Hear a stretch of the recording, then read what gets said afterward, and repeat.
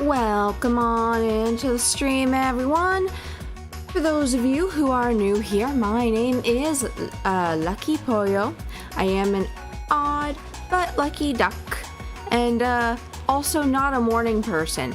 But I'm gonna do my best today to get started because I wanted to show y'all today what I was working on.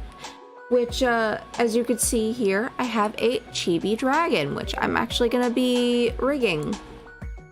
So give me just a moment here.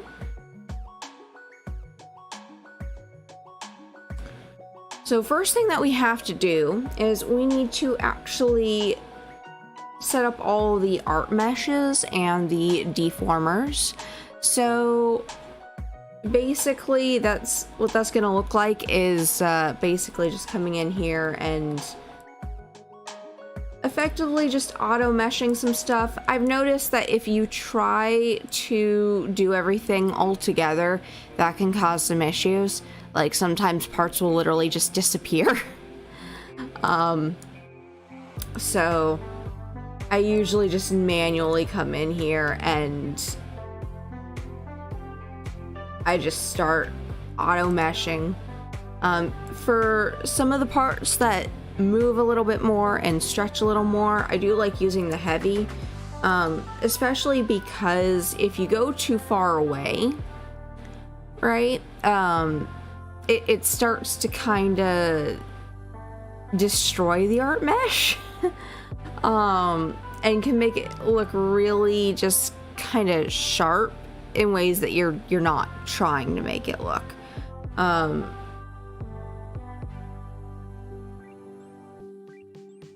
So basically, this first part literally is just coming in here.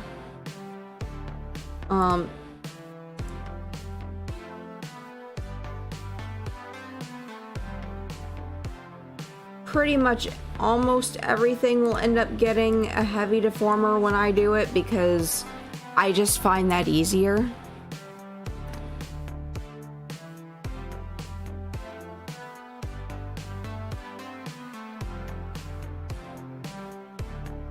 If you try to just straight up, hold on. If you try to just straight up do everything, like for example, if I just do standard, right? Now we click off, and well, it might have actually generated it okay. I don't see any major issues. Oh wait.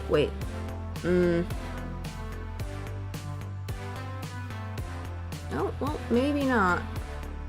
That might, yeah, because that's the kind of thing that can happen. Which is why just straight up doing the entire thing does not necessarily work.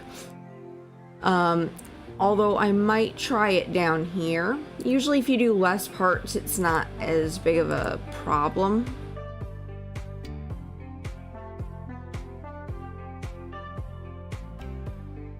Nope, yep, still doing it, so it's gonna be manual.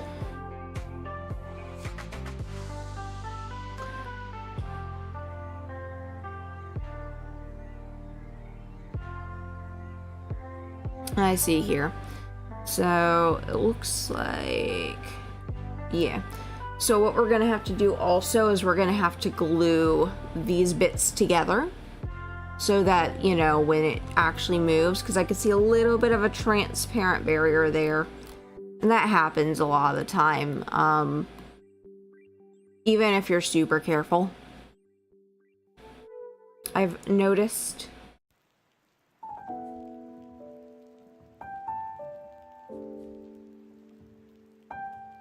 Now, technically speaking, a lot of people like to just copy like one half of the model and then just reflect it for the other half. For things like arms and like wings or, you know, eyes. I do that sometimes, but I find it to be problematic at points because I struggle with remembering to do certain things when I do it. And then I just end up with a wreck. So a lot of times I just try to get the other side really close to the side I'm trying to mirror.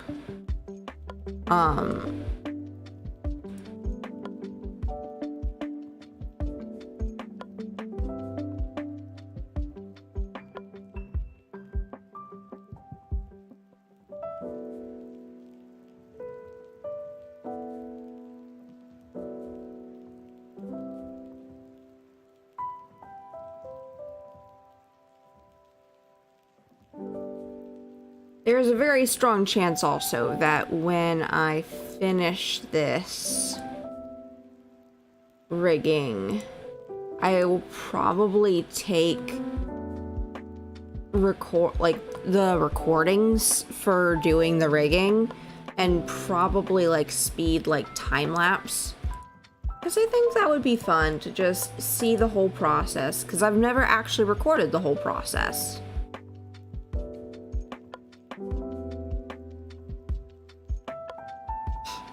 Also, if you noticed at the beginning of stream, just a few minutes ago, when I came over to the Live2D screen here, the transition that was on screen, I'll actually show you real quick.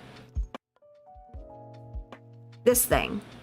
That, I actually made that in Live2D. So, just so you are aware, it really is that versatile. You can do so much with this software.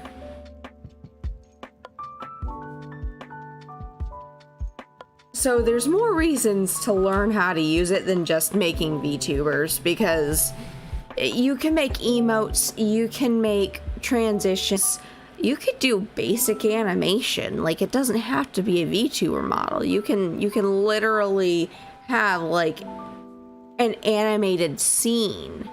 Live2D is really great for animating.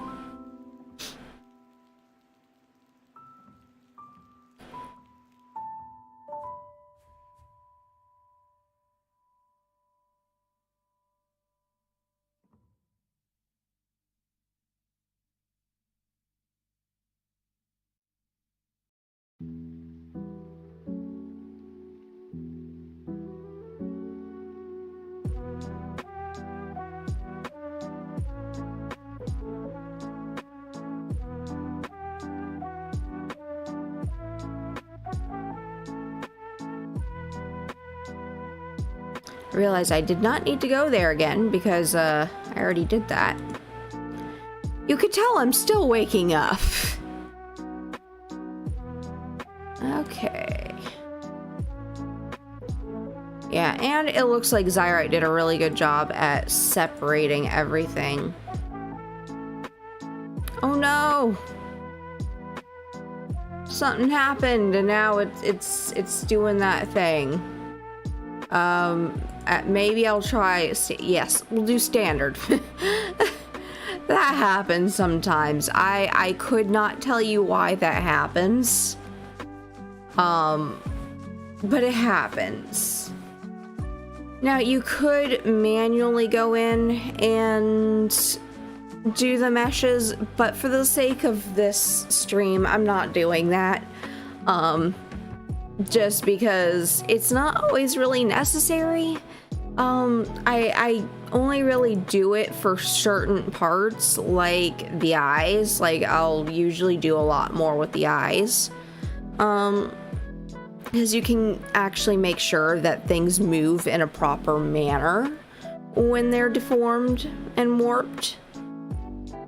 But outside of that, I don't really... It's not usually an issue.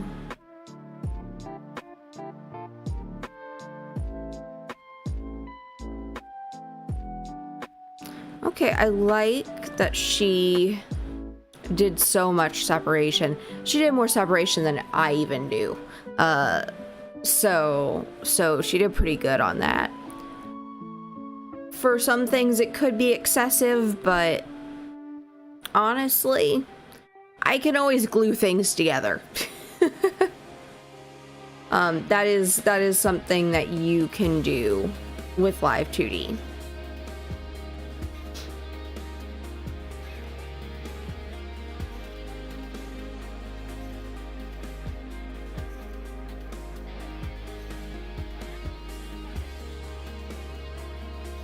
I haven't done that one yet.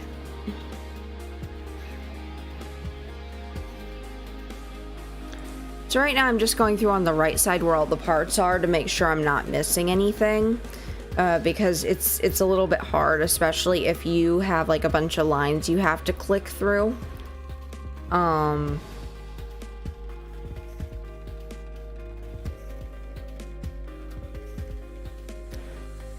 Okay.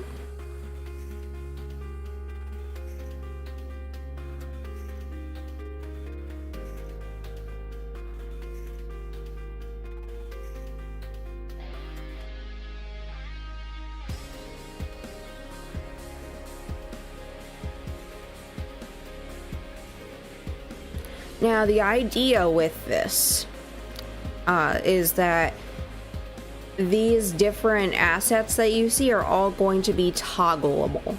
And what I mean by that is that you can take them on, or take them off or put them on when you use the model. So basically, it's just simple opacity. We'll have toggles that take it from completely transparent to being completely visible. Right now I have everything visible because we are trying to get through all the meshes. So that is worth noting. They will not all be visible while I am doing the rigging. But I was figuring that for this particular model, since it is going to be released on my Ko-Fi shop, that I would do it on stream so that we have something as a reference for how to do things. Because I have a few Live2D streams so far, but I don't have like a full-on model going. And good morning, Aircraft. You know, it's funny you mention that because let me see if I can like hide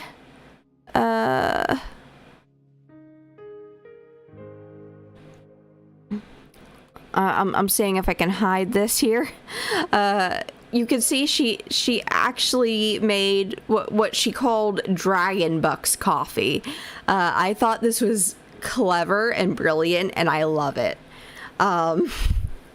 So I'm in love with this asset, and I may just literally release it as its own standalone asset on my Ko-Fi shop because I think it is wonderful. And also we have a few other things that are hidden that you haven't seen yet that are also on this model. One of them is literally like the Pixel sunglasses, which I'll have to move. And then like really cute heart glasses. So I'm very excited about that. But we're going through this bit by bit to sort out all the art meshes.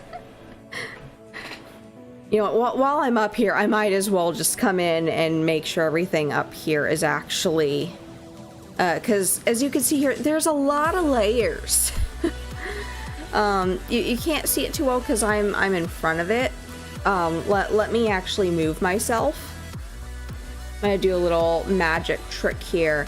Now you see me. And now I'm here. So, hi. As you can see over on the right side, I'm kind of going through it. And just one by one. One by one going through all of these. Making sure this one is... Yeah, these are real tiny, but you know what? That's going to be fantastic for rigging. Because it is going to just work so well.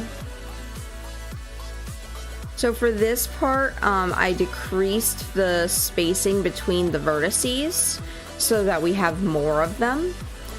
I'm gonna put a little bit more margin on the outside. I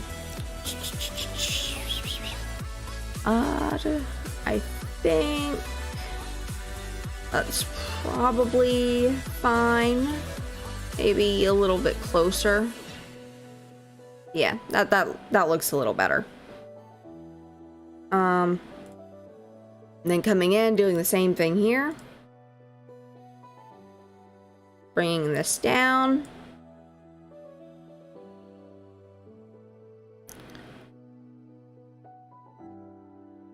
Oh.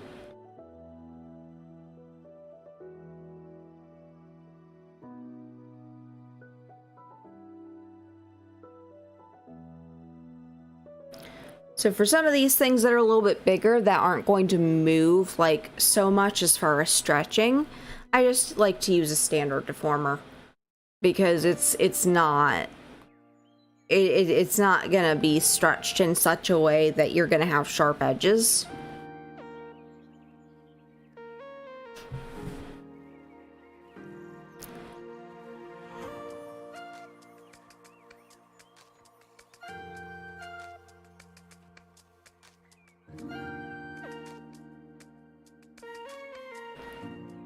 Yeah, that'll probably work for that. And then I really like how she did the layering. Like, she got like a really nice like shine on this, which is gonna be real fun for rigging. And that is not sarcasm, by the way. Might actually even make that a heavy. Bring down the spacing so that it's a little bit more well aligned.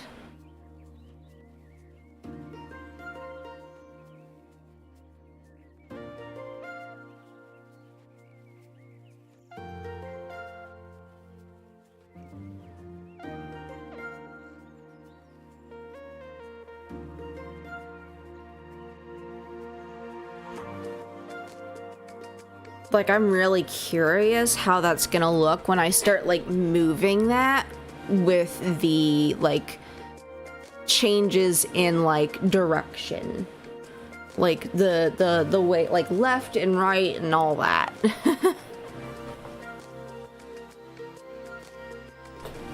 And I already know that the dangly bit here, this crescent moon, is gonna look real pretty. Like, I love this texturing.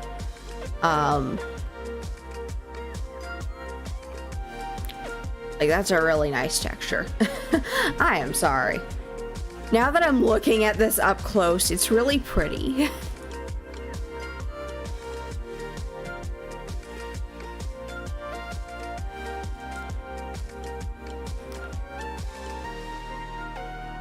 So again, I'm kind of doing more of a heavy deformer for this. And bringing down the spacing so that when it starts getting moved around, it doesn't have sharp edges. I know I've said that before, but I am just re-emphasizing it because it is very important. Because I've had some really weird things happen with looking left or right, with just a straight line suddenly having like a weird kink in it. And when I say straight line, I mean more like a curved line, you know? And like the lines on the side of the head, for example. And it was not a good look.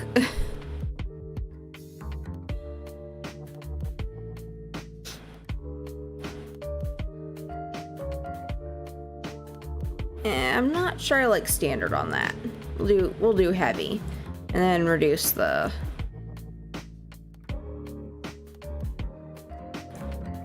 Because these are little things, and we need to make sure that it stays intact as it like swings about.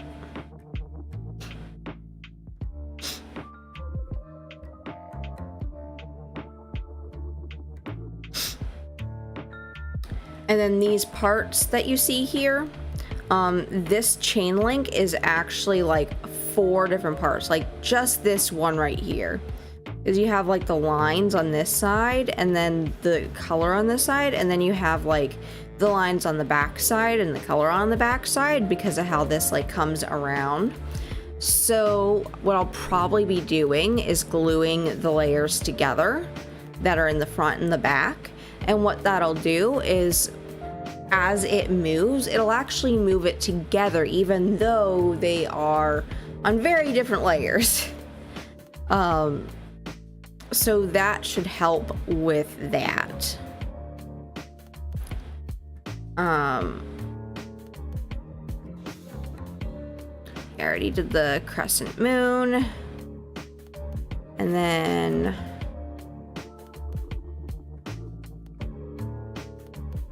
just bringing the spacing down.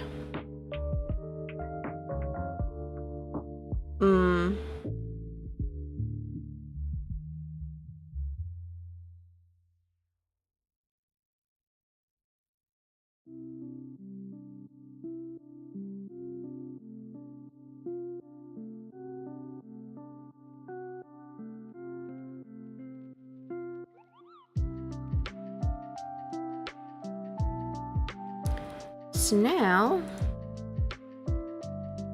we're starting to get somewhere with all the setting up of the art mesh. Bringing the spacing down so that it's a little bit more cohesive here. Start moving down.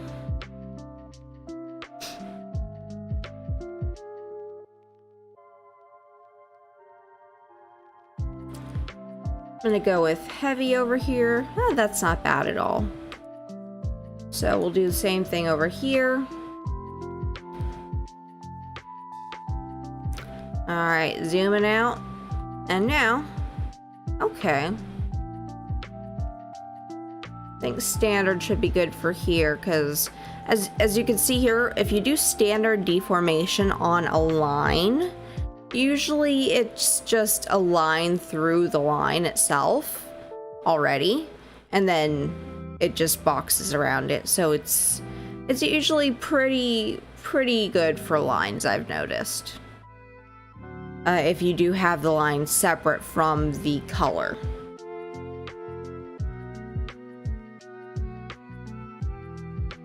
Okay.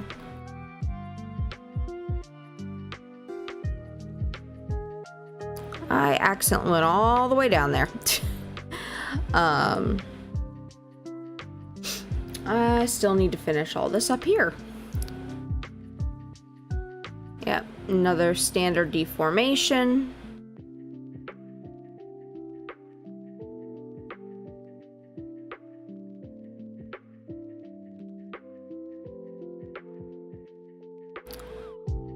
And that's the color.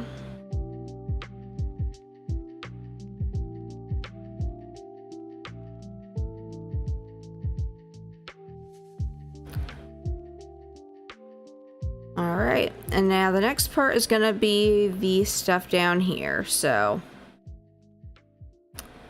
the pixel glasses consist of all these parts. I'm also gonna do real quick, so I'm actually gonna move all these.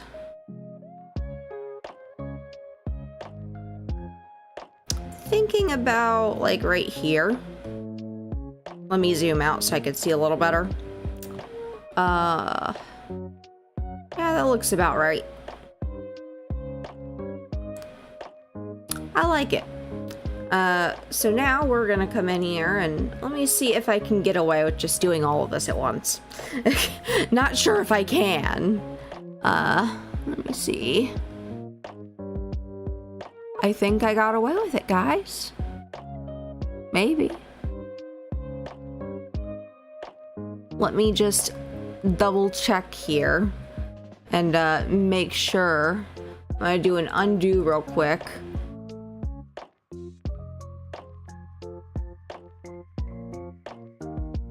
Okay, so it looks about right. I'm gonna do redo. I don't see any changes in the appearance of it, so I think it's good.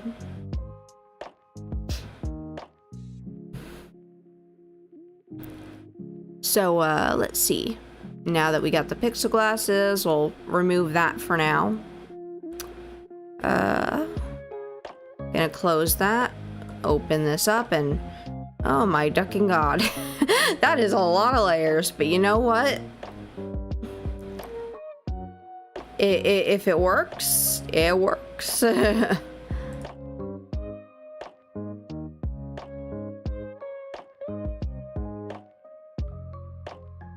So by holding Control and Shift, I'm able to highlight all of those at the same time.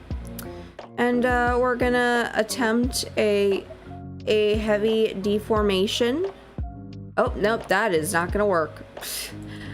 That's gonna have to be one by one. Or at least a few at a time. So I'm gonna do same thing, but I'm only gonna go to here. Do heavy. I'm gonna come here. Go to here.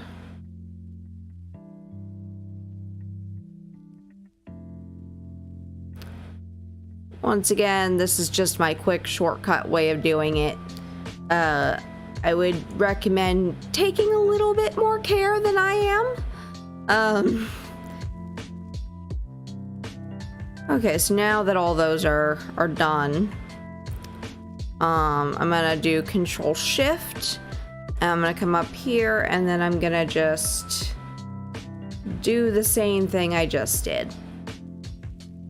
Kind of position it. My, that is glorious. So that is going to be hidden for now. We're gonna go on to the next one. The coffee. And from here,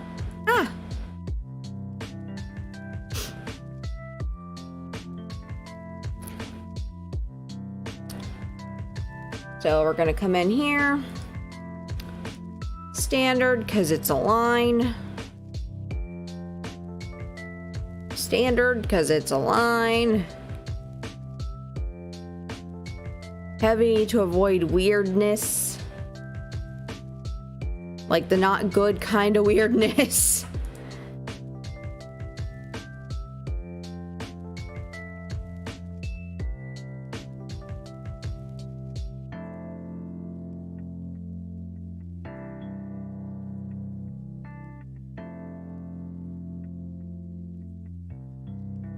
Okay, I already did that.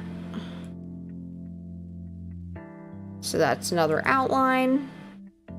We're gonna come over here, do all the outlines as standard.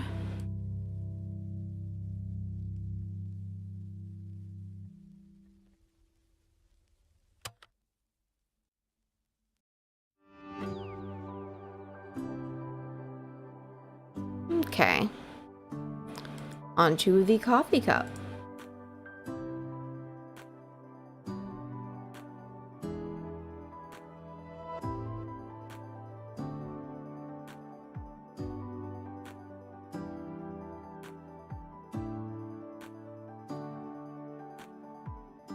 I just realized I did the arm shadow is standard.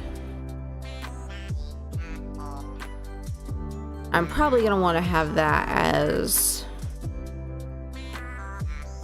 heavy so that when it gets moved around, it doesn't have weird jagged edges.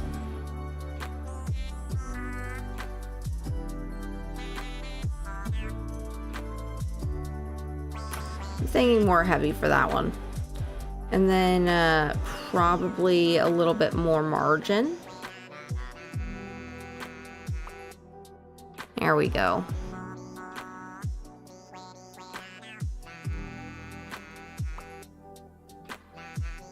So now this is a little bit more of like the triangular shape I like to see.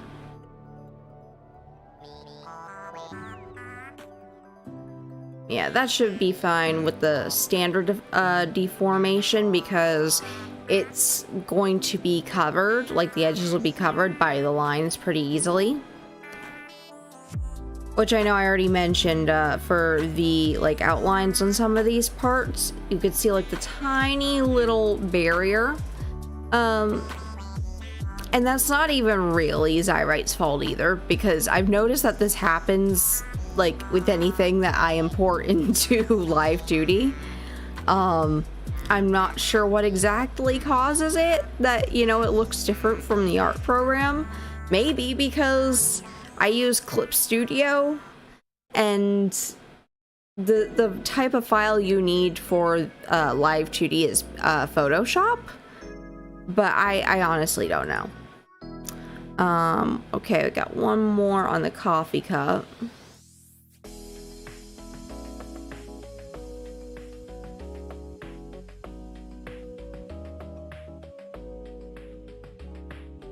And then that is for the shoulders is for the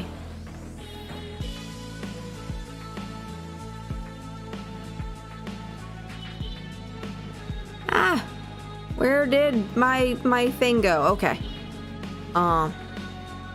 So the shoulders copy.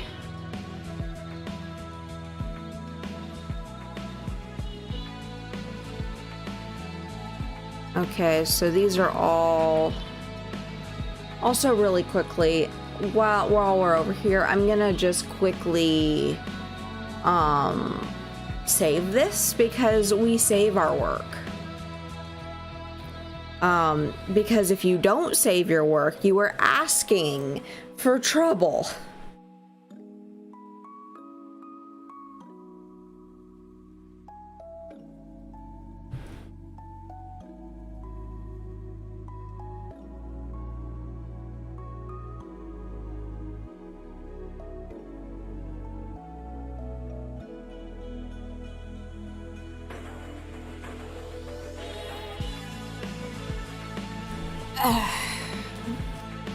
Trying to figure out where are the arms. There they are.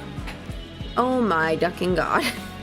I think that they got moved because I didn't have that's exactly what happened when I moved things earlier. That's exactly what happened. So I'm gonna have to come in here with the arms and the shoulders and just kind of move them over.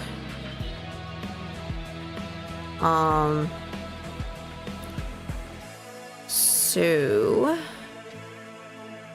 because I remember I repositioned this before stream, so things are not quite where they're supposed to be right now.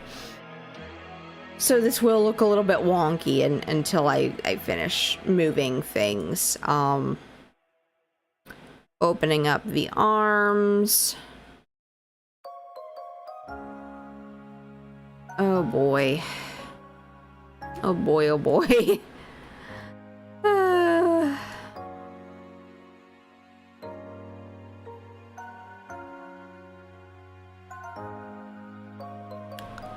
Opening everything up.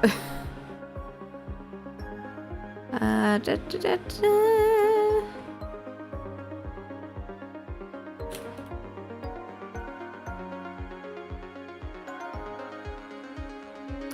Okay, I think I got them all.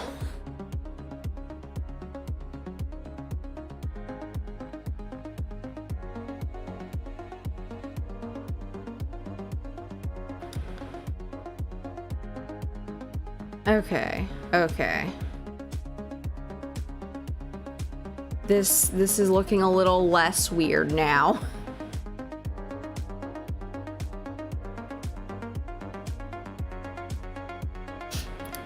Okay. Now that all of those are moved,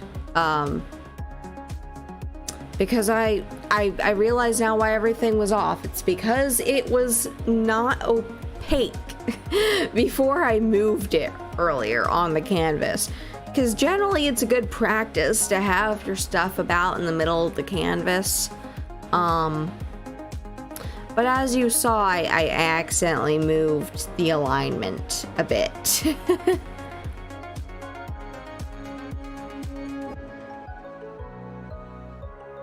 Might need to make these just a little more...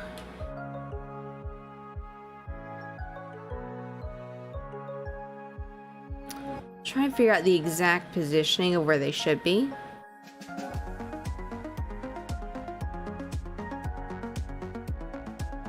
I think that's about right. Also, the scarf is gonna have to come in front. And I'm probably gonna need to... move the layering a little bit.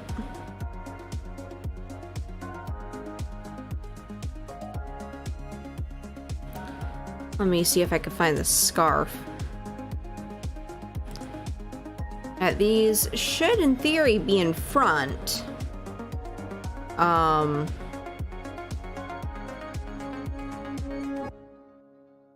it doesn't look like they are.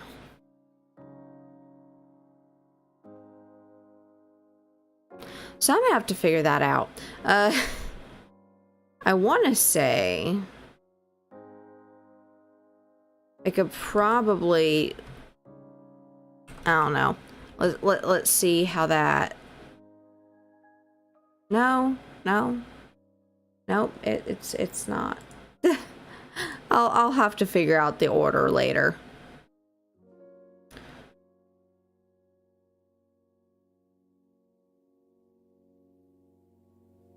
Because I know that this is not supposed to be in front.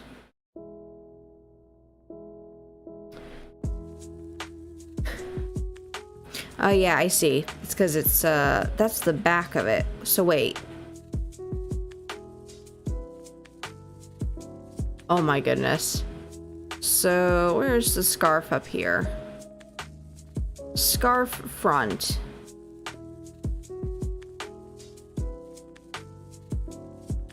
Oh wait. I see. That's because it's with the coffee cup, I think.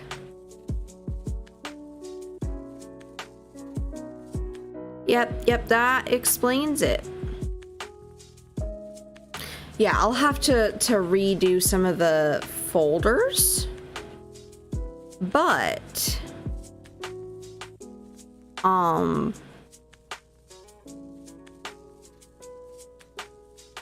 mean, it's not undoable. I'll just have to actually close things and then reorder them. Let me see if I can't actually just do that now. Let me see here. So the front of the scarf, I actually haven't even done the mesh for this.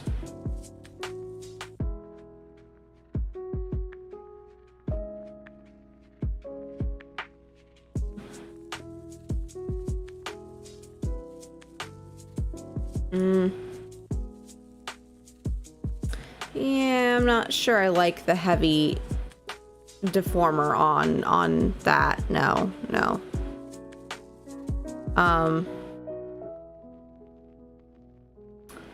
Well, we'll just go back to standard.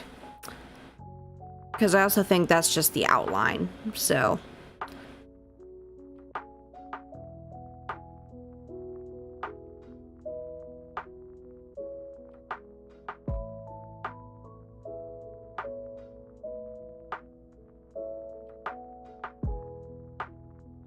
Okay, so.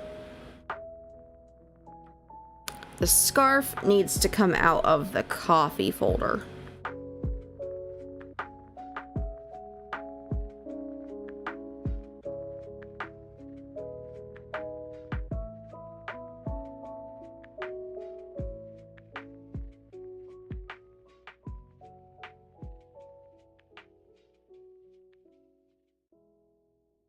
Or wait, is it? Is it even in it? No? I was just having a weird moment, I guess. Wait, no, it is in the coffee, because that's just the singular coffee cup. I was not crazy.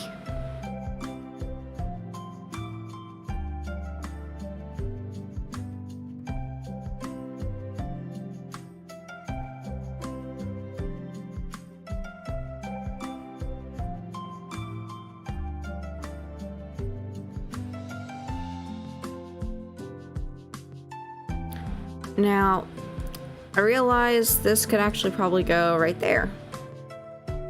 So then it's still underneath the coffee cup. And if it needs to be in front of specific parts, then I can just change the draw order. Because that is a thing. Particularly with the fact that I think I just realized exactly how draw order is used for moving things in front of other things. So that was a very happy moment for me just now. But if it's anything like DaVinci Resolve, that means that I should be able to change draw order up here on a specific item, and then use this to kind of punch in the draw order for a keyform. Kind of like with the opacity. So I don't know why that didn't occur to me before, but I think that's probably how that works.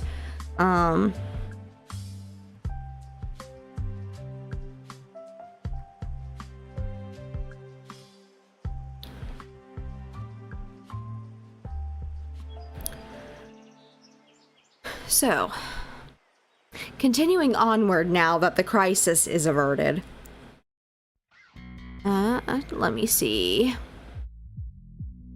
I gotta make sure everything is meshed. I'm gonna do another standard.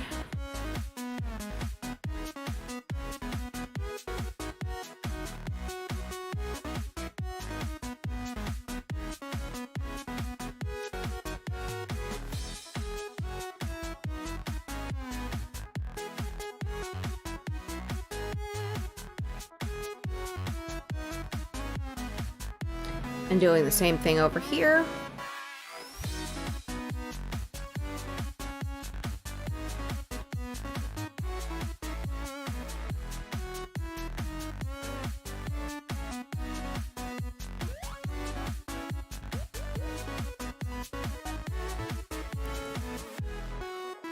Okay, making sure I got everything above that done.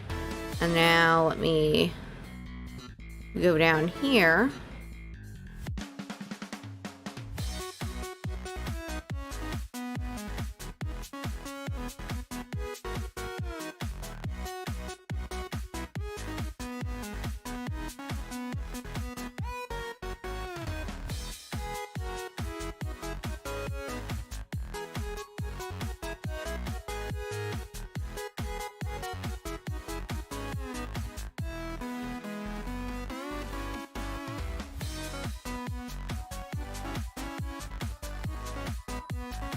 Oh wait, I want to do standard. Because if you have a lot of heavy deformers, it will start to slow things down. Even if you have a good PC. But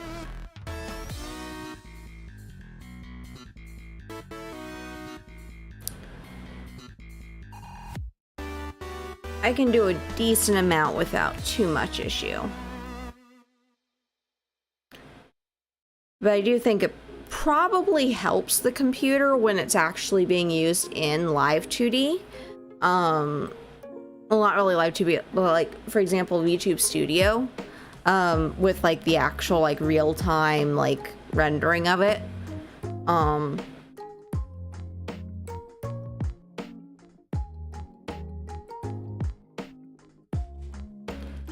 So I try not to use too many, but I do use a lot of heavy deformers. Oh.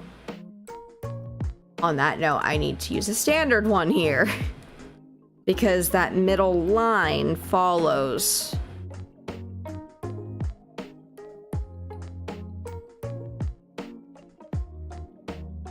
Also, another part of setting up the art meshes and stuff is going to be that we have to also do all of our clipping masks, so that things actually don't show up off of the model, if that makes sense.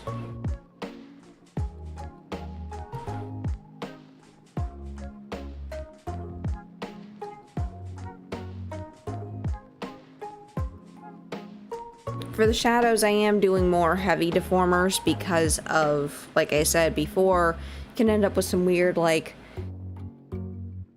jagged edges.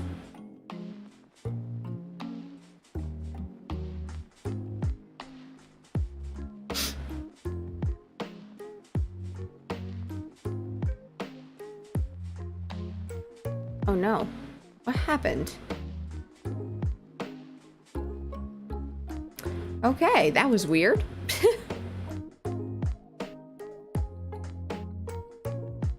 Standard.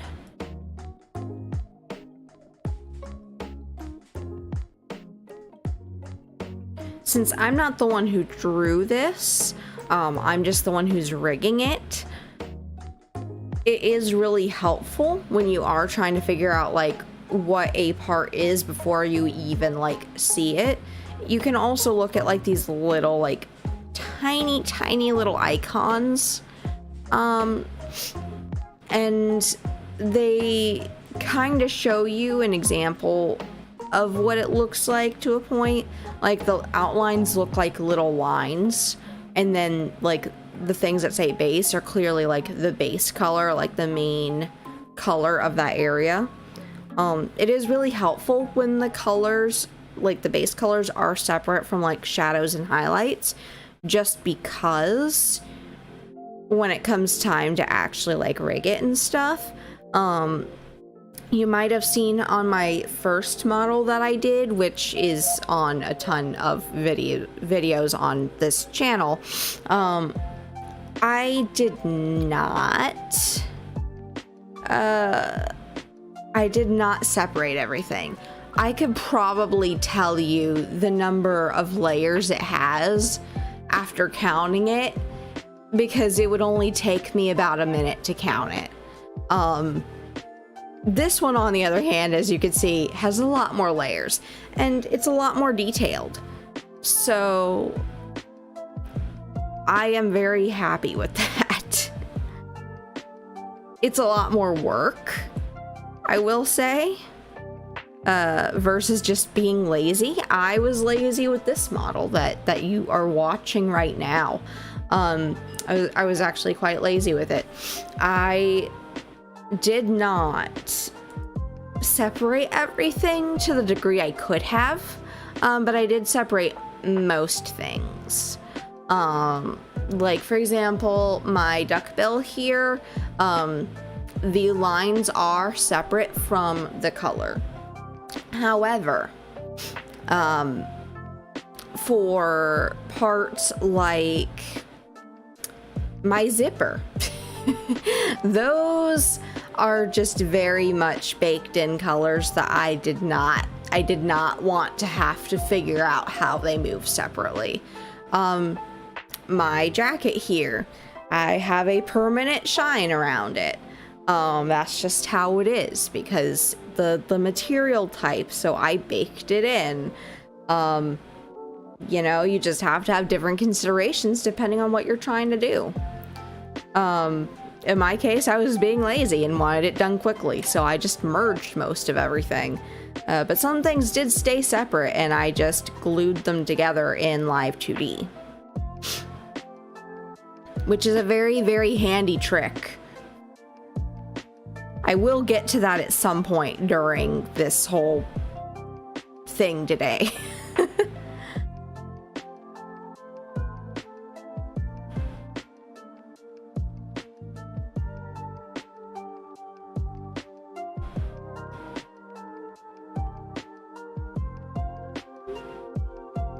Back over here. So anytime you just see a red box without like anything broken up in it, that's how you know it needs to have the mesh done. Also, we're gonna do a quick save because we save our work here, because if we don't, we lose it when the power randomly goes out, or some other catastrophic, life-changing, world-ending event. We got the outline. We got the base color. We got outline.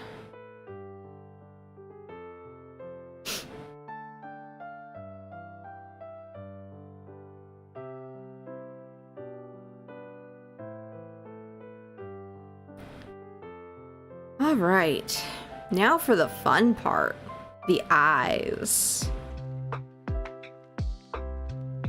So, a quick thing for anyone who is watching this stream after it has aired, once it is a VOD here on this channel, I do want to encourage you, if you have the time, to stop in on one of these Live2D streams if you would like to ask any questions. While I am not like a leading industry expert in Live2D, I am more than happy to help other people who are looking to hone a skill that is not going to be easily replaced by AI. At least not any time in the next decade. We got time before we're replaced with AI, at the very least.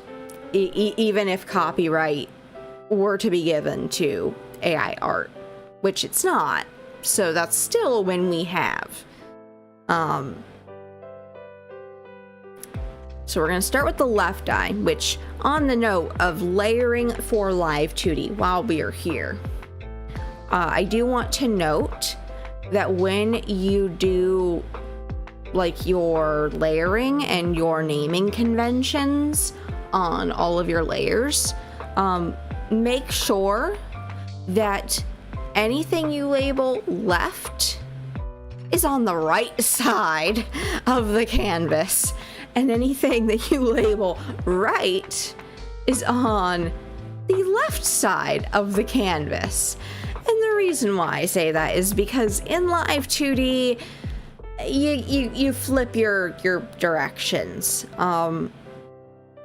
because it mirrors you, basically. So anything that's L is going to be on the right side, anything that's R is going to be on the left side.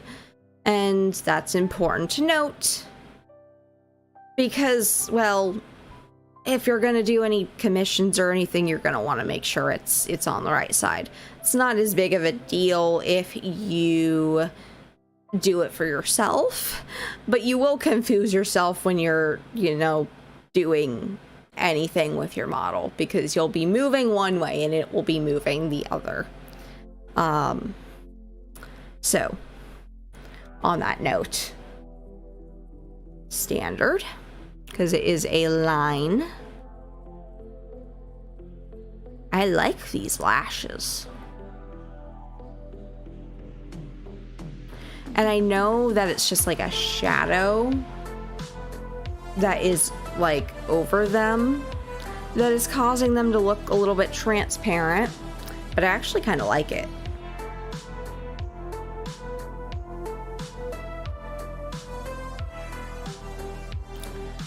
So with these, we're going to do heavy deformation because it's going to be,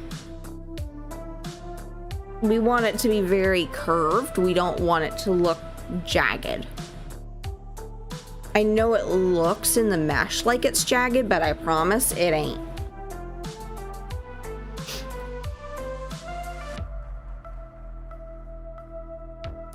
But looking at this, I know that, again, this is not what's intended. But looking at that, I might do that in a future model, like tint like the edges or turn them transparent. I kind of like that.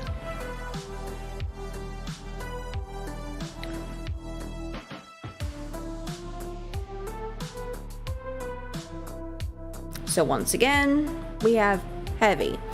And I haven't gotten into it yet because we're not actually rigging on this stream. We're just currently setting it up to be rigged. Which I might actually even do a rigging stream tomorrow.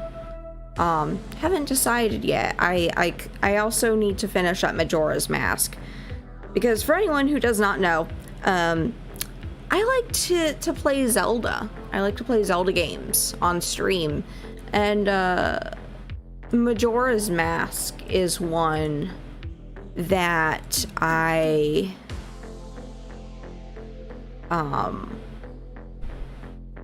have gotten pretty far into, but I haven't beat it yet.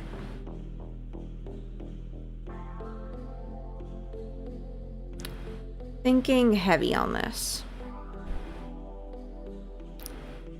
Because I don't want that shadow to look jagged. So I might do a rigging stream tomorrow too. I have not decided yet. Howdy, howdy, Spook. Yes, I am not a chicken, I am a duck. Even though my name is Lucky Pollo.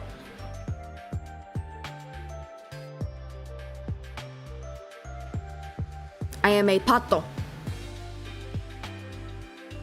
How you doing this morning?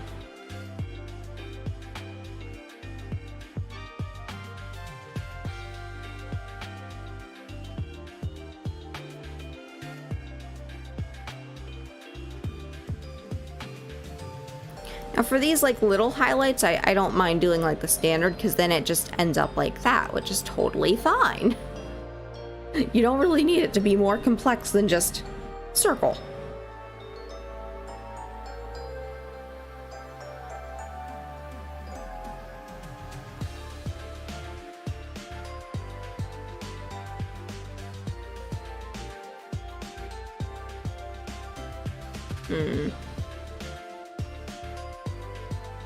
For this one, I'm actually gonna modify the mesh a little. I don't normally, unless I have to. In this case, I kind of have to. It's a little bit wonky looking. I want the mesh to look good so that when it's deformed, it looks right. And we don't have like a weird jagged edge. Something that should be smooth.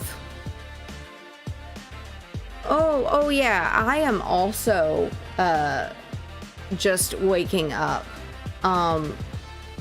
I keep forgetting I have a Pepsi throwback and I need to be drinking it because I need the caffeine.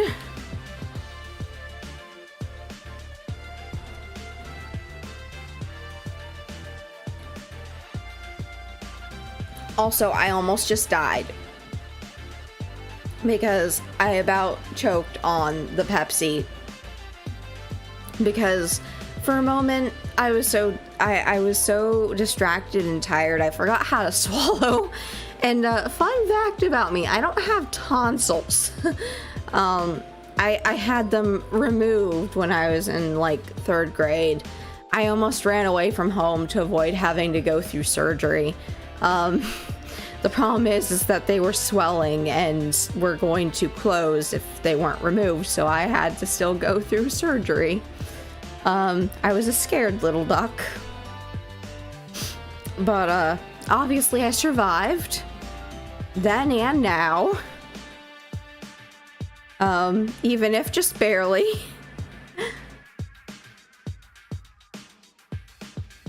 Gonna give it a little bit more spacing.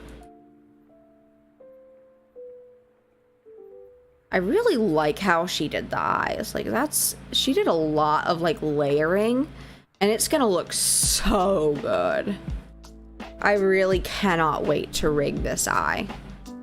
I have to fix a few minor things that happen when you import art into Live2D, like that little bit right there, but that's pretty common to happen. I've had it happen so many times, and I've had to fix art meshes in weird ways, and it's not ways I would recommend doing generally.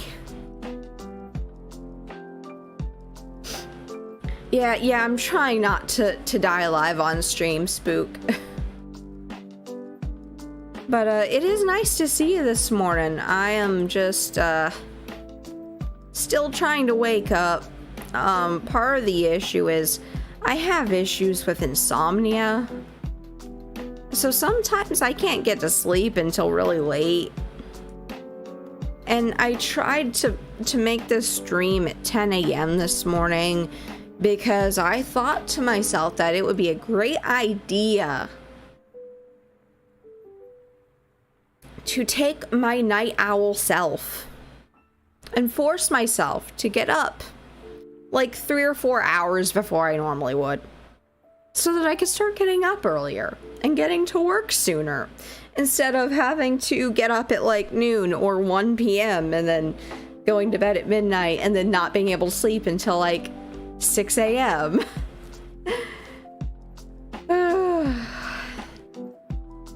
But you know, the unintended consequence of all of that is now that I am like super sleepy. I could totally go to sleep right here. Okay, these need a little bit more spacing because the art mesh looked like it was like almost like open, and that's not a good thing.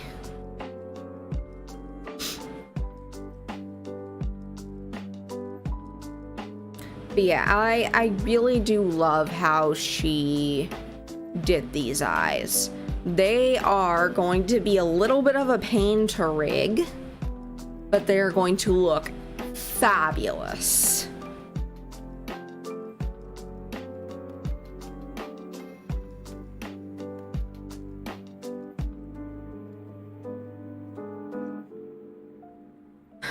Yes, it was a great idea, but your insomnia disagreed. Zammirak. Yes. Fun fact about me, by the way. So I don't know how much you know about like the VTubing space, Spook, but in the VTubing world, when an artist creates a design, that artist is usually referred to as the VTuber's mama, right? And that VTuber is referred to as the artist's child, their VTuber child, right? So when they get their model rigged, that person who does the rigging is their VTuber papa. I mention this because I am a VTuber mama to a few VTubers, and one of them happens to be a zombie. And I actually really like her design. I was really proud of it when I did it. Let me see if I can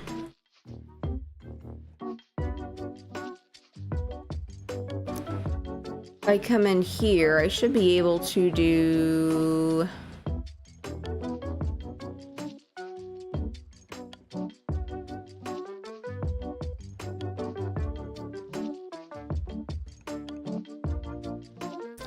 I know I have it in here. Ah.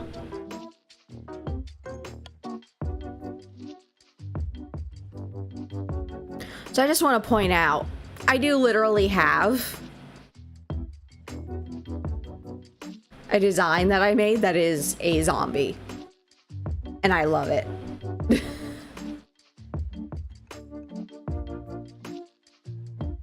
Like, when I was talking with her about like what she wanted on her feet, like for shoes, she was so indecisive. She's like, I don't know what kind of shoes I want to wear. And I was like, well, you have mismatching socks already. Do you want to cover them up, or do you want to just let them be and have just socks? And then she was like, oh, I didn't even like consider that. And then that's what happened. That's why she has no shoes. She's like, I'm a virtual like YouTuber. I don't need shoes. like, it's not like I have to have the model be functional. Today I learned that Lucky Duck is from Mama and Papa as well as a mama to others. Yes. I am also technically a papa too. Because I rigged a model for another VTuber as a raffle, like, win. I was currently, like, I have the showcase video done, and it is actually currently privated on my account here until he streams again, because, you know, I want him to be able to properly reveal it to the world himself, because he's currently been on hiatus. So but yeah, I really enjoyed making her design. Like, she has like sharp teeth and everything, and she had like a specific like stitching pattern that she wanted, and it was a lot of work. And I had never done like space buns, and she wanted them to also be like bows, so it was just like a lot of different things all at once. My art has improved a lot, mind you. I might even draw her another model and maybe even rig it for her, maybe like a Chibi model or something in the future, to help encourage her back to streaming, because she's taken her own hiatus lately. But she's real fun. But she's one of my my VTuber children.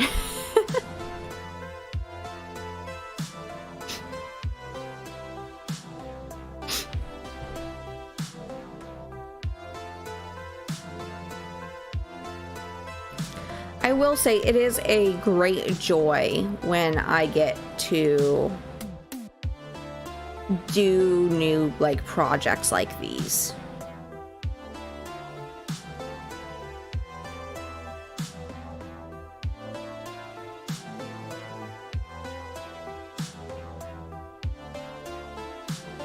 Well, thank you, Spook. I've put a lot of hard work into learning how to do all this stuff. Because believe it or not, like, believe it or not, I have something called aphantasia, which basically, to describe it,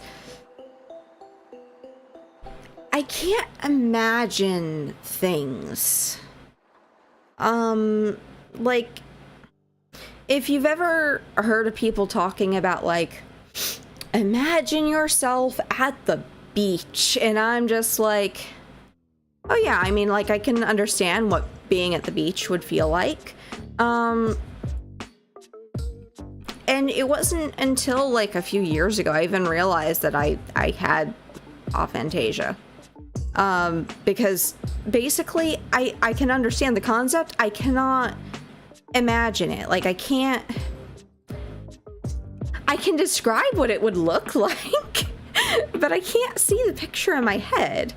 I didn't even realize that, like, I don't even know how to explain, like, just how weird it is to just learn, oh, that's why I didn't like reading as a kid, because I didn't understand the appeal of reading novels.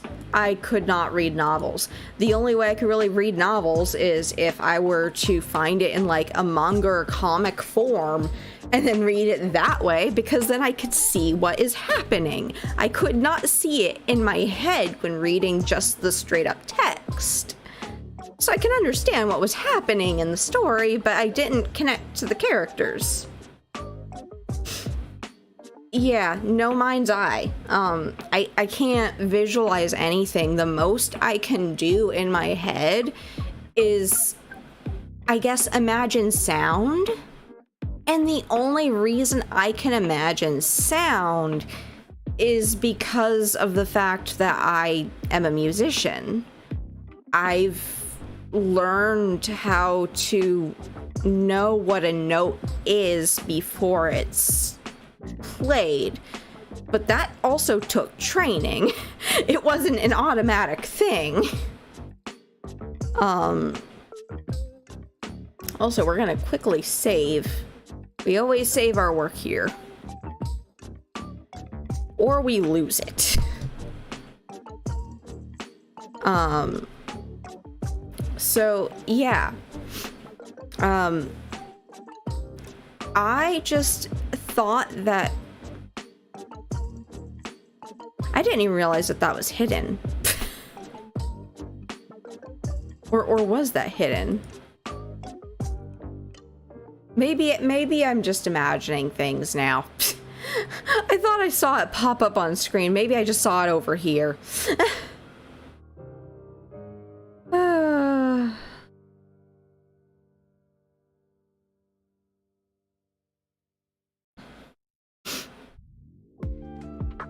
But yeah, I don't really imagine things. I thought for the longest time that, like, artists just were straight up talent. That there was no skill involved. It was either you were good at drawing and painting and all that stuff, or you weren't. And that was what my mindset was. And that was until I learned that there were things like how to draw books, because clearly there can't be a how to draw book if, you know, you can't learn how to draw. If you know what I'm saying? So I just kind of started reading like how to draw books. I started watching YouTube videos. I started, you know, watching live streams. I started looking at tutorials. And before I knew it, I was able to start drawing stuff. And while I would not consider myself to be like a super good furry artist or anything, as you see, I made my own model here, which this Chibi dragon, by the way, was done by Zyrite, who is an artist friend of mine. And she actually did my profile picture on my, like, accounts, like my channels and like my Twitter and stuff.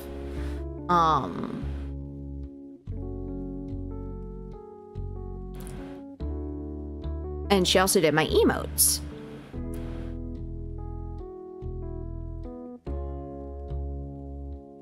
She also did the channel banner on my gaming channel. I did the banner on this channel though.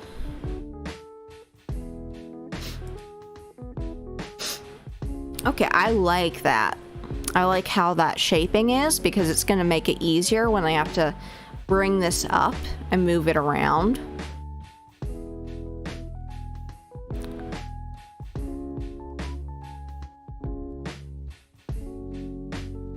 But yeah, I just always thought that art was just talent. You either had it or you didn't. And I learned that wasn't the case. And so that's what I try to help people understand now. Anyone can learn. It's just, do you want to learn, and do you have the drive to learn? Because it is a lot to learn. And I understand, you know, it's gotten a lot harder, you know, with all the AI stuff going on, but that doesn't mean it's impossible. If someone like me can still be doing stuff, I mean, anything is possible. I think it's more about the human connection. Yeah, go right ahead, Spook. You're all good.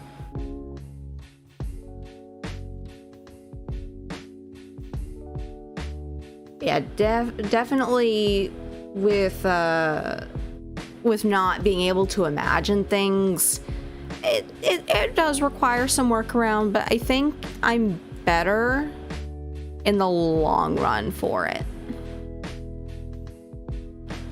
Because it means I understand fundamentals better than some people who do have the ability to imagine.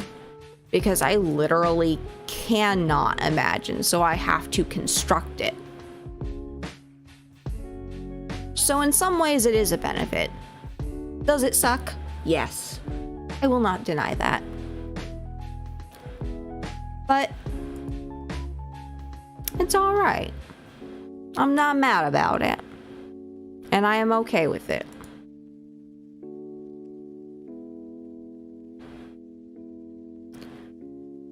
Ooh. I do not like the manual meshing process. I do like to skip around wherever I can, but unfortunately, if I do that, I will cause problems.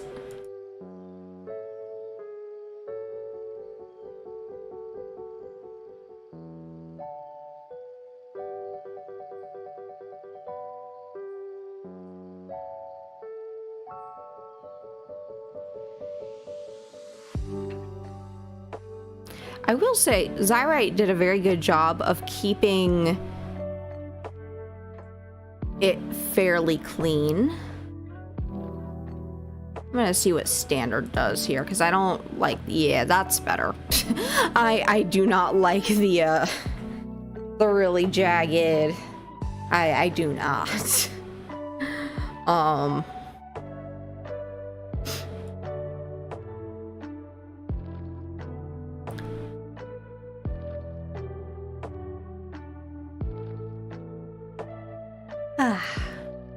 It is still too early in the morning.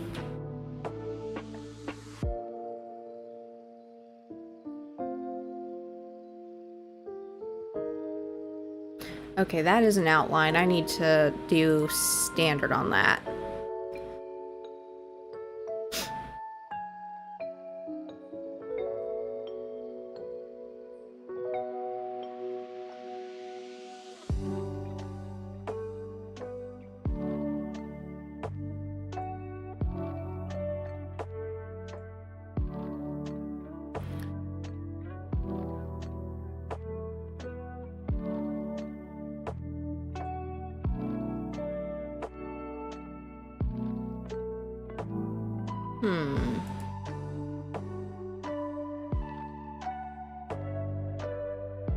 I'm curious.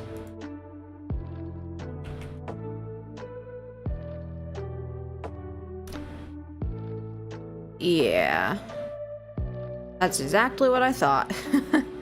I was like, why does it look so, like, weird? And it's like, oh, it's because, it's behind some stuff. That is something to keep in mind when you do start doing Live2D, if you do. When you have clipping layers in Clip Studio or any other art program for that matter, when you come into Live2D, they are not going to be clipping layers. They are going to be regular layers, and you will have to actually manually make them clipping layers. And once I do finish with all the meshing and all that, I will show how the clipping layer stuff works. It's actually pretty simple, but it's also more complicated than it is in most art programs. Alright, head outline is going to be standard.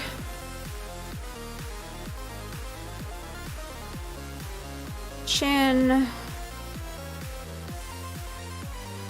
I'm going to do standard. Head base. Oh, it is already done.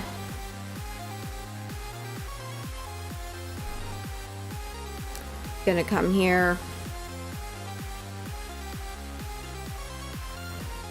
Heavy.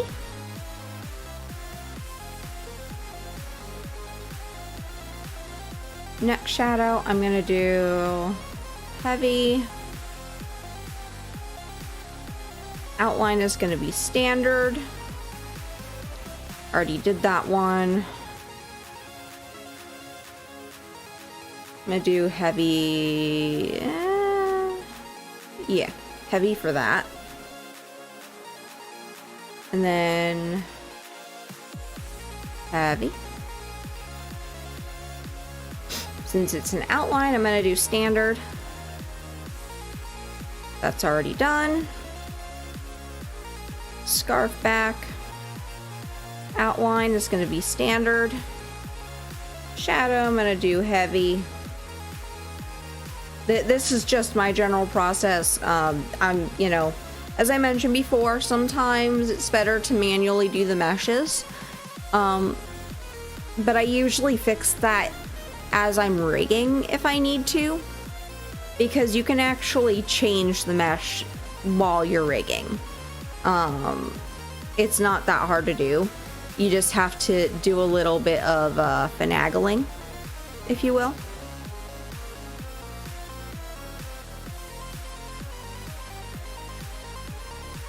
So for this one, it's color, so I'm gonna do heavy. Opening up the legs. Don't take that the wrong way, chat.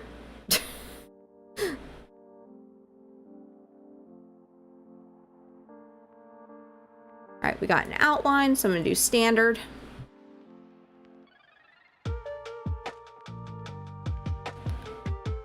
Heavy deformation on the shadow, because we want the shadow to look right. If you don't have enough deformation, like when you start moving and meshing around like the points, it can make it look like there's a line going through it, and it's not pretty. I actually have a little bit of rigging issue on this model that you were seeing right here that I need to actually fix because of that very issue. The piece in question is actually my zipper. It's not super noticeable, but the zipper actually only consists of one part, but it looks like two, like the upper half and then the lower half. But it's actually only one part. And the problem I ran into is that the way I rigged it, it looks a little bit jagged because Live2D was struggling with actually deforming it because it's like a really long piece versus being like, you know, a wider piece, like a head. Or even like an arm, which, you know, is longer, but definitely has more width to it.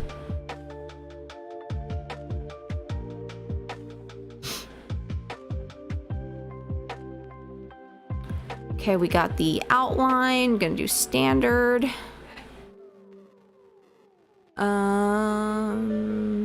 Already got the heavy done on that.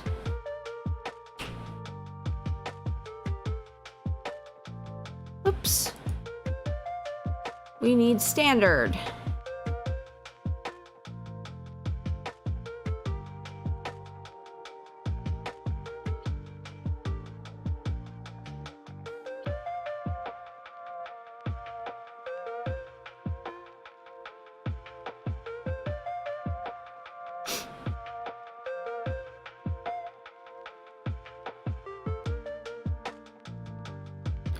Also, by the way, guys, when I am here live on stream, if there are any questions that you guys have, do feel free to ask them.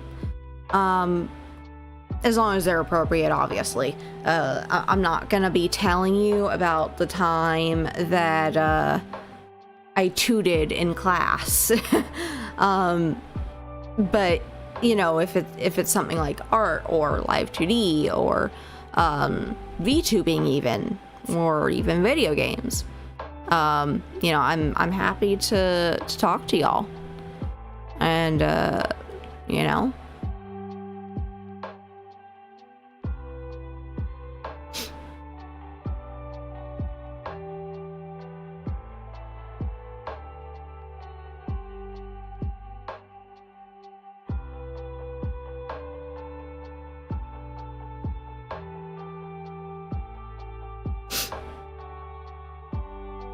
Okay, I already got that part done. Oh my ducking god. I think we might be nearing the end.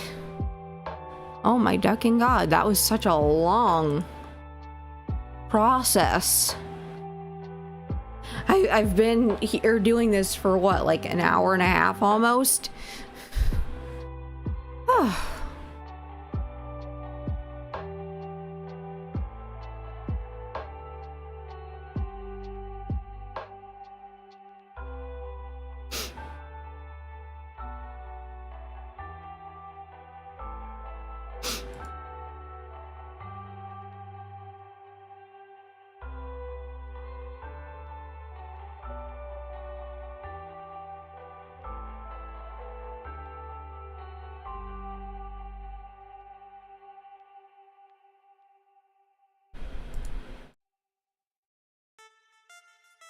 For these last parts, because these are behind the dragon, and because they're not, you know, closer to the viewer, the person who's looking at it, it's a little bit more feasible for it to not look as quote-unquote high quality. And what I mean by that is having less deformation is okay.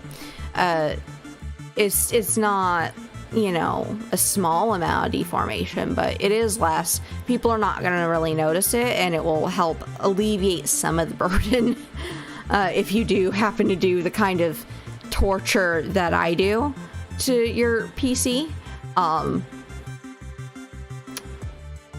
Because I would probably amount this to torture for the PC.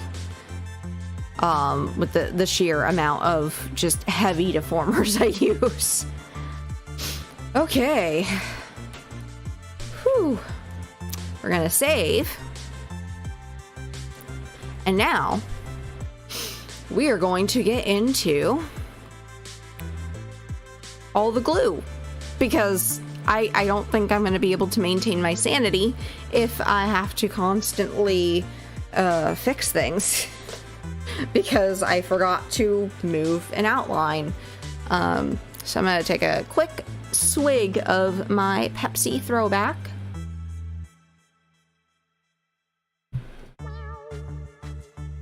Not a sponsored stream, I swear.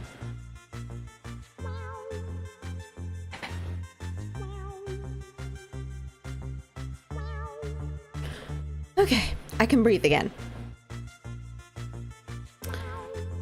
That was a lot of carbon coming back up.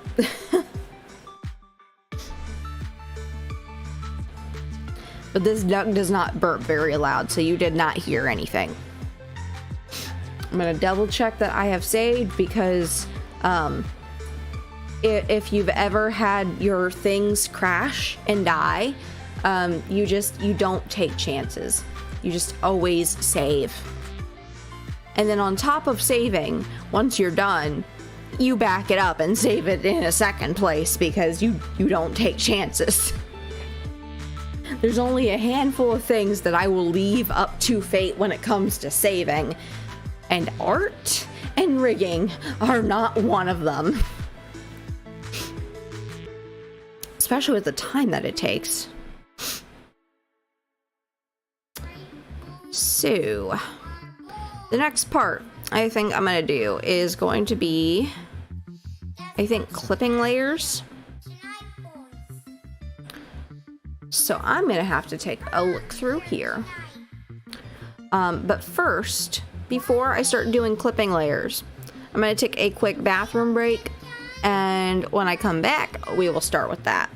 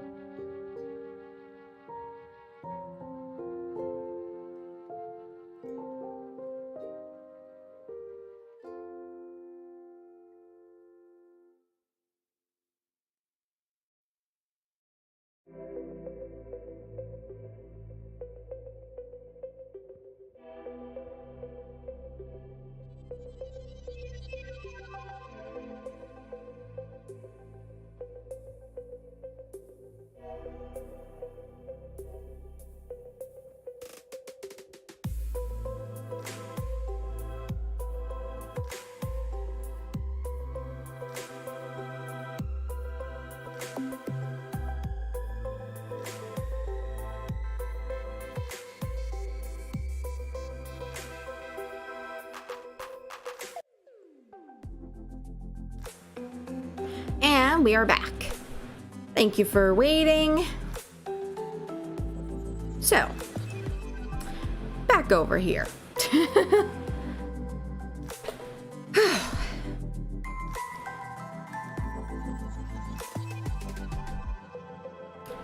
We're gonna work on the clipping layers now. So, first of all, I gotta figure out what actually is what is clipping to what. So, I'm gonna come all the way up here, all the way back to where we started.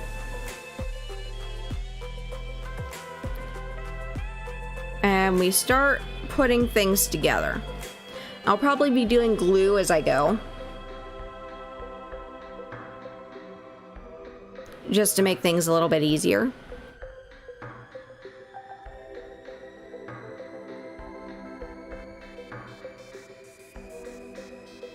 Oh, the pupper snuck in.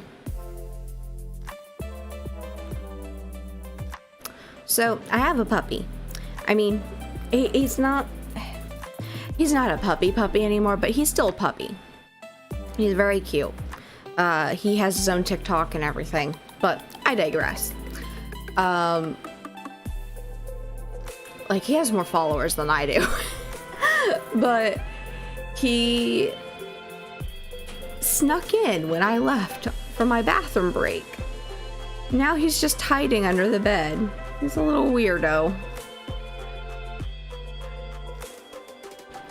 I do call him puppy still, though, because he's only about 1.5 years old. He still acts like a little brat.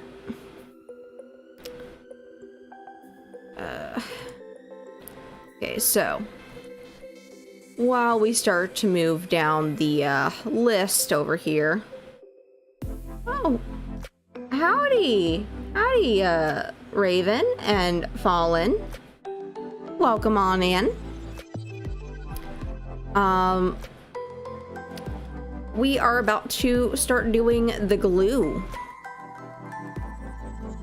Yeah, Bo is definitely a brat of a puppy. So for doing glue, we'll see if I can remember this. So I have both of those selected. And I click the glue. And if I remember right, let me see here. I want to say, trying to remember the exact way you do the glue, because I remember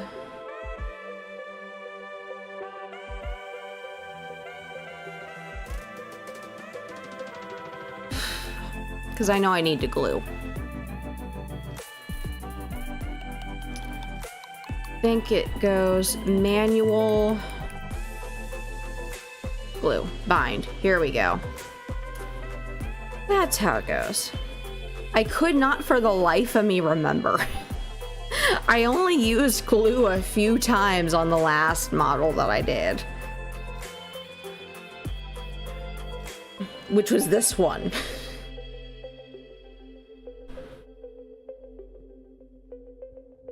Maybe my brain will work better than yours. Aw. Yeah, my brain is not functional today. It is half dead. I got like 5 hours of sleep, if that. I think I got more like 4. And it's been like this for the last like few weeks. Every day, except for a few days where I just completely crash.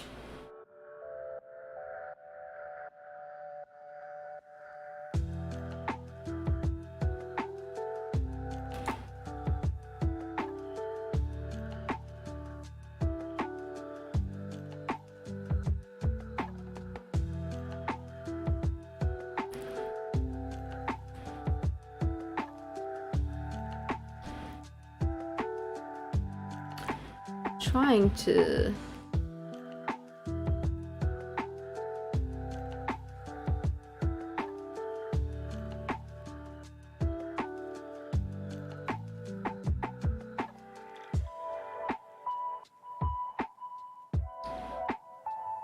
Trying to remember the exact way. I'm gonna do this. That's probably the easiest way to do it. And then it just auto connects everything. There we go. Now we have glued this together, but the problem now is that this did not quite work right. So I'm gonna have to undo and go back in there and fix this. Now that I've remembered. Bad brain day. It happens.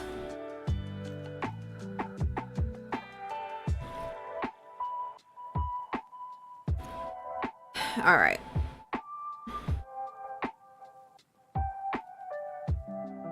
So I'm thinking do things like this. Bind.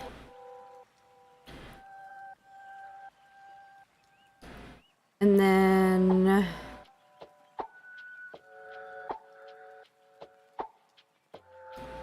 bind. These together. Bind.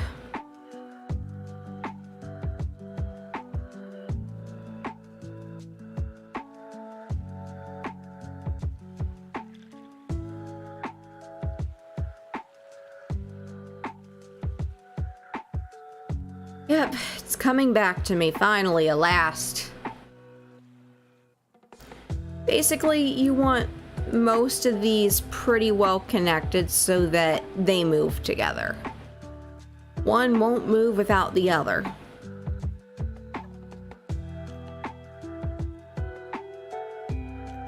Conversely, you can't have one without the other. Just like love and marriage.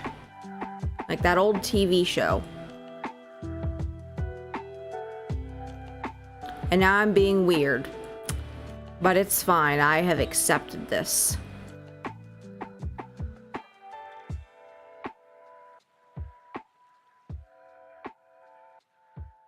I'm a bit hungry, so we'll leave this on while getting food. Yeah, go right ahead. Your lurks are appreciated. I am just in the manual process of setting up things. I figure might as well do this on stream. And then after the fact, I could take the recordings, which I have Prism Live Studio recording at the same time as I'm live. So I have a recording.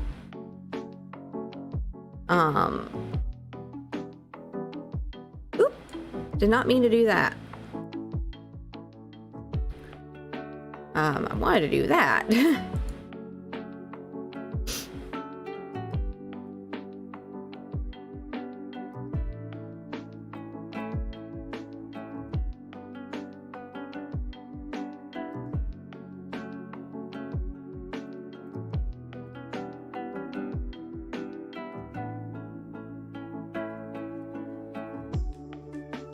So you'll notice that these are actually starting to share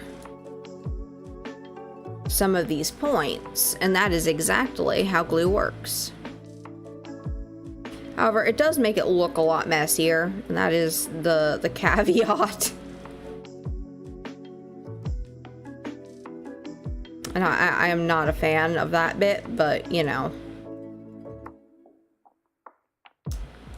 it's still worth it.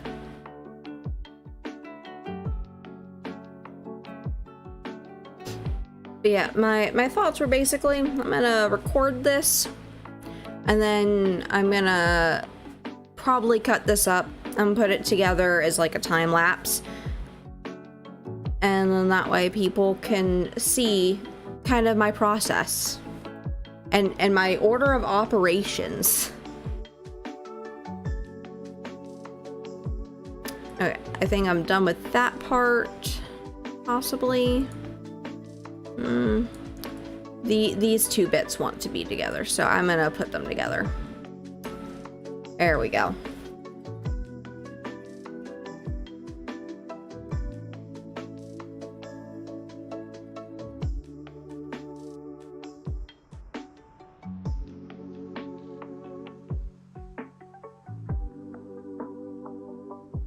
Okay, I think I have the glue on this about settled.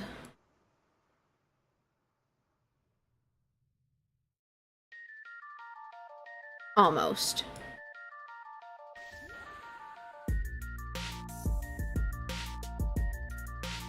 Okay. For real. I think for real.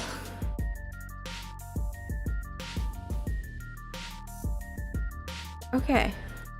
Okay, so.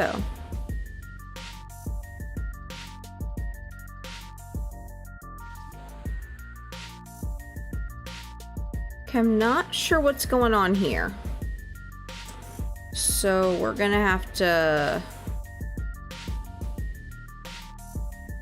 We're gonna have to figure out what happened here.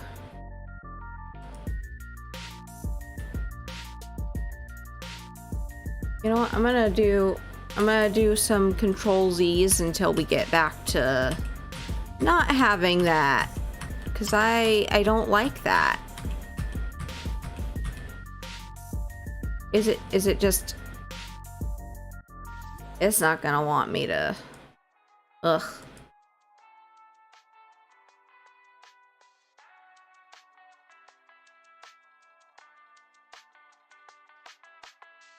I don't know what is going on there.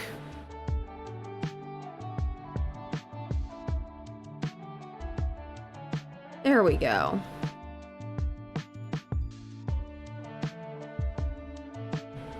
Okay, let me... Okay, that's still there.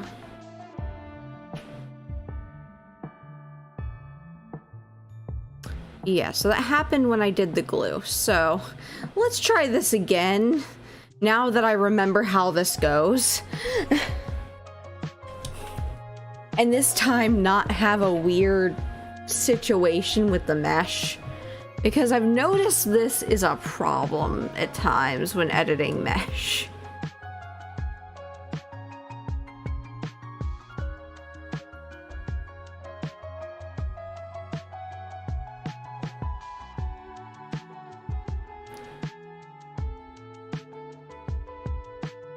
Keeping an eye around this, because I don't want a repeat.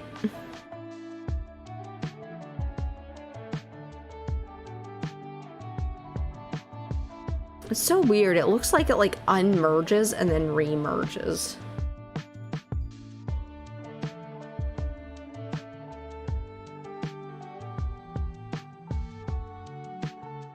Something tells me though that this is probably going to be a long stream. Just because of all the glue.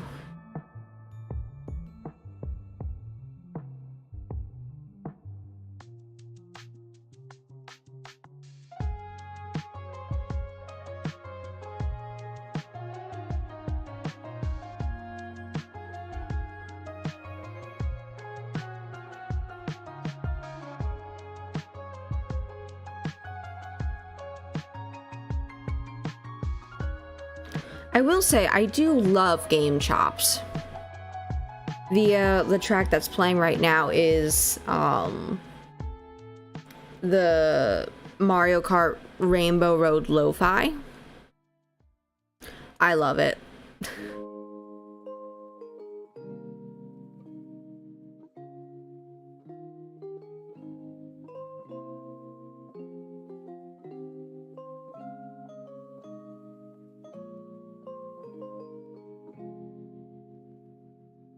Hoping no weirdness happens with the meshes.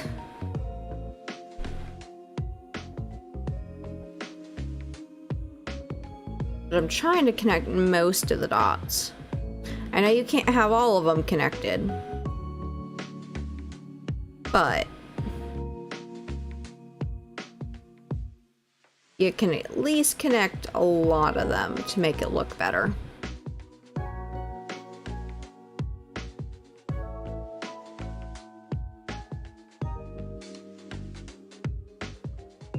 And then I'll probably need to glue this also to the back.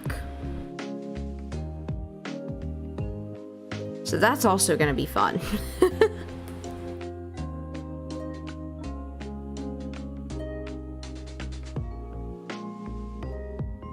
So this one up here is... Did I seriously miss that? How did I miss this?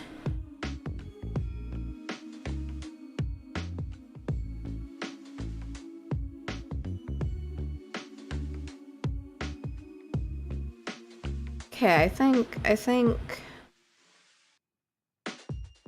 just removing some of the spacing there. I don't know how I managed to miss that entire thing. Oh my ducking god. I'm gonna remove some of the spacing here so that we have a more tight-knit... Ooh. Oh no. Oh no. Undo. Undo. I did not mean to do that.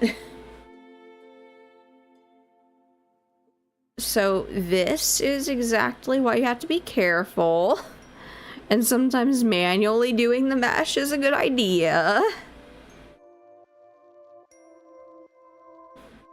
You know, the whole do as I say, not as I do.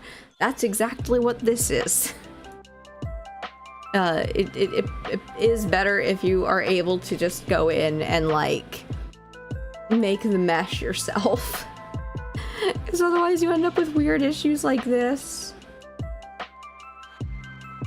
I'm gonna just kind of cut my losses here and just do that, and then I'm gonna come back over here so I can click on this and then just make a line there, and now I can just auto connect. Wait, why is this? Why does that have to be a thing? I mean, I guess it doesn't have to be. I'll do that because it's not necessary.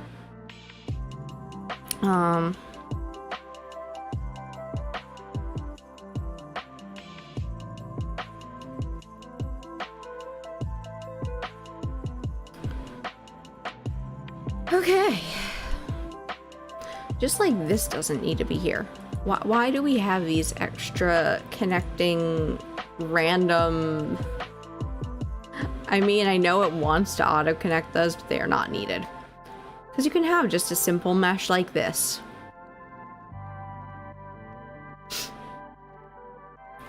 So, now that that part's done, I could actually... I'm gonna manually edit this mesh too, because I want something that looks a little bit less jank, if you know what I'm saying. I gotta get rid of the jank. Moving things. In an ideal world, you'll have a more triangular pattern because that is the most effective way to have your meshes move. Okay, now we can auto connect and I can fix the last few weird things.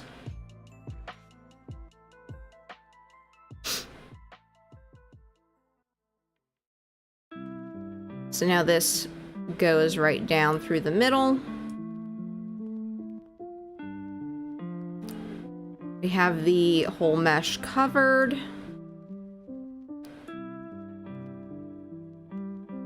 However, I don't like that. I don't like that weird, like, branching off triangle thing. So we come over here, we actually do more of like that kind of zigzag. Oh my ducking god, why is this an issue? I'm just trying to make it do the line from here to here. Having to erase this each time so I could see better. Because I have to declutter. Ah! I meant to get rid of this. I have to declutter what I'm looking at. Because otherwise I have issues.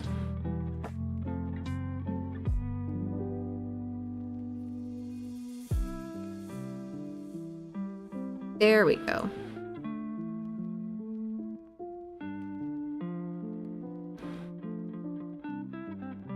And I guess I'll have to have a little bit of like that weird, but it's not as big of an issue. And then I'll just get rid of these weird extra ones because they are not needed. Let me make sure that's right there. So yeah, rigging is kind of an art of its own. And that's the fun thing, is because as you see here, if you just hit the auto generate of the mesh, you're gonna have issues. You know, people are still fear-mongering with like, oh, AI art is going to take away all of the artists' jobs, and it's probably going to take away some, but there's some jobs that are not going anywhere anytime soon. I'm pretty sure rigging is one of those things. For both like VTuber models like in 2D and then also 3D, but also literally even video game assets, you know? Yes, there are generative AI right now that currently can make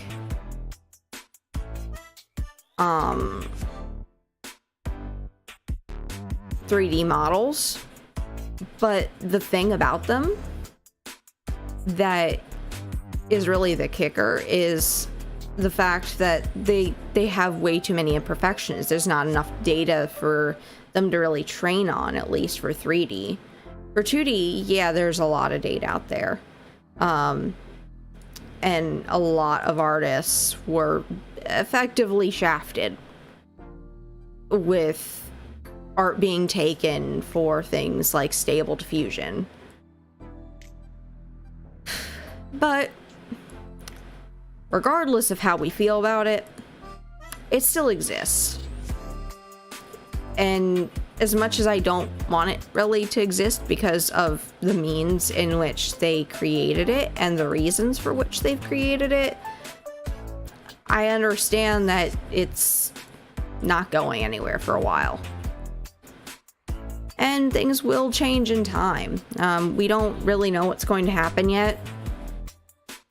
For all we know, we could have a massive victory and, you know, like on the artist side, and then they have to pay artists for any works that they use. And also have additional stipulations, like using an artist's name for prompts.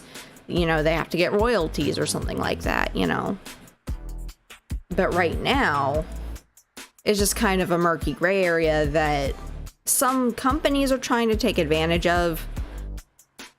I found it kind of funny that there was, I think it's Netflix or Amazon, I can't remember, like adaptation of like the Fallout series, like that like game as like a TV show. And people were looking at the advertisement for it, and it's like clearly AI generated or by a really incompetent Photoshop artist. But based upon some of the things in the picture, in the advertisement, no.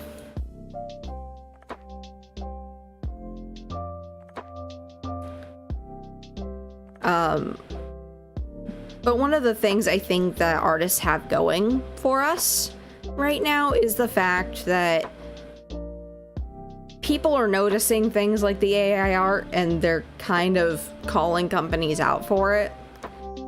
The other thing too is the fact that we have some companies using AI art and not really understanding it and admitting that they don't understand it, and then just the whole thing is just a freaking mess.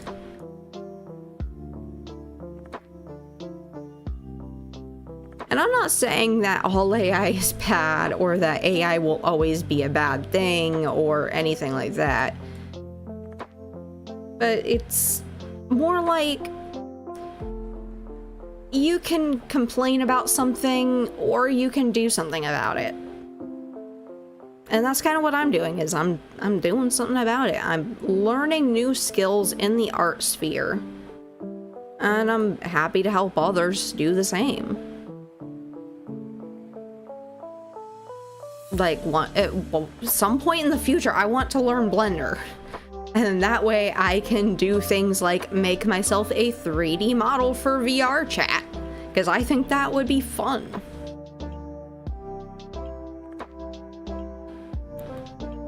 Granted, it would not be a very high quality model because, let's face it, there's a lot of issues with rippers in the VR chat community, and I'm not sure that I want someone stealing my 3D model that I worked really hard on. I want to be able to say, yeah, you can take this, I don't care. Because I don't care about it. That's what I want to do. I think that's might be enough glue. Well, there's a few down here I could still do.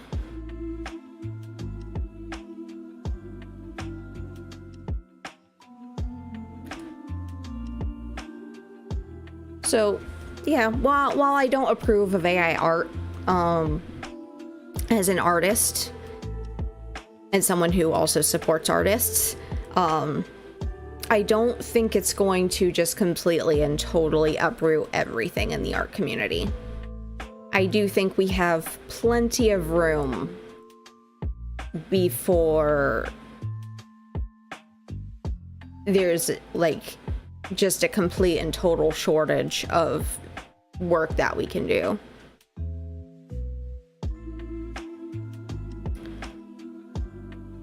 I'm going to save again. I do not want to lose all this glue. It's going to be a lot of glue. I may not even do warp deformers today. I will say, Zyrite did a very good job of separating everything, though. How did I miss these?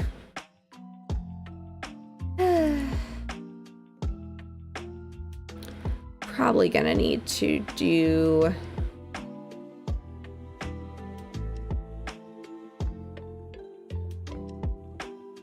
There we go, that's a little better.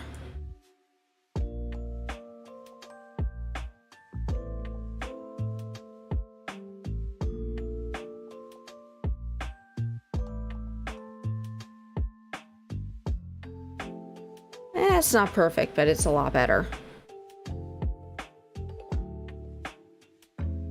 So now I'm gonna control, go into the manual edit here, and we're gonna start overlapping stuff again.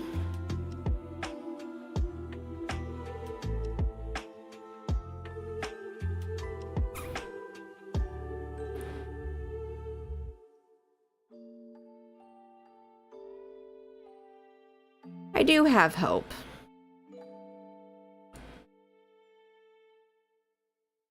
Especially as technology evolves. And I say this because now we have things like the full body movement trackers for 3D models.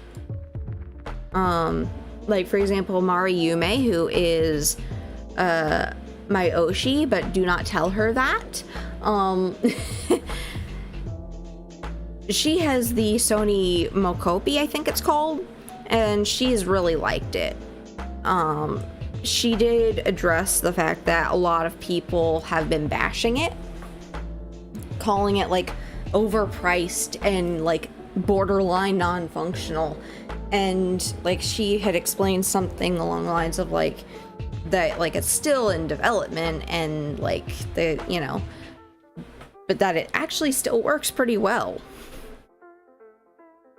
So I haven't tried it obviously because I don't have a model that I would even use it with.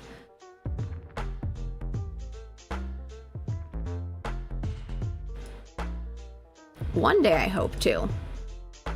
I'm not sure if I'm going to be the one to end up making my 3D model.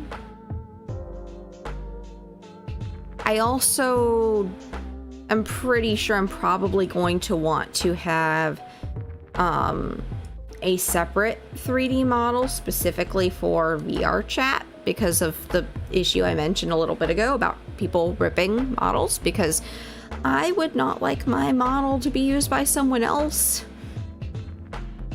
Please.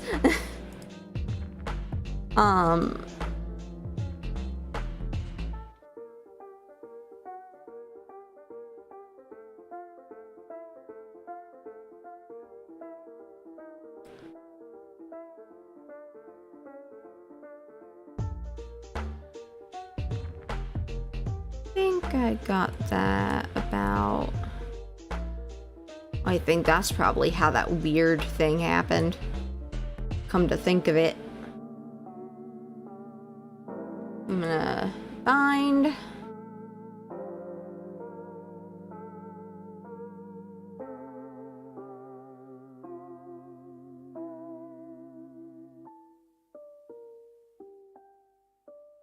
Yeah, it is a little bit of a jigsaw puzzle when you do glue, but you do figure it out.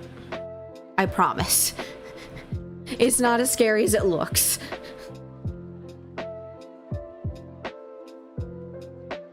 You literally just find the dots that look close together and you put them together. And that's it.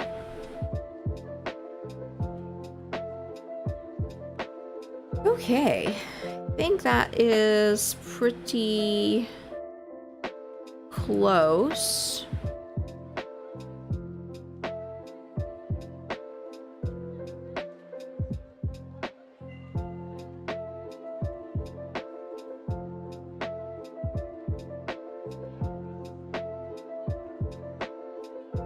Yeah, I think I got it. Maybe.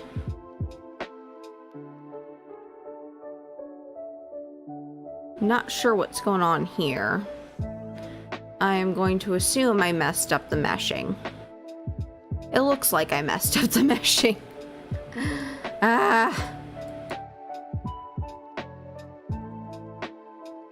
Let's unstick these.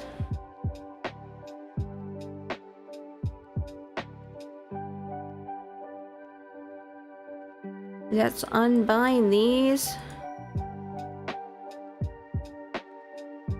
I didn't mean to do this. Please. You know what? Maybe if I move this over here, that might help. Yeah, that helped. I'm like panicking over here and oh. That's all I had to do. That's literally all I had to do. Yeah, the actual mesh will change in appearance if you like put a point through it in a way that it's not intended.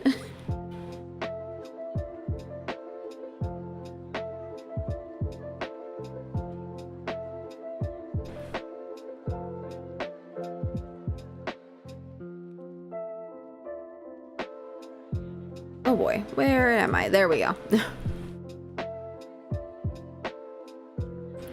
Again? How did I miss these? I swore I went through the top. Okay, we are gonna move that more so we have less spacing, because we want to have a more uniform more triangular thing here.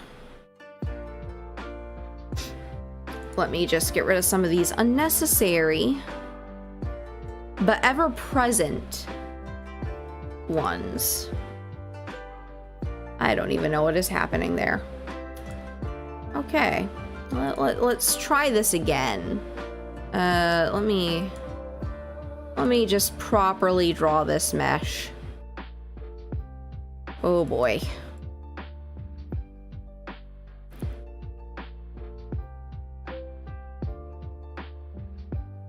There we go. Coming from here to here.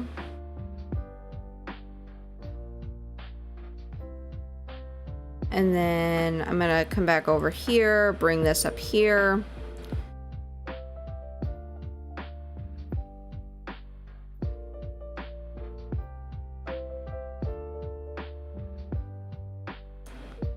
Oh, come on.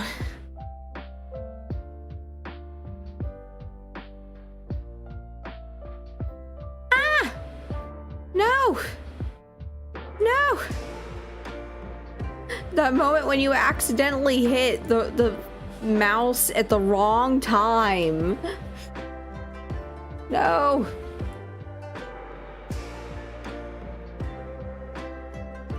Okay, let's try this again.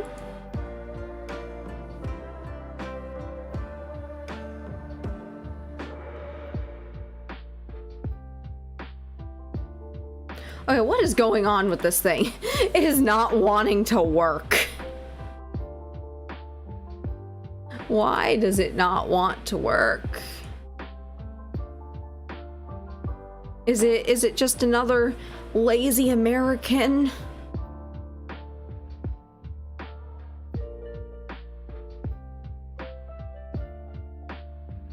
Those blasted Americans. Their hamburgers. I don't even know what I'm talking about at this point. I am an American, for the record. I don't even know what I was doing for that moment in time, so I apologize for that. That is the sign of a very tired brain.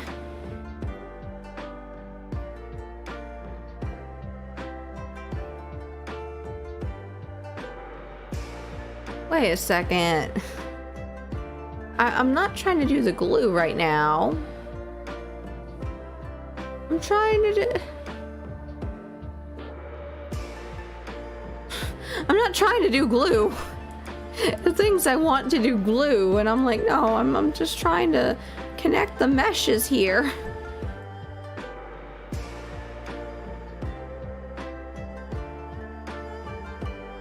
I don't like how that looks. It is just absolutely wretched. Like, there should not be that many.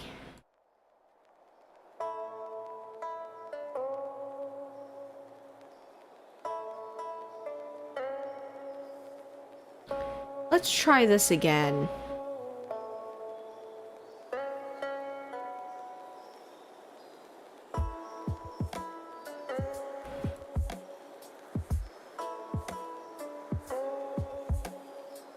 Okay, this is looking much better, chat. It cooperated. Thank ducking God.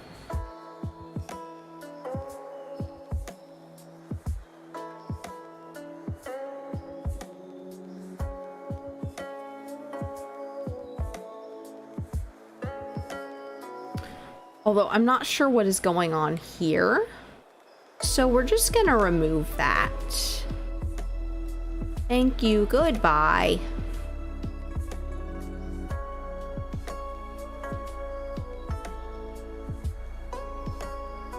Okay. All right. We got this.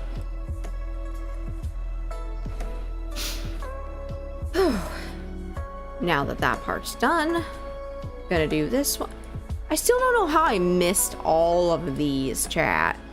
How did I miss them all? Oh no. think I'm gonna leave it there and then probably come in here and fix this. Let's do that. And then just kind of come up in here like this.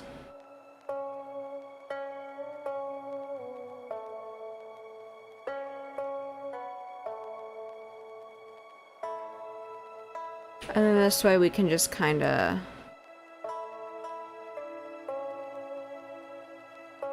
Yeah, we can just auto-connect at this point and then delete these. As we don't need those. They are not necessary. Just because something can have a line doesn't mean that it should have a line. We like to have more clean meshes where we can. I know I said I wasn't going to be editing meshes all this stream, but on account of I can't work like this. We definitely I definitely am editing meshes on stream. Well, that's good enough for me. Both of those come in here. Now we connect these.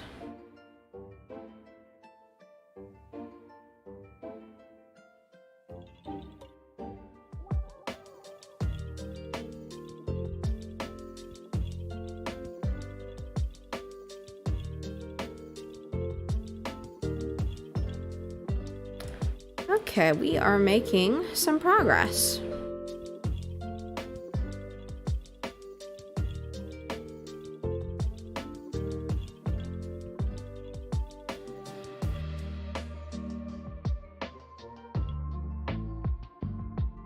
We're very carefully grabbing the meshes, lining up the dots. So we have a fairly clean mesh here.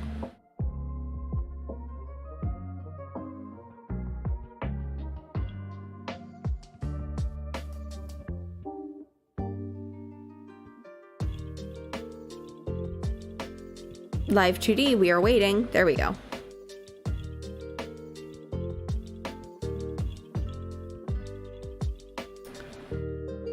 Binding these. This is going to make it so that anytime these dots are pulled, both of these meshes will be going.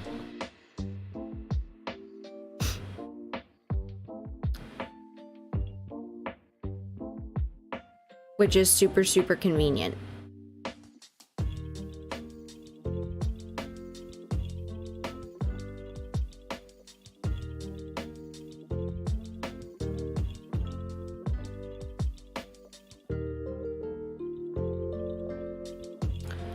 Okay. We are almost done with all the glue over here.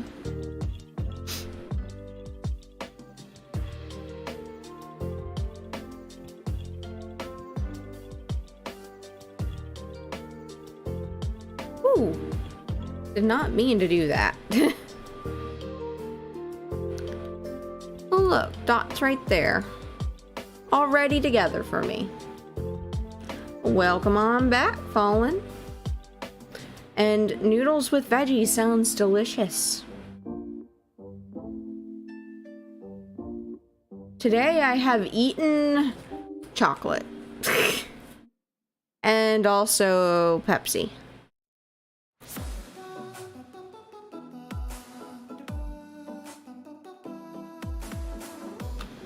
The healthiest diet for our duck.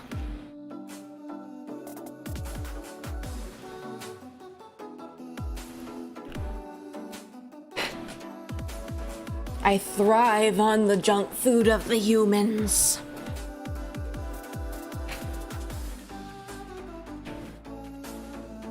I am sorry if that was a little too unhinged. I am just... My brain is somewhere else today.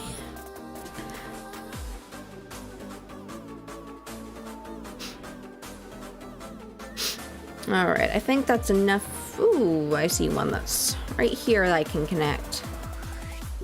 Basically, you want to connect anything that you can without messing up the mesh. if that makes sense.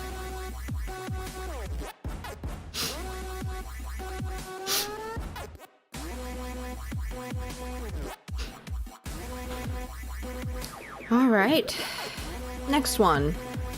I still don't know how I missed half of these freaking meshes. So we'll do standard. Ooh, not sure about standard. Heavy. That's more appropriate. That is far more appropriate. We will do heavy. And now we will go into the manual edit. First, we're gonna select both of those. Don't do what I just did. And since the meshes are so similar, we can just glue them.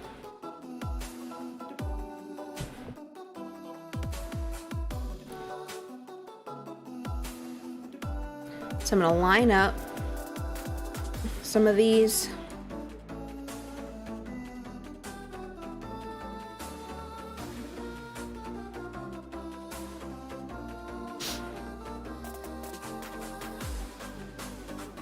I feel like almost all of these line up.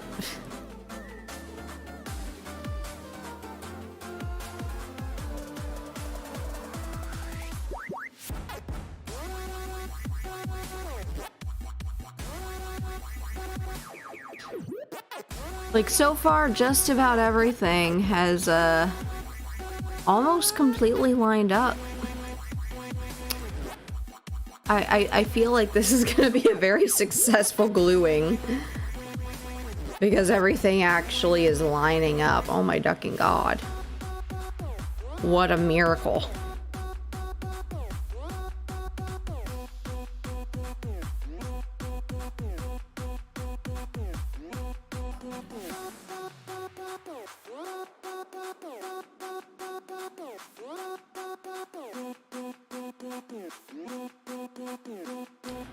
Okay, there's not a dot there, so I will skip that one. We'll go here.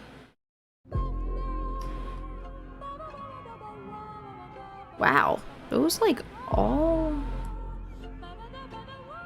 Those all like line up.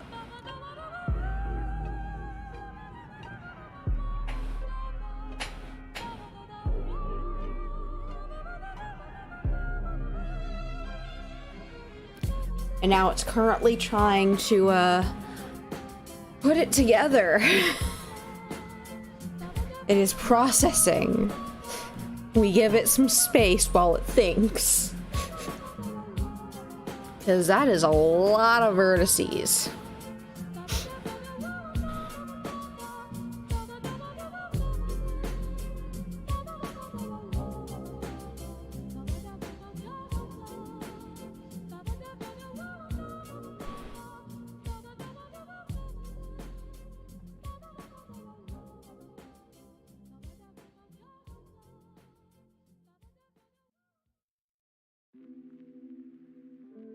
Still waiting. Computer? Please? Please? Please don't die. Please no dying. Por favor.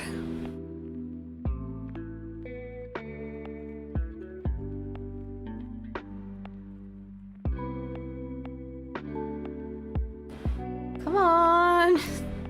I'm getting nervous, chat. My PC's like, no, we don't wanna, we don't. Oh yes, it did it. Thank fucking God. Now that that is done, I'm gonna hit save. We save our work. I'm like triple saving here. Because I don't want to risk losing any of that progress because I no. Just no.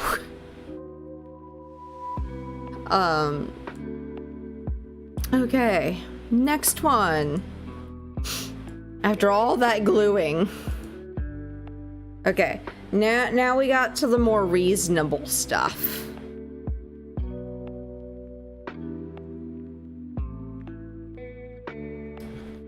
I feel like this mesh probably needs to be... Let me check this. Yeah, this has to be adjusted. Because the mesh on this was like, nope, I'm gonna be just weird.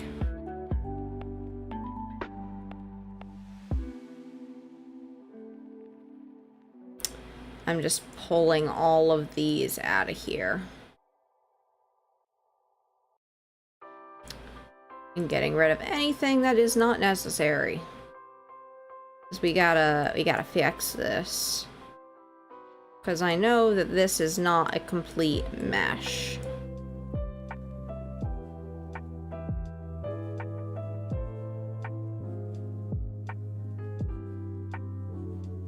Okay, that's better. But I'm pretty sure there's some other stuff that is...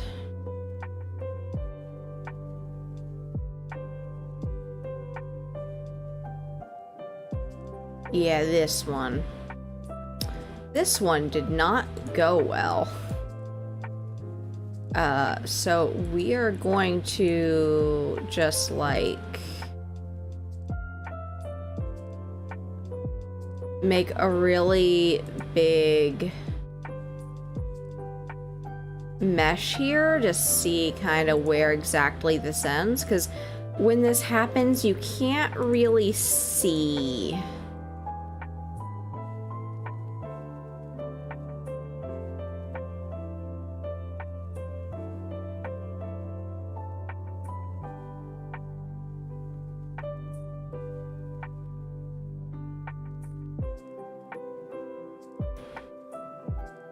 Okay, let's see that now.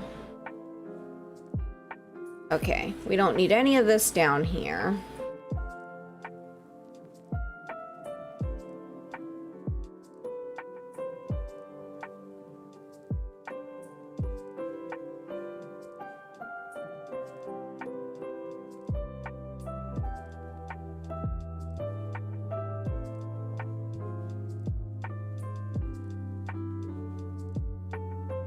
So now we're just kind of cleaning this up.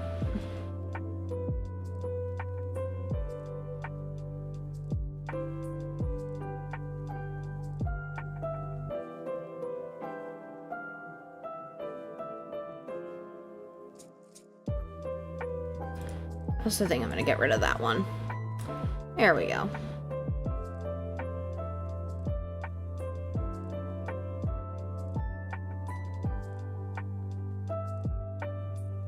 That should probably be good.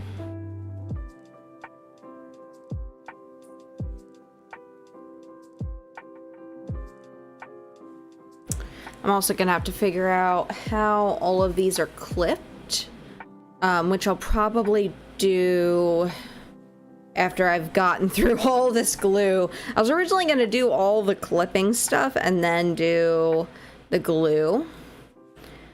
But then I realized the glue and the mesh cleanup is gonna take a bit.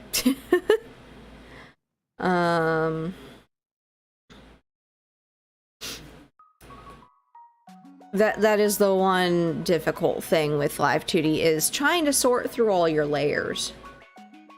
I'm looking for something. Ha! Found it.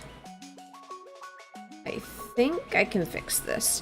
Because I noticed this and it was bothering me and I want to fix it.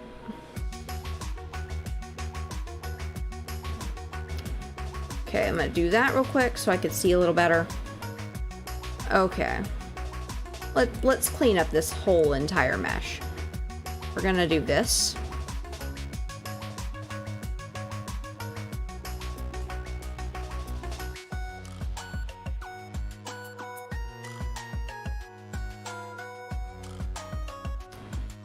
I'm gonna come up here.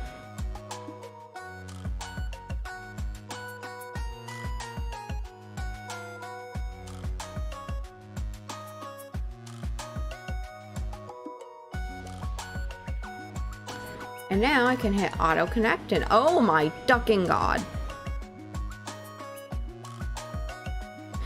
I didn't even realize that was on both sides. Okay, hello. I don't think I need these in the middle. This can live without the middle mesh. I just scared myself. That was needlessly scaring me. Like what happened? It's just me being dumb.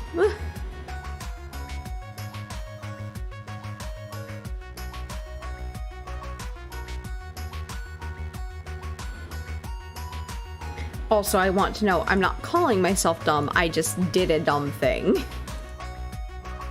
And I had a panic moment. I'm gonna kind of move this towards the middle. So when I move this, it doesn't look jagged.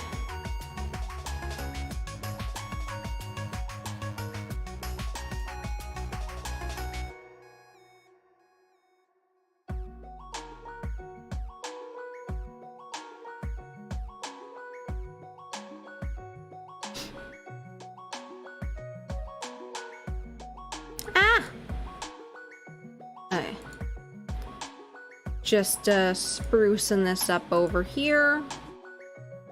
You do not need all these extra dots and lines, and you just need enough to make sure that things do not get weirdly warped.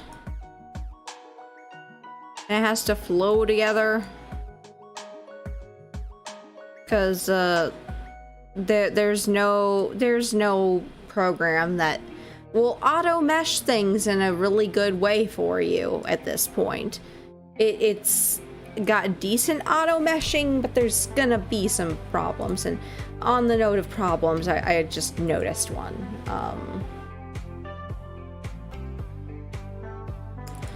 I need to fix this.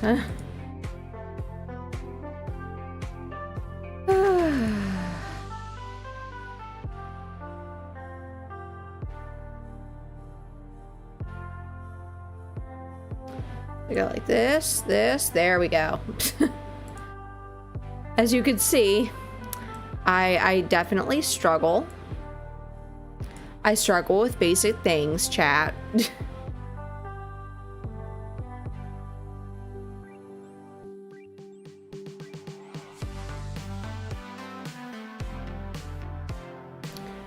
Okay.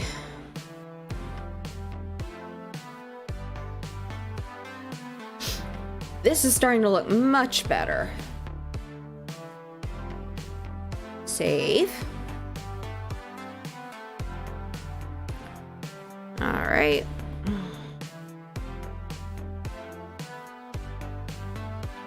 Gonna come in here now and check out this. I don't even know what's going on here, but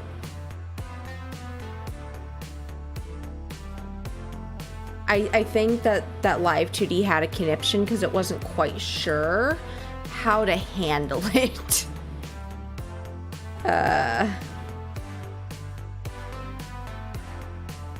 You know what? I'm gonna just do it a favor and just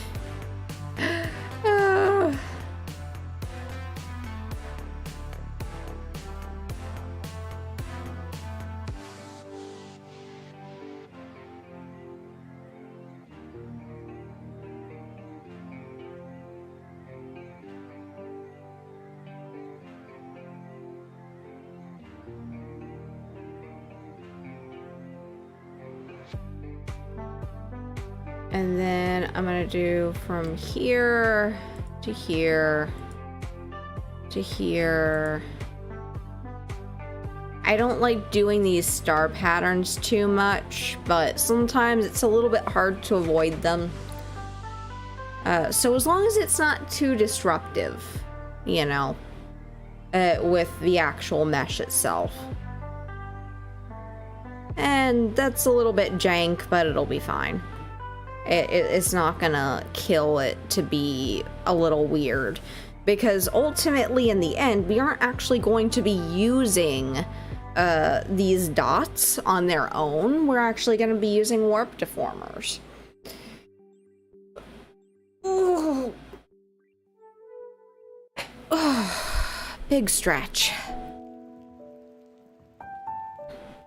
Quick reminder to chat, if you have been sitting for a while like I have, a good stretch every now and then is highly recommended.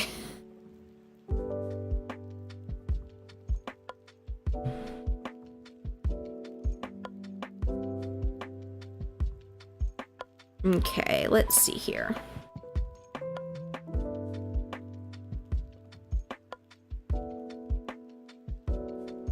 I also think that, considering the way that the marbling of light was done on the gold bands, it shouldn't be too difficult, I don't think, to have it like move with the model without even having to use like clipping. Because the way that you do clipping is you basically come up here to the clipping ID and you can effectively come through here in the drop down, or alternatively you go to the part that you're trying to clip to and then you find their art mesh ID and then you put it in the clipping ID.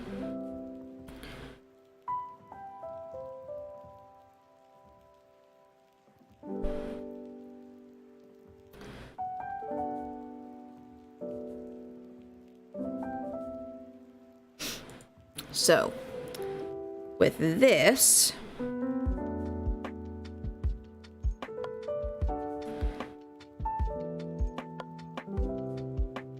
I'm thinking I'm probably gonna do is I'm gonna glue this to the band.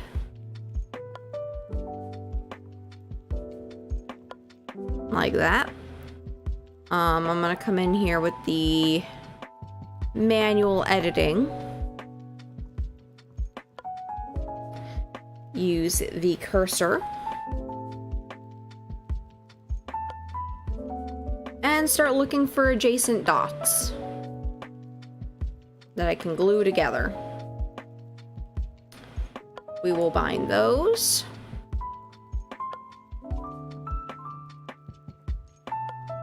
We'll bind these and these.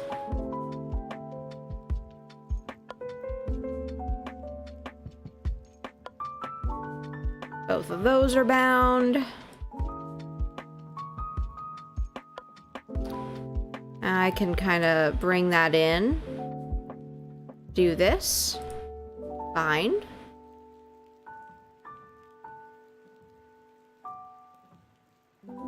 Bind.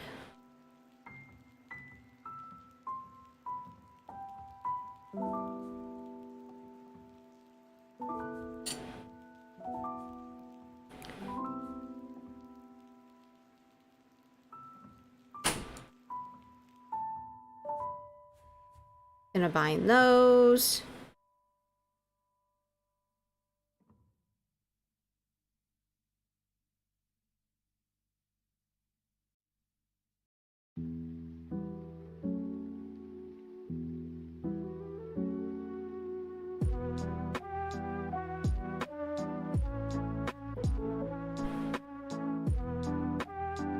So even though these are on very different layers, you can kind of see how they come together, literally.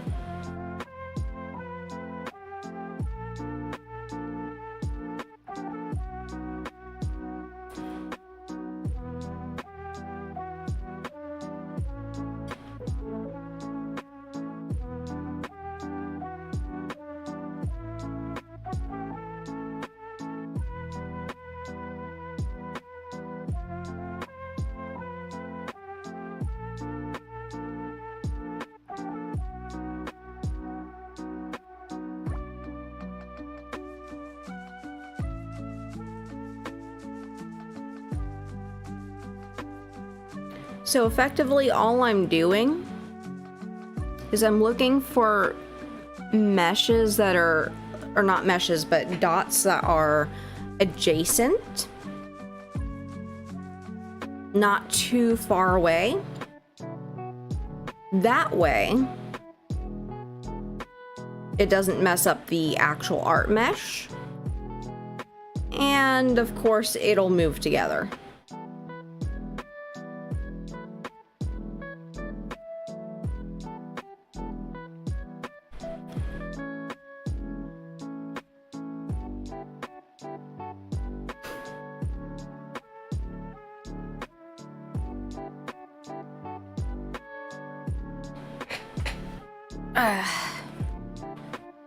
Fixing my posture here.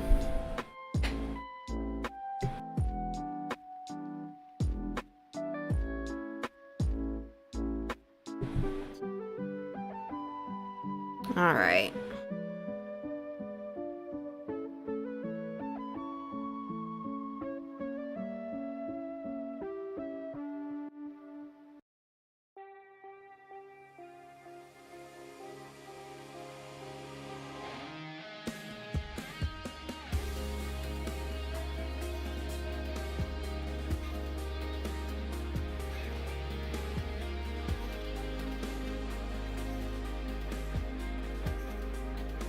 If you guys do have any questions, do not hesitate to ask.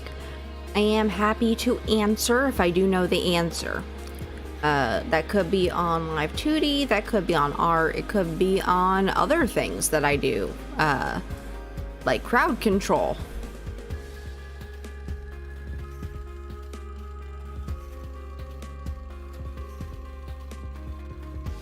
I think that this is a, yeah. Those are 2 dots. Oh, the puppy came out from under the bed.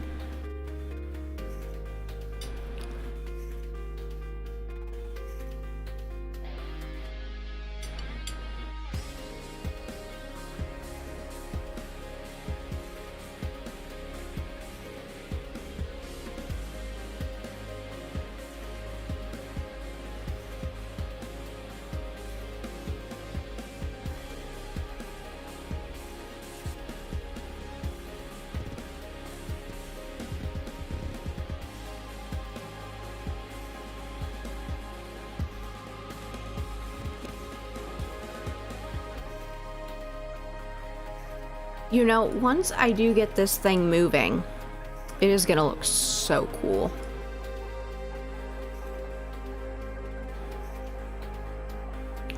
You do not need to be an expert in Live2D to be able to make some really cool things. So, let me see how this is down here.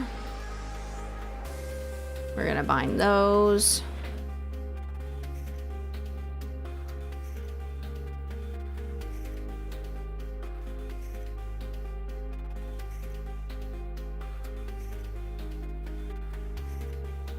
Binding these.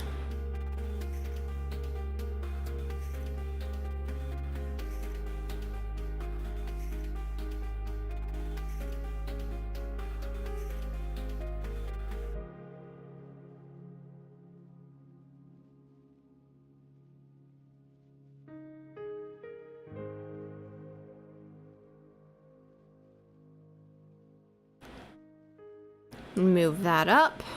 Move this to here. Bind.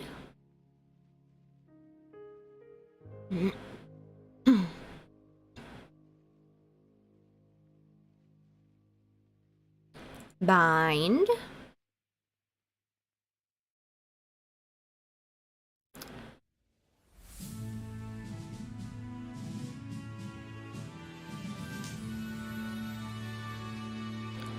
We are going strong.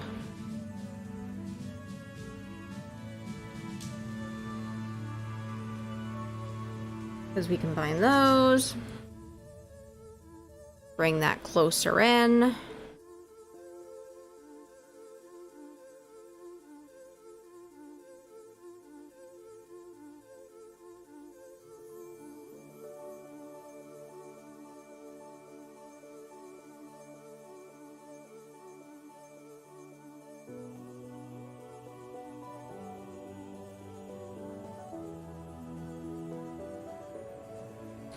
Got a pairing there.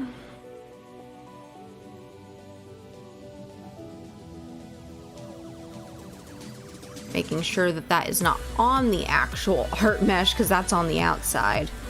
And I don't want to clip through that art layer.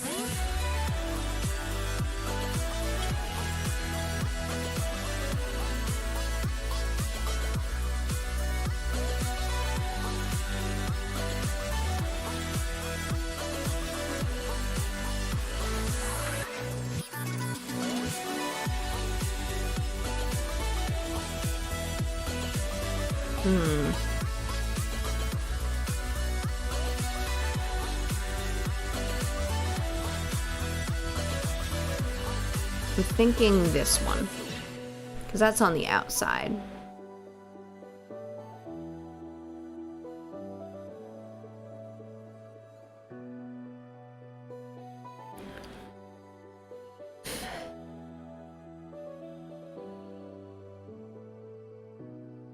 So much glue. I'm gonna save that for the moment, and then I'm gonna come over here and actually save it, because I still have more to do, but I don't want to lose that progress in the event that, you know, a catastrophe happens. Because I'm looking outside and it's looking a little bit gray, if you will. And I'm not sure that I want the rain to be raining on my parade, if you catch my drift.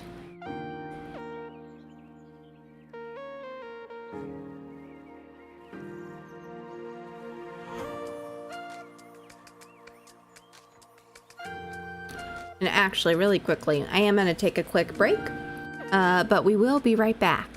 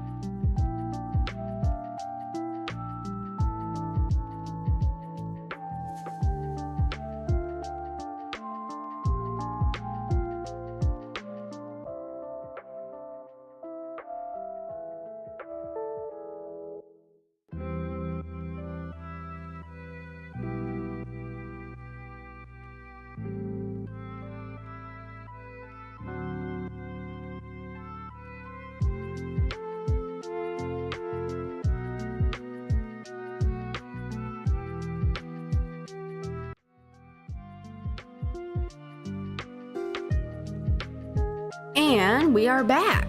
Apologize for the wait, chat. I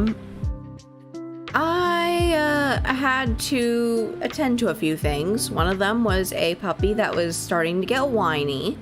And then the other one was I had hot dogs. There, I said it. I ate. I had my breakfast at like 1 p.m. in the afternoon.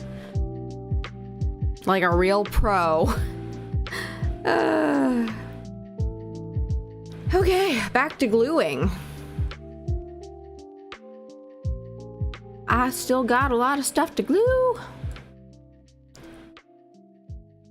Because we haven't even gotten to the actual body.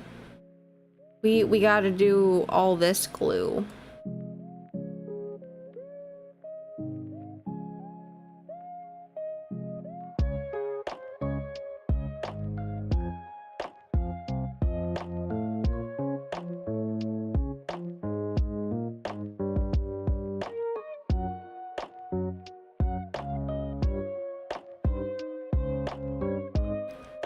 Okay.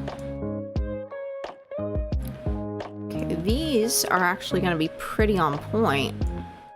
Get it? On point because they're points? Okay, bad joke. Bad joke. That's a dad joke. I'm not trying to be a dad here. Although, technically speaking, being that I am a rigging artist, I am the papa of myself and one other VTuber at the moment for their current model.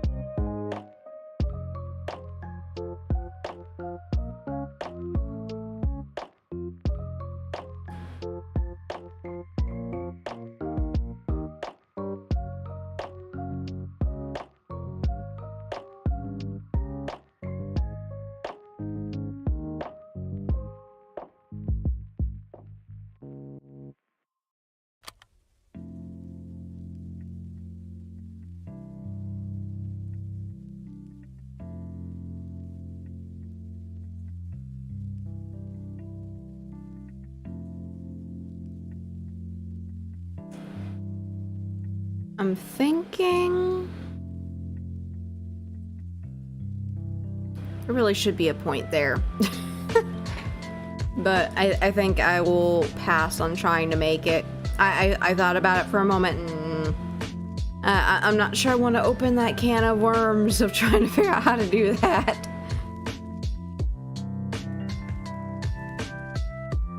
I mean, I could, I would just not want to do that. It's too much work.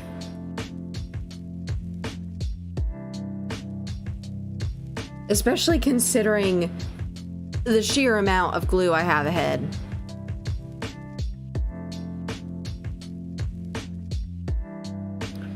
Which, I think that's about good for the glue on this.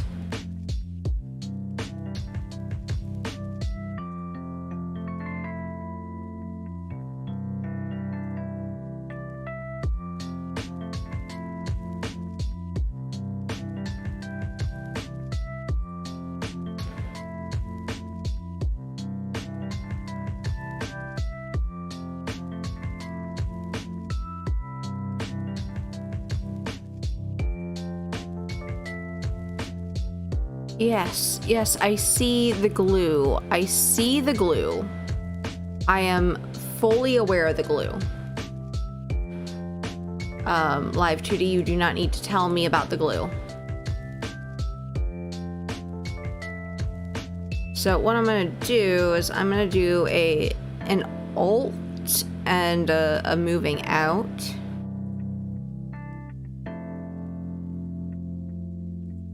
Oh, that's also, yeah, it's because of the glue. Yeah, that would do it. So what I think I might do to fix this, just to smidge it here.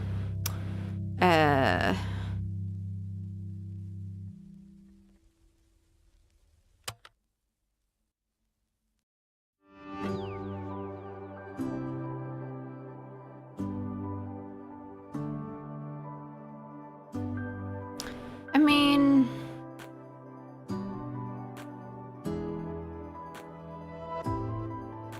it should be fine.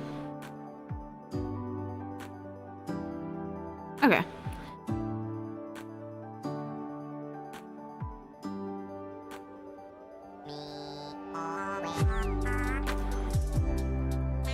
Oh, let's see. Oh, we've done that part.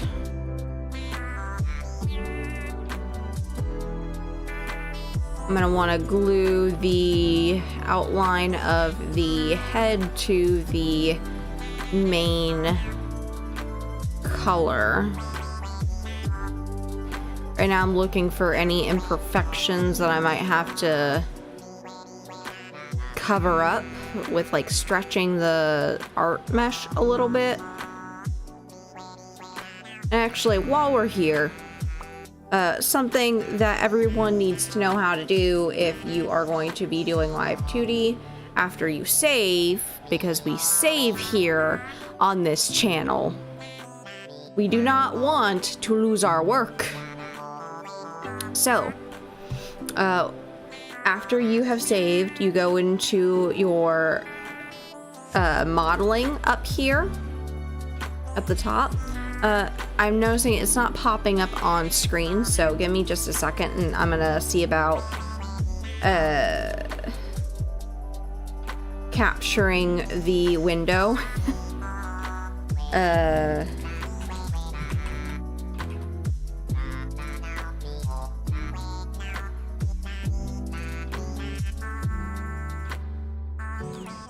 Let me see here.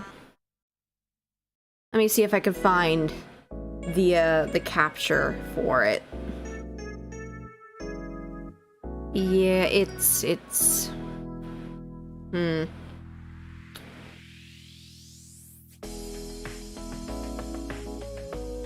Let me try.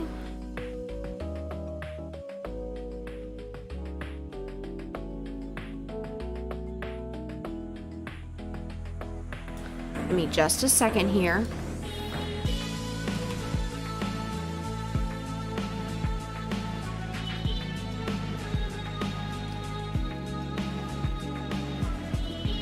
I am moving my stuff over so I can actually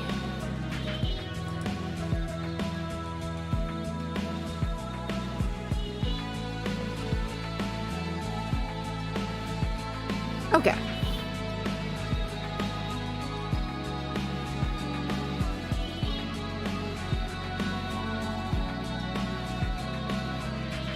Give me just a second here and it will be up on screen because I'm currently okay, we got this up now. So what we're gonna want to do is we're gonna actually come over here, go into modeling and then texture, and then we're gonna go to edit texture atlas. Now we're gonna need to first take a quick look over here. Considering the size of this particular piece, I kind of need a really big texture atlas. So just to be on the safe side, I'm gonna go with this really absurd size. Most people will not need to do this. However, the artist who did this particular piece made sure that it would be high quality. So even if it was, you know, enlarged or anything, you know, So we do okay. And now, in a moment here,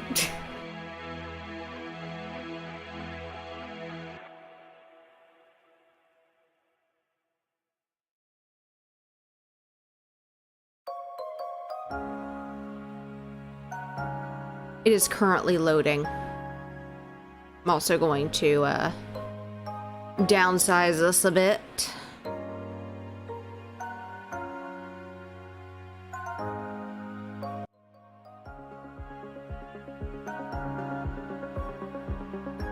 It's like a magic trick.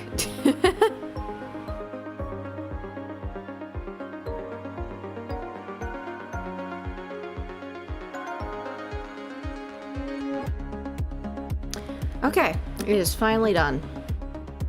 So, you might notice all of these things over here. These are the many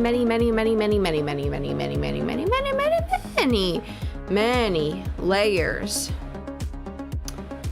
Now, some of the things did not make it onto the sheet because they were not opaque. So, we are going to do this.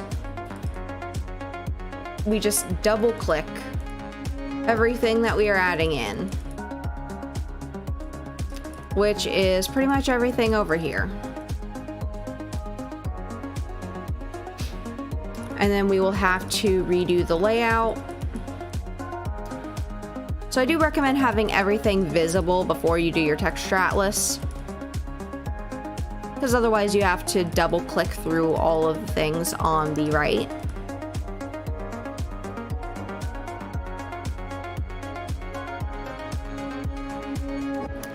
So you do automatic layout.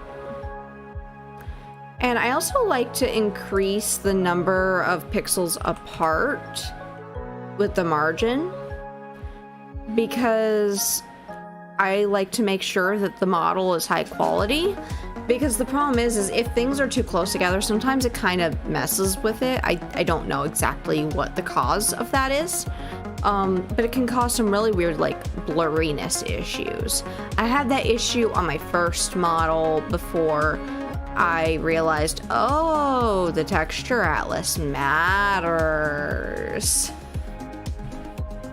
So now I make sure that whenever I do my texture atlas, it looks right.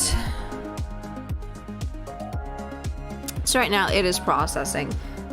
Because, like I said, it is a very large canvas. So, as a result, especially being a higher DPI, or dots per inch, basically how many pixels there are in a square inch. With it being higher DPI, with it being a larger canvas in general, it takes a little bit. But it's worth the wait.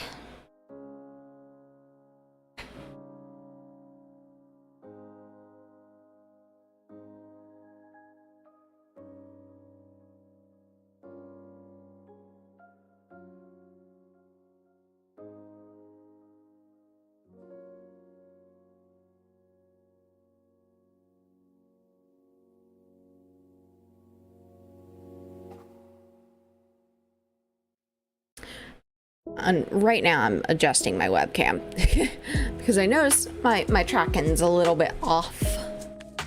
Okay, that's a bit better. Because I kept looking up and I was like, I'm not really looking up, I'm looking forward. But yeah. So that's what the texture atlas looks like once you start actually like doing stuff, and I realized I missed some things again. So anytime you see these on here and they have like just a line through them, that just means that they are on the atlas, but they can't be moved really, because they'll end up with some really weird like jagged edges.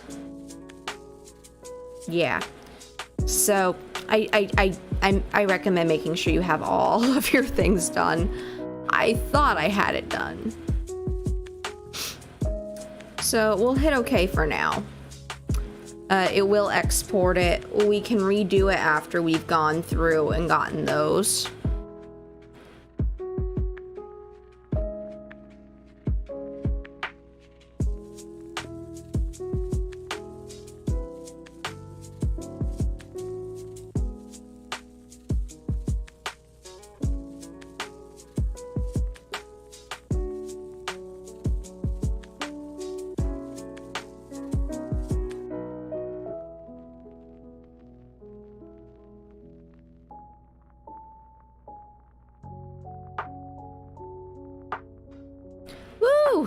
Okay, so now that's done, we're gonna remove that big ol' menu right there.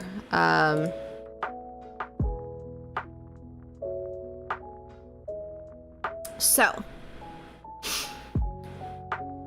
next on the agenda is, well, continuing through and finishing the meshes, because apparently I missed some somehow. I have no idea how, but it happened. So we're gonna look for those parts.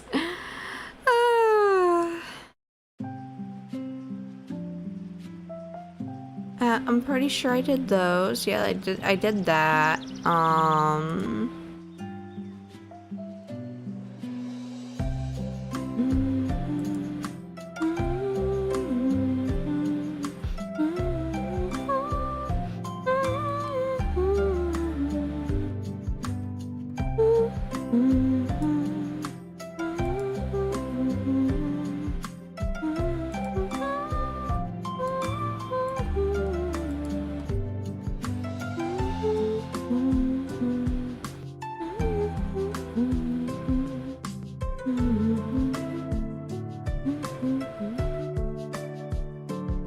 Where is that part?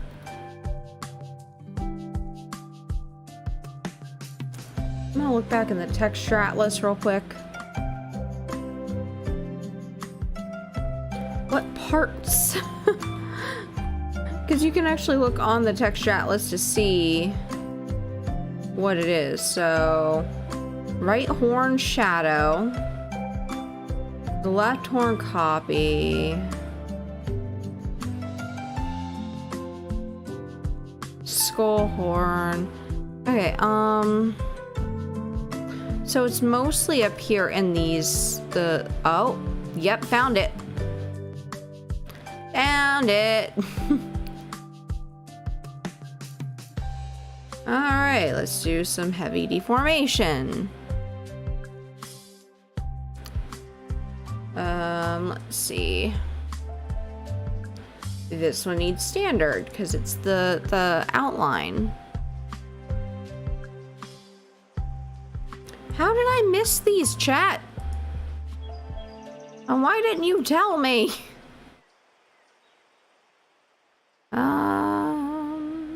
Thinking heavy on that. And then that also needs to be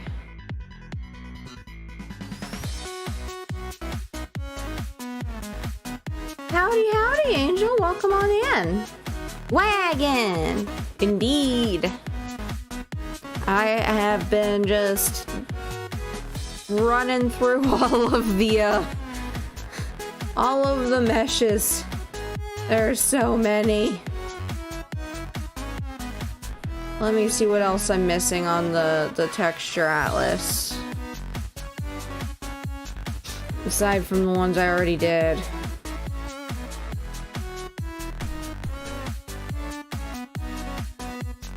Set me free, just me, you, let's escape from the city.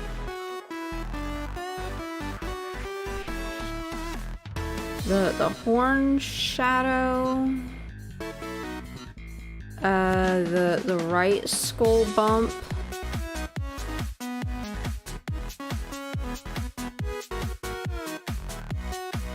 and the right. Okay, so the other horn.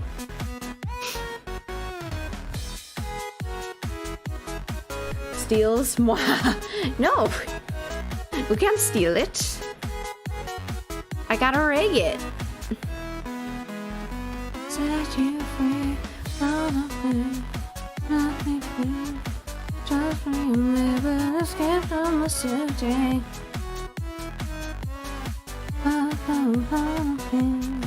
Let me free. Just remember, escape from the city. What is going on over here? There's like a weird thing over here. So we're gonna manually edit this, and we're just, to fix this, we're gonna... There we go. Now it doesn't exist. That little mistake that happened, Live2D just wiped it out of existence. You can't have the dragon. I gotta rig it first so it can move. Like me. You see me? You see just how charming and mobile I am? I have hair that swishes and bounces. My tail does a little wiggle. And you know, I'm cute. I'm a cute duck. You can see my zipper. You can see the zipper move. Which, by the way, I don't think I ever actually really fully showed you guys my full model here, because I've always been like mostly covering most of my body while streaming. But this is actually my full thing here, as you can see. Like I have full mobility. I have an entire body, and it is fantastic. However, there are a few blips that I still need to fix, and I'll get around to those at some point, but I'm not sure when. Yeah, I got a full model now. I did it all by myself. And yeah.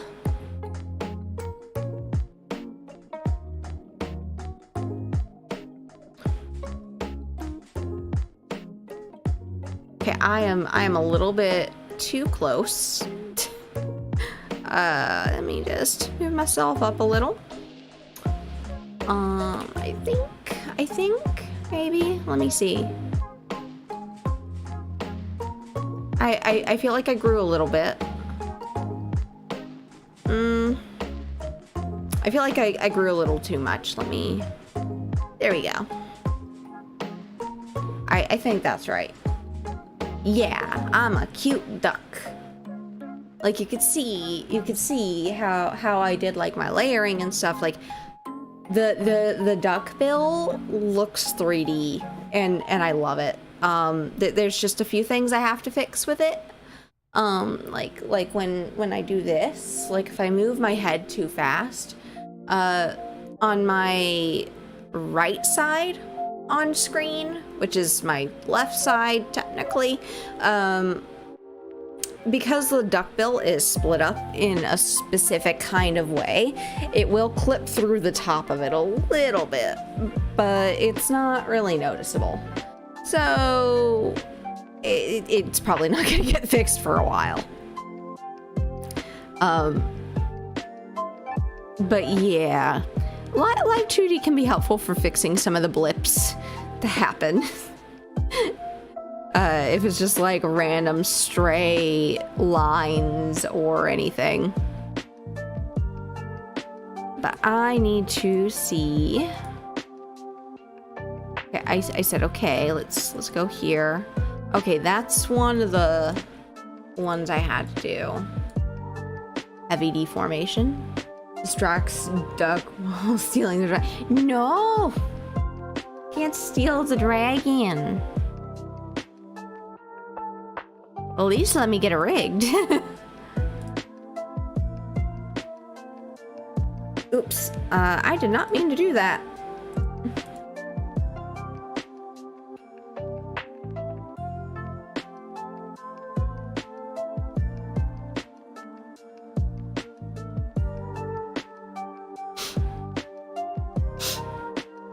Okay, that one also needs to do the thing. Alright, and then... is that all? Nope, I still missed one. Another line. Yeah, that was already done. So, let me save. And then I'll go into the texture atlas real quick. Automatic layout.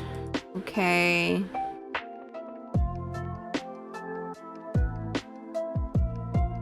Now the computer's gotta think.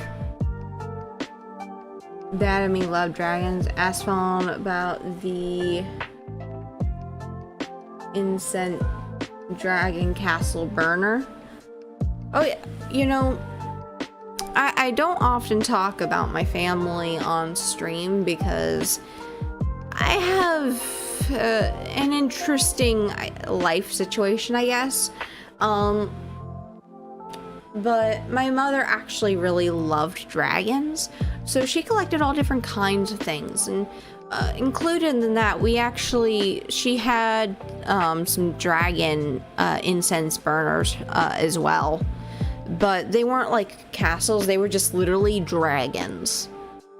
I remember one was like one of the long ones, and it was like the wings were the sides of it.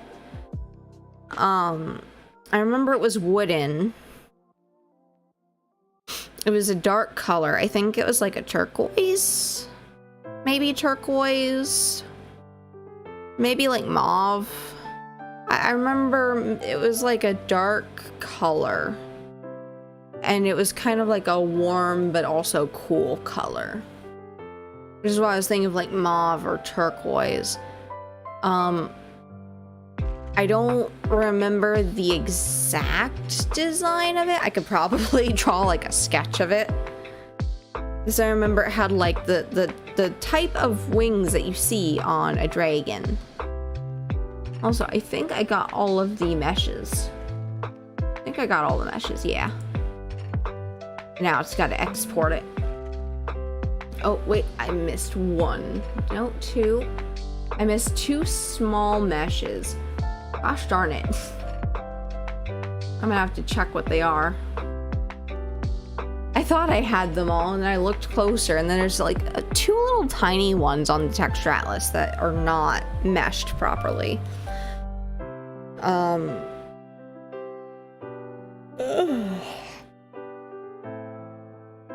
Gosh, I'm tired. I'm not a morning person. I was up at like 9 something.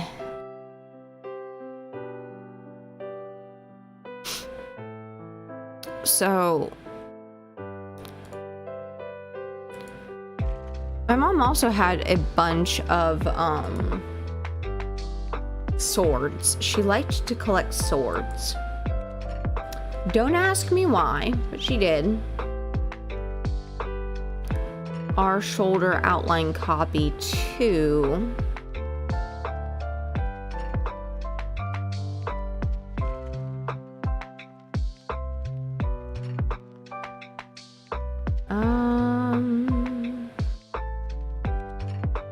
And then L shoulder. Okay, so it's a couple of shoulder things that are causing the problems. So look for the shoulders.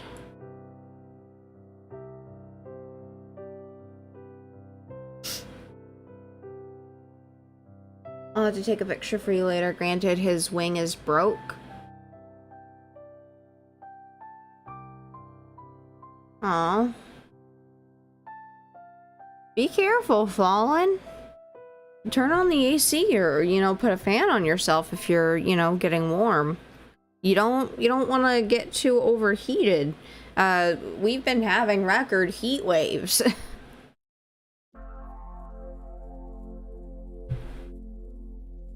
It would be unwise for you to let yourself get overheated in this.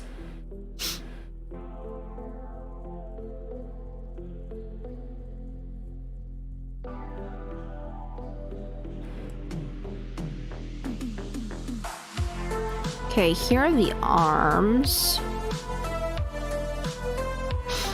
And here are the shoulders.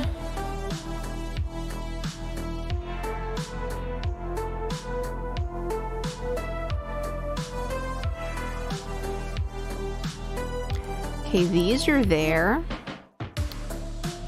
The accessories, I'm gonna go into the coffee and go into the shoulders and check that. I know I'm gonna find it somewhere. Where are the gosh darned?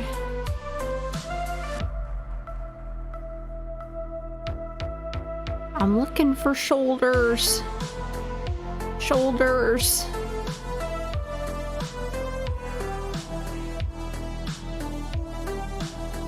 That is one of the issues of like having a really complex model, is just looking for specific things. I swore that I... Are there no other shoulders? Are there no other shoulders? I'm gonna check the texture atlas again.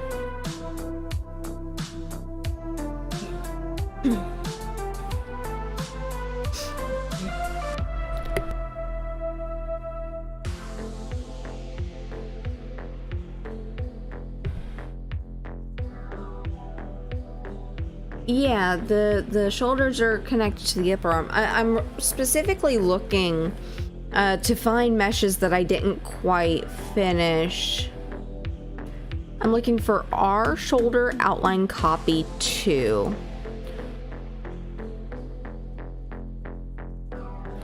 Our shoulder outline copy 2 is what I'm looking for.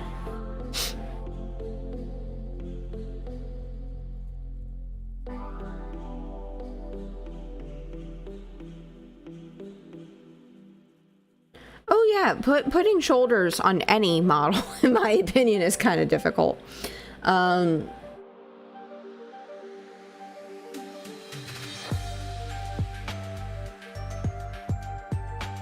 we're looking for our shoulder outline copy 2 as soon as this is done compiling.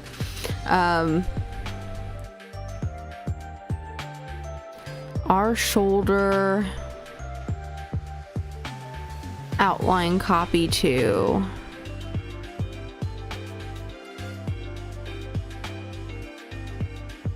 Our shoulder. I'm finding this so difficult. Our shoulder. Maybe, you know, if I can.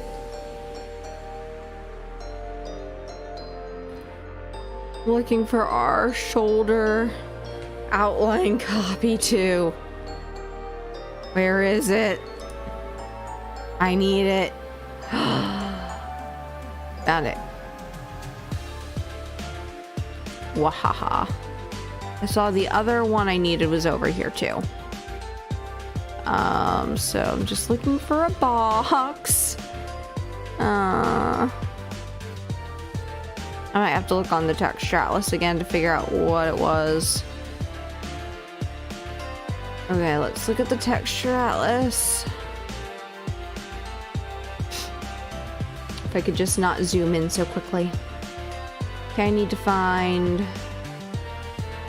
L shoulder outline copy 3. L shoulder outline copy 3. Where's L shoulder outline copy 3? Oh gosh, trying to figure out which one. L shoulder outline copy 3 is what I'm looking for. L shoulder outline copy 3. Howdy, howdy, Scent.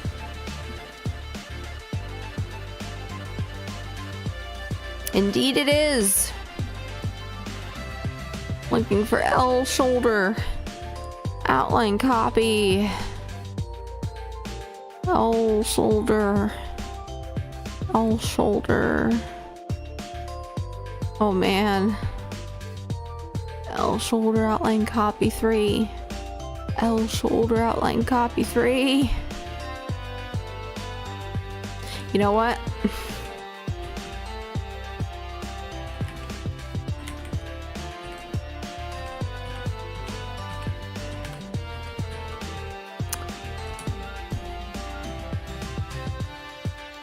Does this work?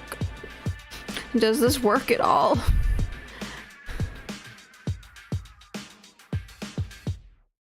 Okay. There it is. I found the elusive L shoulder outline copy 3. And, standard. Woohoo! We got all of our stuff. My goodness.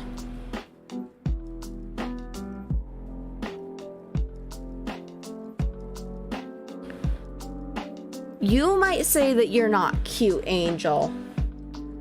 However, I'll own it. I'm a cute duck. I'm literally a chibi model. I'm meant to be cute.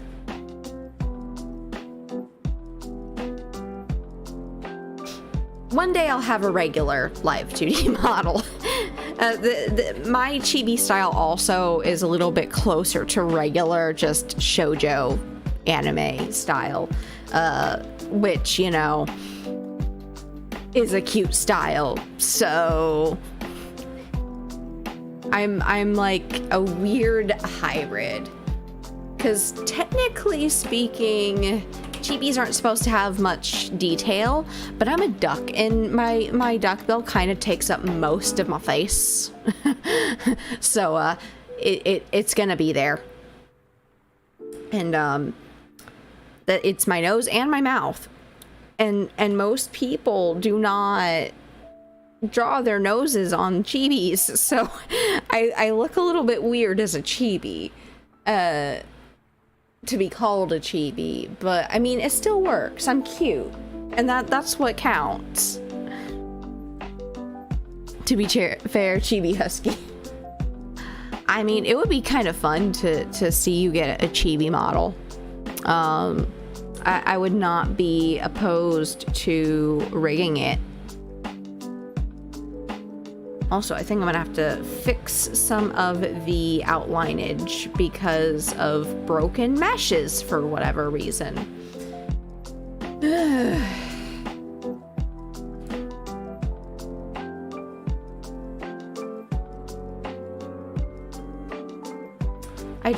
I hate that. When it's like, yeah, no, we're just gonna not have the mesh where you need it, and we're just gonna, you know, break in weird ways.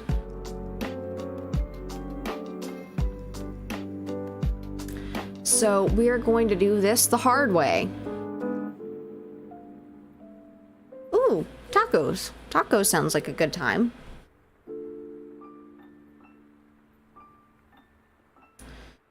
Alrighty, time to go about making my mesh, because the auto mesh would not work properly. Which is why I say AI is not going to be replacing Live2D artists anytime soon. And that is exactly why I encourage people to give it a go. Okay. Now that I got that part done, we go here.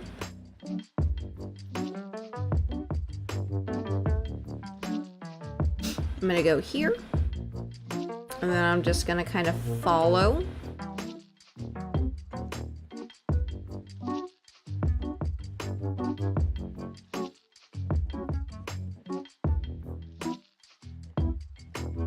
And I'll fix the precision of it when I finish doing my little loop here.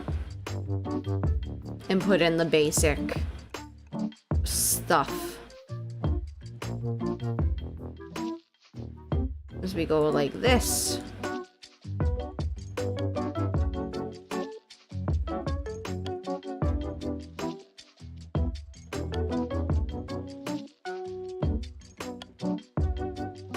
And when I'm done with this, I can actually move the mesh in so that it is nice and tight with the art of like the body.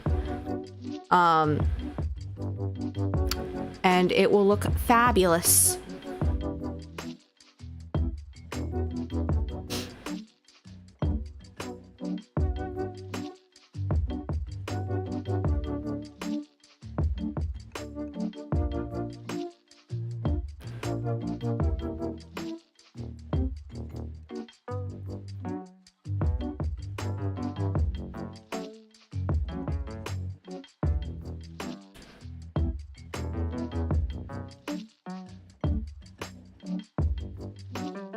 Woo! We are getting somewhere. Slowly, but surely. Okay, now that that part is done, first I'm gonna do that so I can see everything. I'm gonna come back out.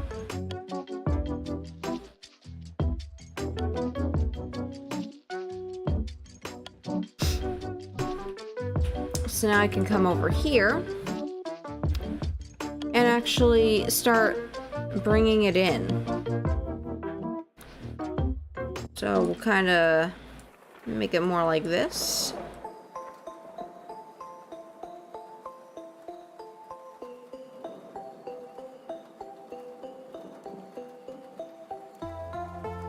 Actually gonna move this a little bit down, I think.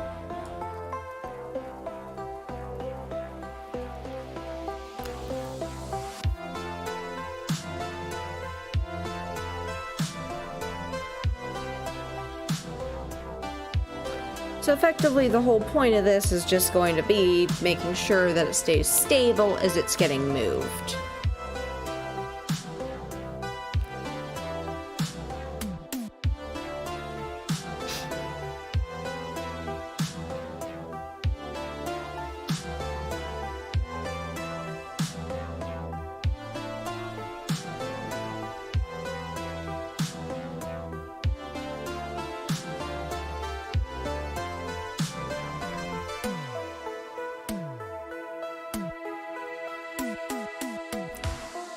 Thinking.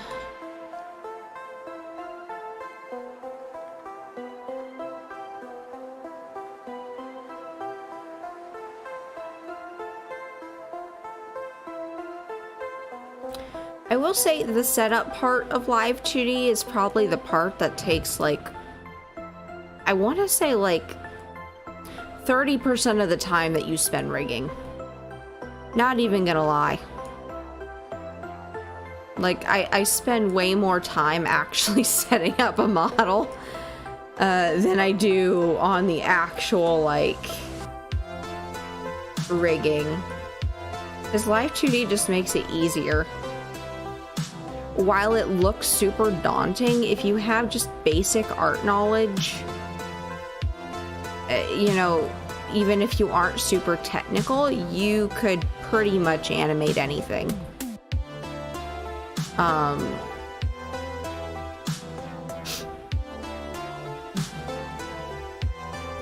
Not the ideal mesh for the outline, but it should work since I'm going to be connecting it to the body.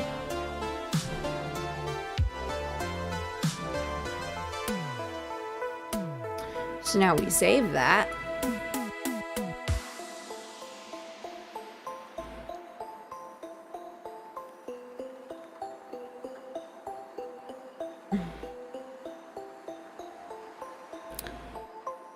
Alrighty. Thinking of what I need to do next.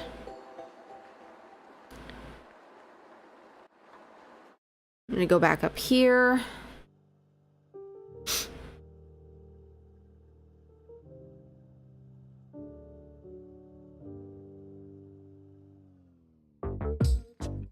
And I'm thinking Do I need to do anything special up here?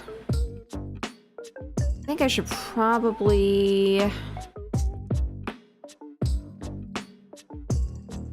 Like, certain things you're never gonna want to actually connect with glue. Like, for example, you would not want to connect, like, the mouth to the head with glue. You just put it there.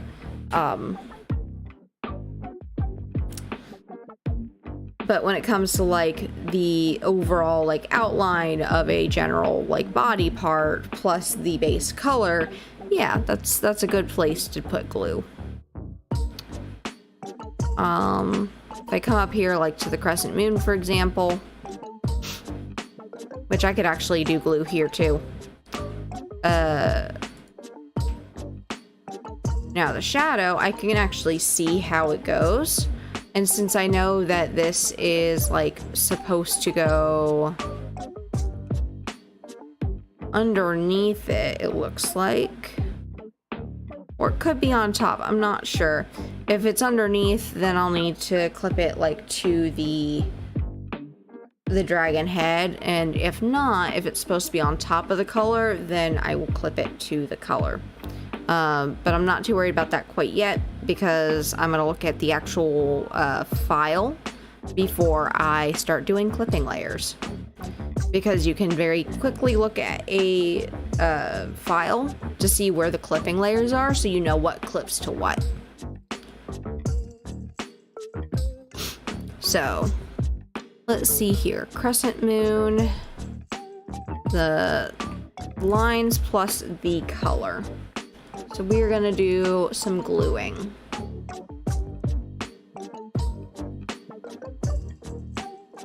Gonna line these up nice and good.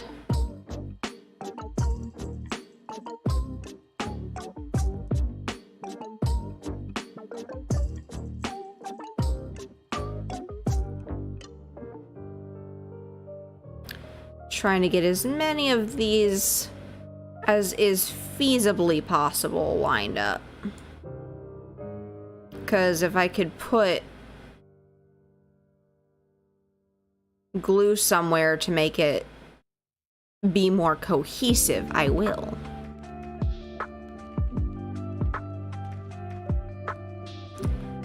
So I'm gonna actually start grabbing some of these ones I've done, like, put together.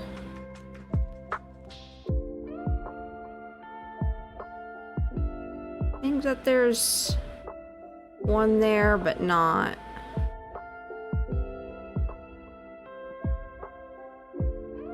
We bind. And now we have more glue.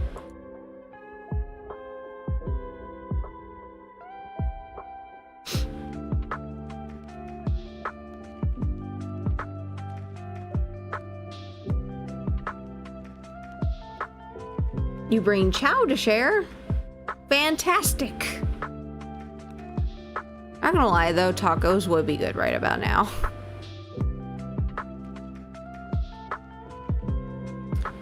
I wish I had, like, ground beef at the ready. Just season it well and put some shredded cheese and some lettuce and some spice.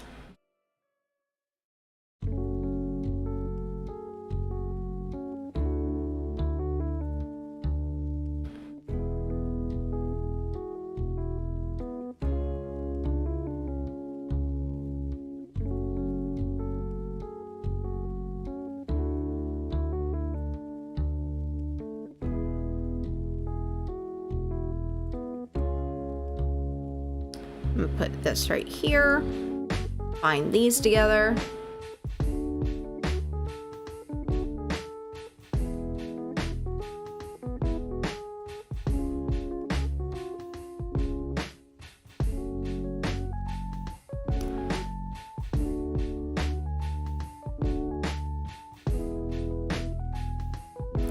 I have no idea how any rigging artist could ever get like more than one model out a week though.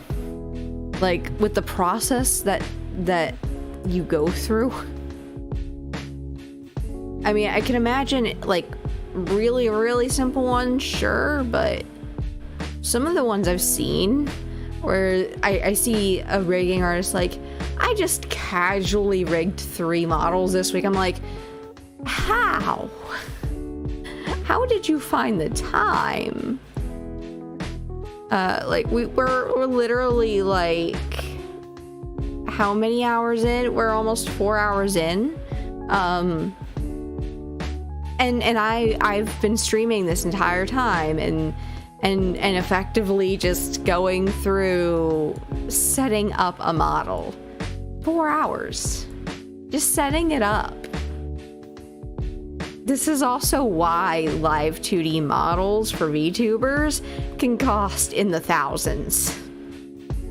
The process that goes into it is just, there's a lot of work.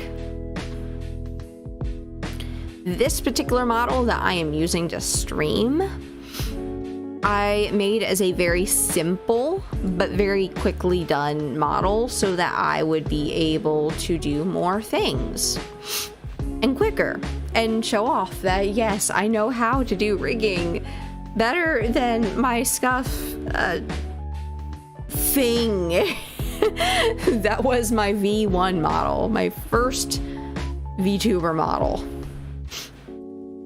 It was actually an absolute nightmare.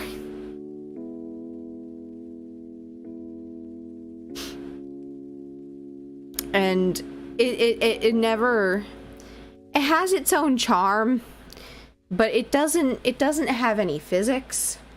It's so scuff that VTube Studio literally will not recognize the file chat. Like, I tried to use it in VTube Studio. I couldn't. It was like, it doesn't exist. The file doesn't exist. We can't read it. And I'm like, but I what? But BRPR Live, which is another application that you can use for tracking, that one did recognize the file. So I had to literally use PRPR Live to stream and make videos for like the last year and a half that I've been doing this off and on.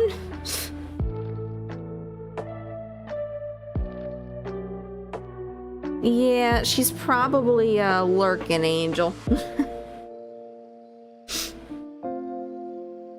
I know she was munching on something earlier too.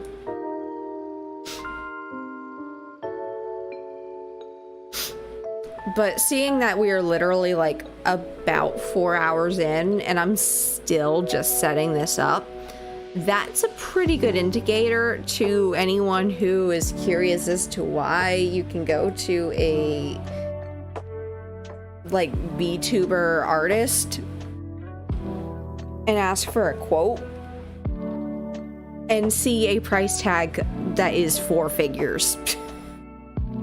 The amount of time that goes into it. They gotta be able to pay rent. Especially here in the US. I think I got one I could connect right there.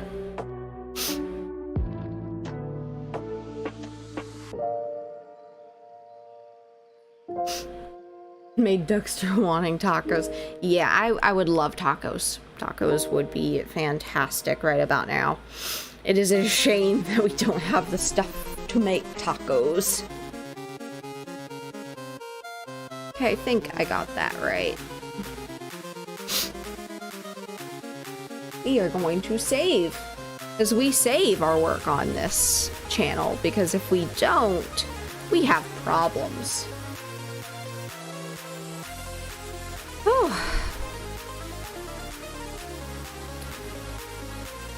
thinking about the next part.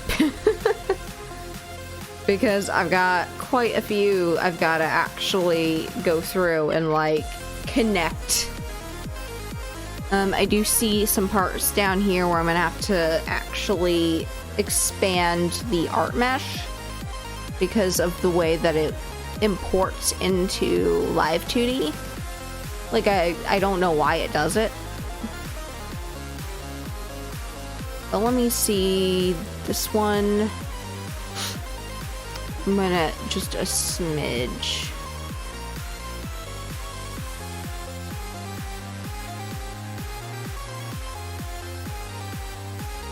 Wait a second. How is that? It's like crooked.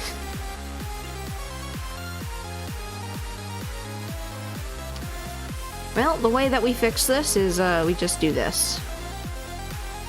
We literally just stretch it into place. Problem solved.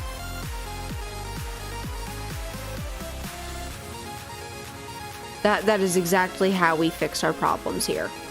We ignore the laws of physics and we just go in here and just gently pull out to the line.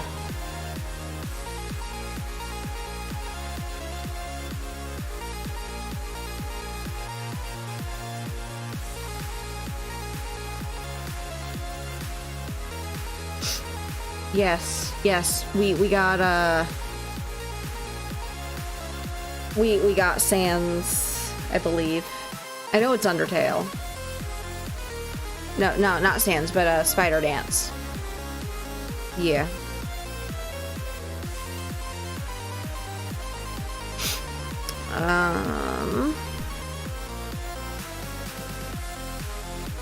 We'll see if she ever gets any.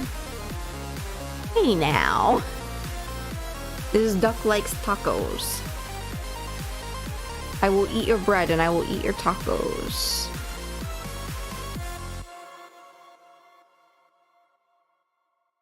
Woo!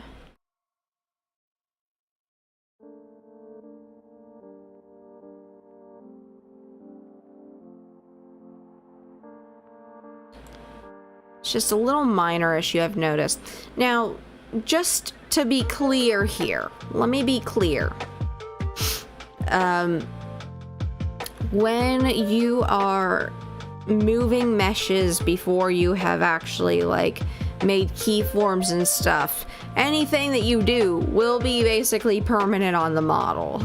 You're gonna want to make sure that, you know, if you do want something to change with a specific movement, that you have keyforms in place. And specifically, for a lot of things, you're gonna want to use warp deformers. Because while you could just forego the warp deformers on a really basic model, like for example, if you're using the free version of Live2D, and you don't have many deformers or parameters that you can use because of the free version limitations, then you would just not use the warp deformers. But in the case of most movement, if you can, you're gonna want to use warp deformers. So the reason why I keep mentioning warp deformers, I don't, how many times have I said warp deformers already? I think it's like 6 or 7. But you're gonna want to do that because you can basically have as many different like toggles and parameters and stuff as you'd like, provided that you do have the pro version. I do have the pro version. I did pay for it. I'm on their yearly subscription plan, so this year I paid considerably less than last year. Last year was like 100 and something, and this year I'm paying like 80. So it does over time get cheaper instead of more expensive if you are on an annual subscription plan. Just as a heads up for those of you who are looking to get into Live2D. And then also if you do happen to do any model commissions, Obviously, knowing that models have price points usually in the hundreds of dollars at minimum, even for beginners, because, you know, the time that it takes. You kind of just pay for it with just your first model, honestly. So I really don't have an issue with paying for it, and I don't think most people should if they do want to be a Live2D artist. Does it suck because it's a subscription and not just a permanent program you can have? Yes, but that's just how it is these days. We all get subscription fatigue, but you know. Thinking.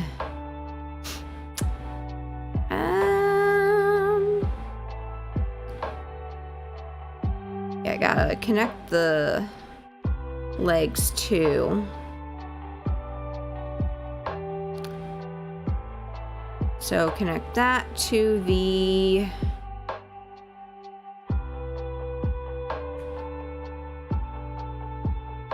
we'll do some good old gluing.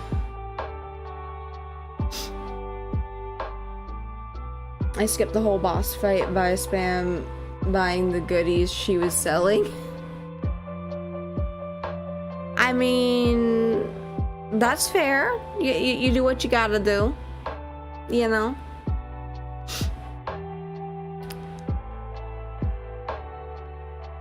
I'm gonna put this one.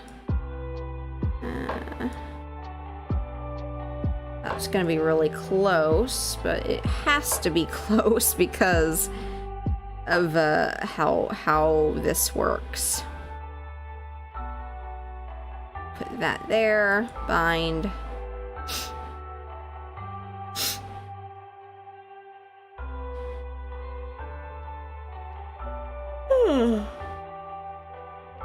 I hate being sleepy. And this, the piranha plant's lullaby is not helping with the sleepy.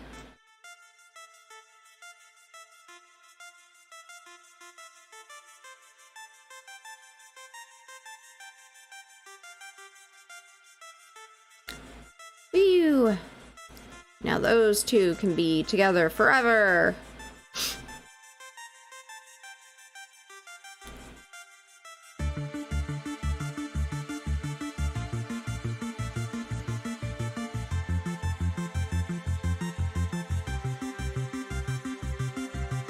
I wonder why that always spazzes out anytime I glue something. It is kind of amusing though, not gonna lie.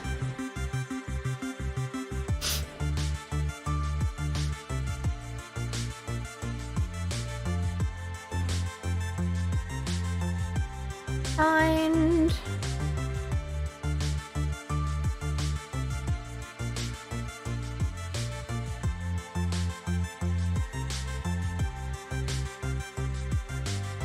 Okay, I'm gonna go back in again, because that was kind of weird. I don't know what just happened. Screen went all wonky on me. Gonna glue these two over here.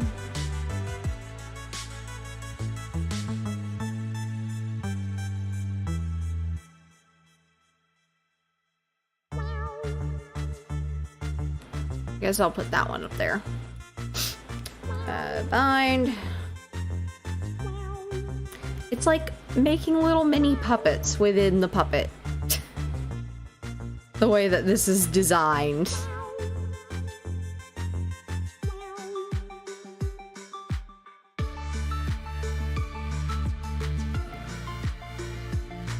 Do-do-do.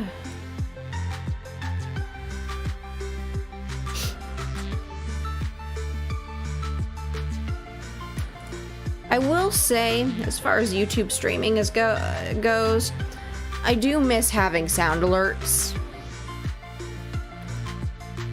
But unfortunately, they don't have a YouTube extension.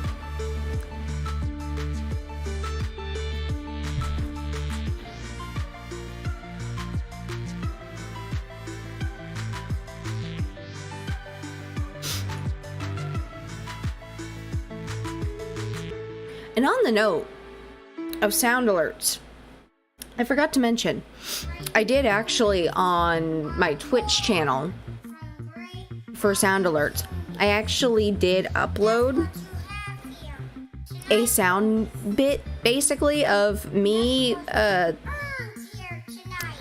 do I say this? Making panicked duck noises. Because of the, when I did my birthday duckathon, for my birthday, I made the recording, I uploaded it, and now you can actually use it. It is there for 100 bits. Because I'm a little bit embarrassed of hearing myself scream, basically, on stream. Because someone's deciding to spam it. So I just left that tidbit here for any of my people who visit me on Twitch. You now have that weaponized knowledge. Do with that what you will. I am not repeating this.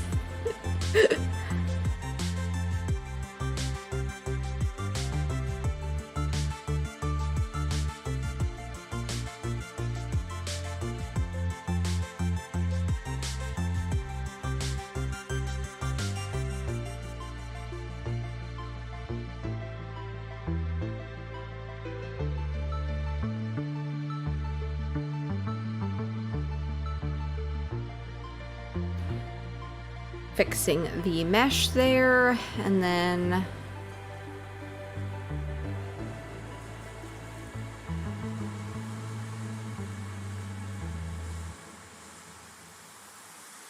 that is still amusing though, how it like freaks out.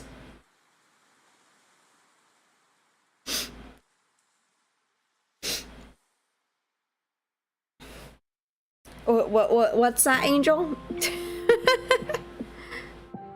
What are you trying to say? Darn you, brain.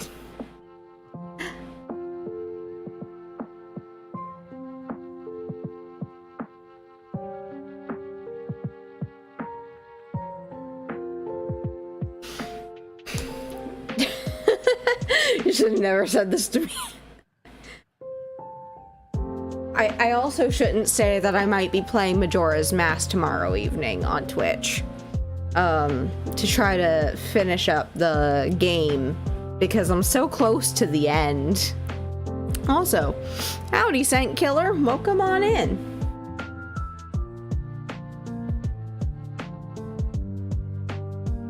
Have you been lurking this entire time?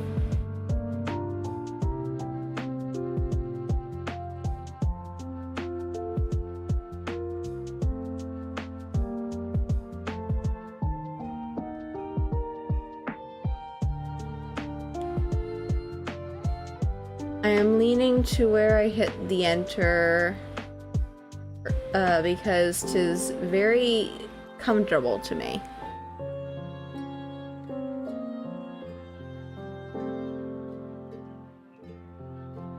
I'm not sure what you're trying to say. I think my brain broke. Although I think it was already broken when I started stream, so there's that.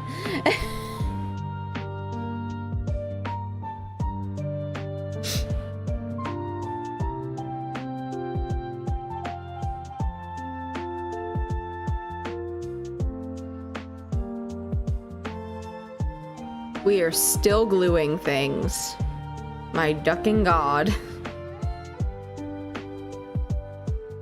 I see you there, Sent. We are in Discord call while watching. That makes sense.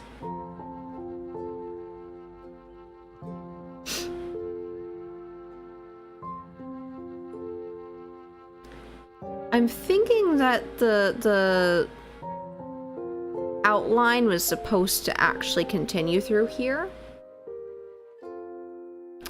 So I'm gonna do this for now. And then I'm gonna do just the right leg outline and see. Because I seriously think that this was supposed to go like this.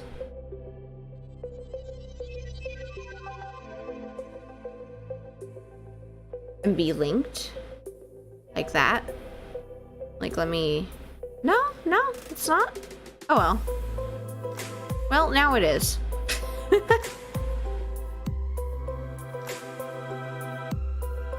Hopefully you guys aren't plotting anything too mischievous.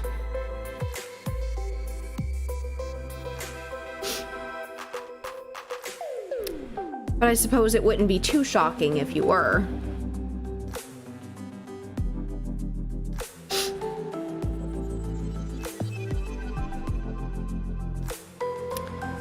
Okay. Gluing more things together. Because glue is helpful. I need the glue.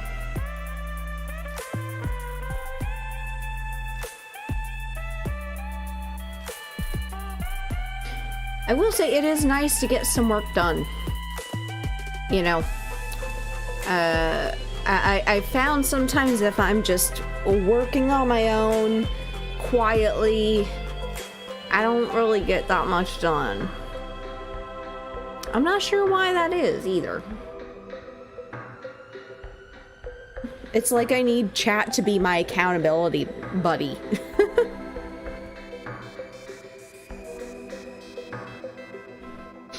No, you see, Angel, you could always pretend that you never heard anything I mentioned about me screaming as a 100-bit redeem.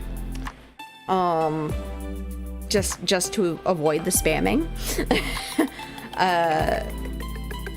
You never heard anything about that, and you were not plotting against me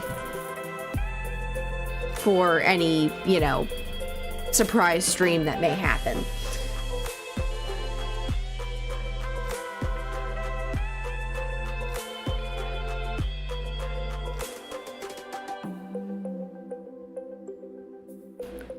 Where's the fun in that? I mean, the fun is knowing that you were a saintly being who gave the gift of benevolence and did not sabotage a friend. I know that you're a husky and I'm a duck, but that doesn't mean I have to be prey.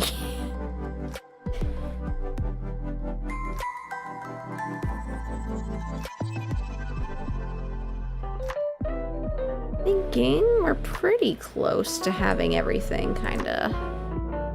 There's a few that are not quite paired.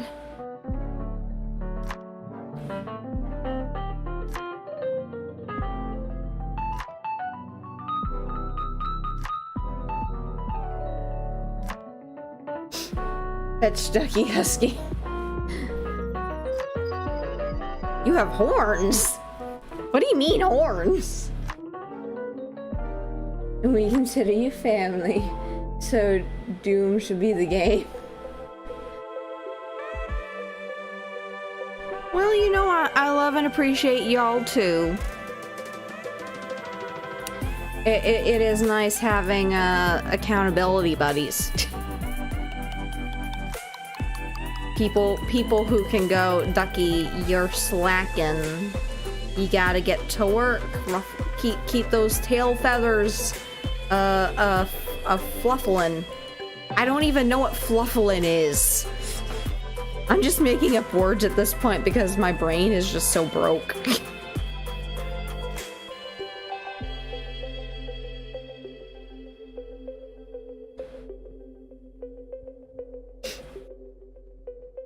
Nay, Huskies are drama queens.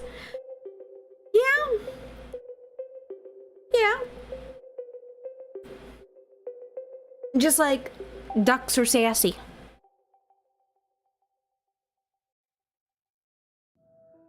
And so is my puppy. My puppy, for whatever reason, has decided just to be a sassy little diva.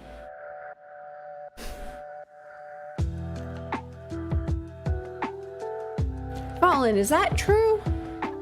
Are you a drama queen? Excuse me, you're part wolf too. Well, I didn't know that huskies or wolves had horns. I was under the impression that they had snoots. They had snoots on their face, and they have pretty fur and bushy tails and look intimidating, especially for a duck. But I digress. Yeah, I could see you being a cat fallen.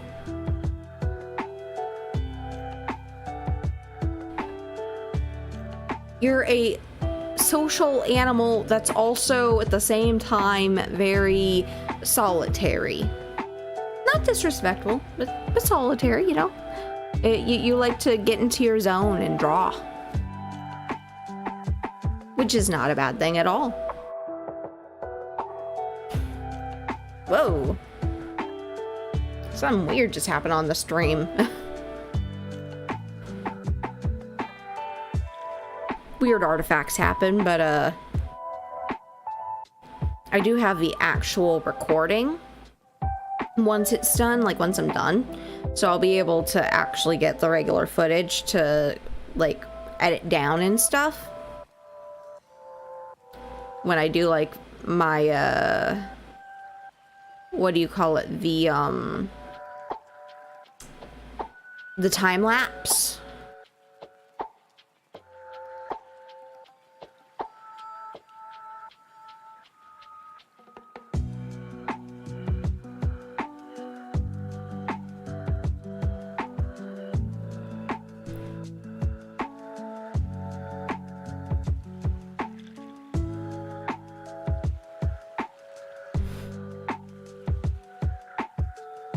I also need to remove that that timer from Nightbot. Oh geez. Y'all are too funny. He's perked up with fish. I'm a cat. I am intimidating. Now when you how Yep, I get attention when I want it. Fight me, Fallen. You'll just bark. You two are silly.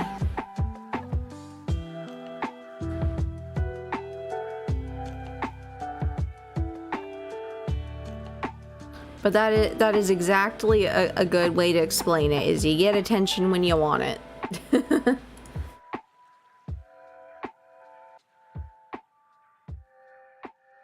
Move that up there.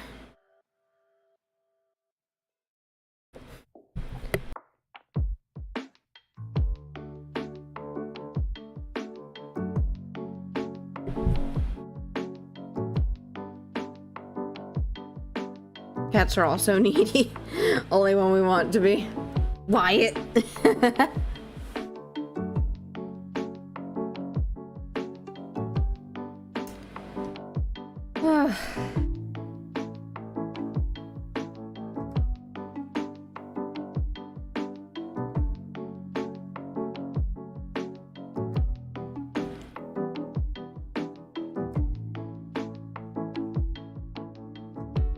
I will also note, though, that while I am doing this like super complex thing on screen right now,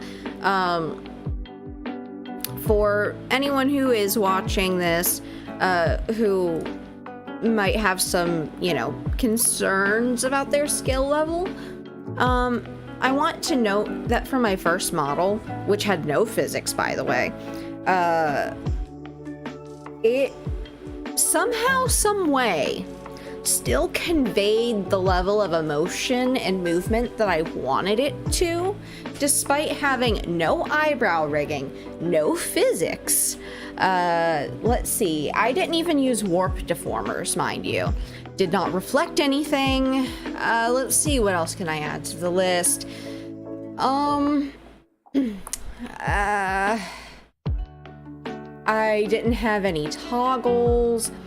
Despite all of that and having no physics, one of the biggest things that I have learned as a VTuber is if you want to like have a model that is, you know, a lower quality, like less work put into it, or just not like at the right skill level that you'd like to be, it's okay, because as long as you are moving, you will always get a good amount of movement.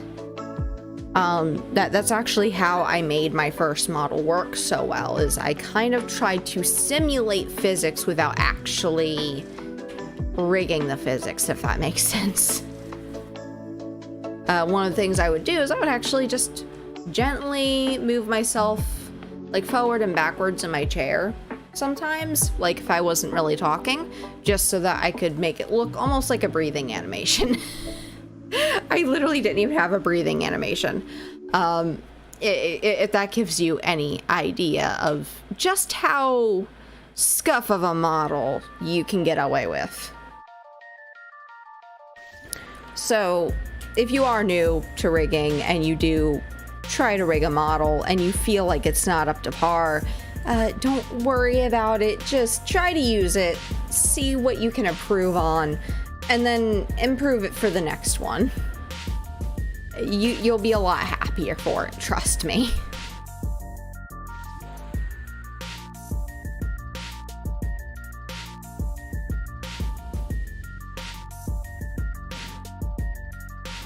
Okay, I think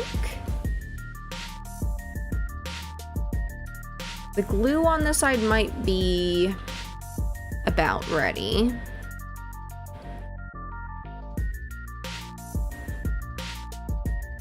You would be correct. You would be very correct, Angel. This is Genova, I believe.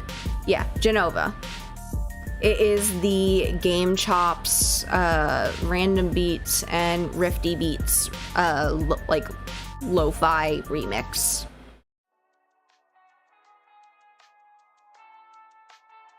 And actually, give me just a second here.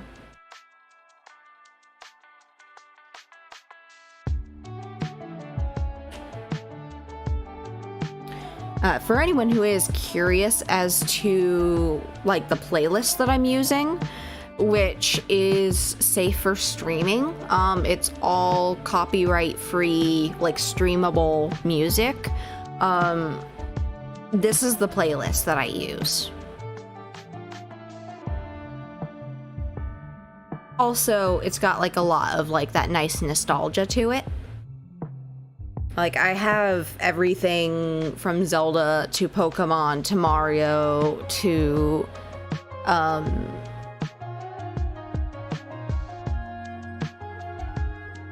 Final Fantasy to Smash Bros.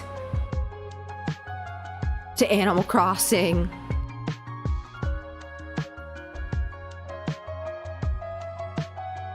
I'm pretty sure we've already listened through this playlist at least once this stream. I think we're on our second go. And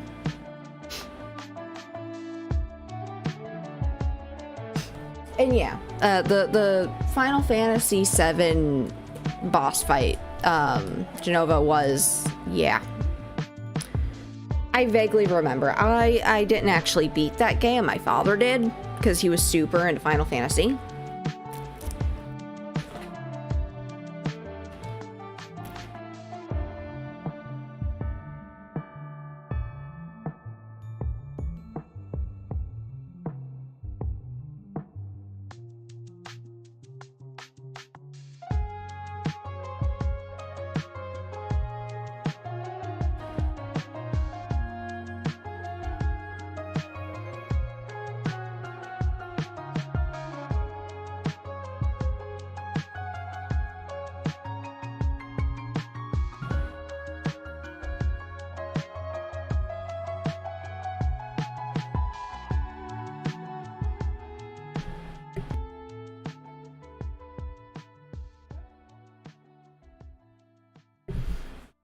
Well, I just sneezed. I had to mute the mic because that came on suddenly.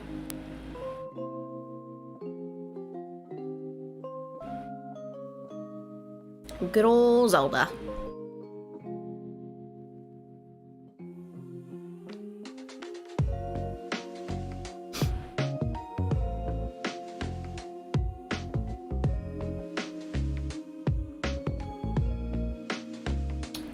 Let me see here.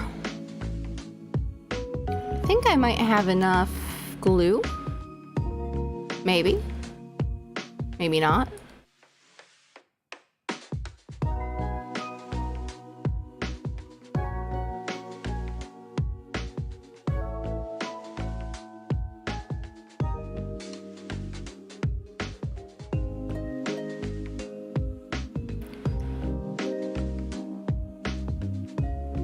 Just out of curiosity, chat. What was your favorite Final Fantasy if you've played Final Fantasy? And why was it your favorite?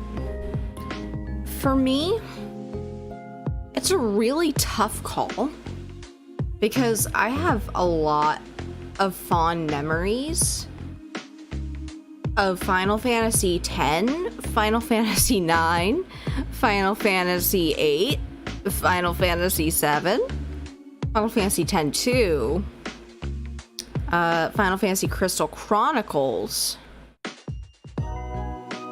and I have issues with decisions. I was not a fan of 13. 13 can go burn in a ditch. I'm sorry.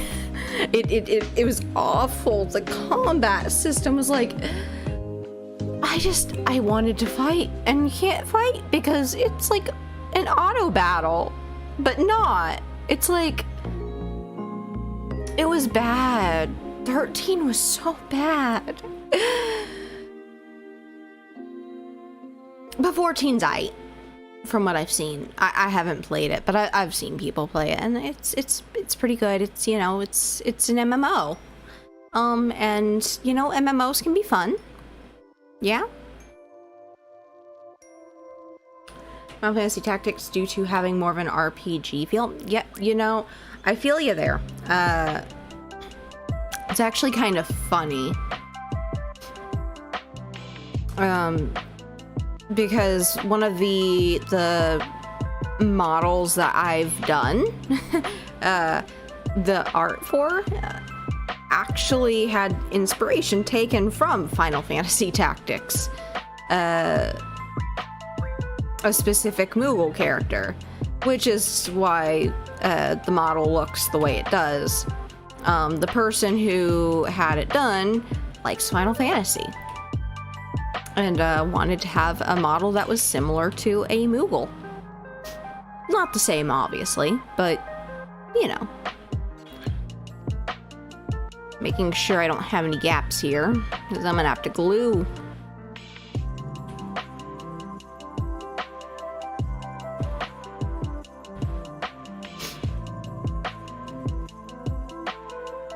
Love 7 too due to good memories. Yeah, 7 is good times. But for me, I think probably the Final Fantasy I'm most fond of, and it's a really tough call to say this, but I'm gonna go with Final Fantasy IX. There was just something really nice and cinematic about the game overall. It had 4 discs. And the world was massive. Here we go. Oh, and we're also gonna save. Gotta do that real quick. Yeah, I miss chocobos too. You know what I would love to see? I would love to see a chocobo Live2D model. Chat. I have an idea, and I'm thinking.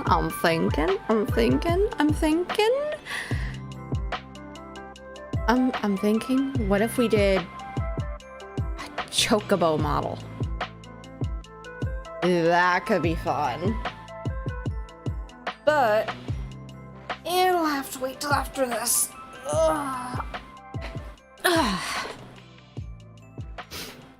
But imagine a cute little chocobo model, like a little chibi. And what if they could have multiple colors? Could have like a red chocobo or a blue chocobo. Possibilities are endless. It's like the Pokemon models. I want to look for one, see if anyone's done it. Because if not, that's a project I could probably do. Considering, you know, it's not official stuff. It is my own making. The black one was so hard to breed for. It was also a wall baby due to the races, but dang, she was fast. Mike's tail already kidnapped. No, you can't kidnap the chocobo. After stream today, I'm gonna go look and see if I can find a Live2D chocobo model, because if there isn't one, I really need to emphasize just how important this is for you to understand. If there is not a chocobo Live2D model,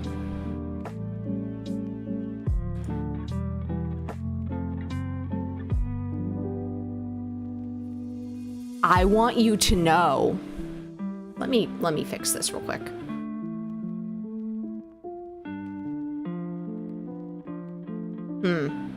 This.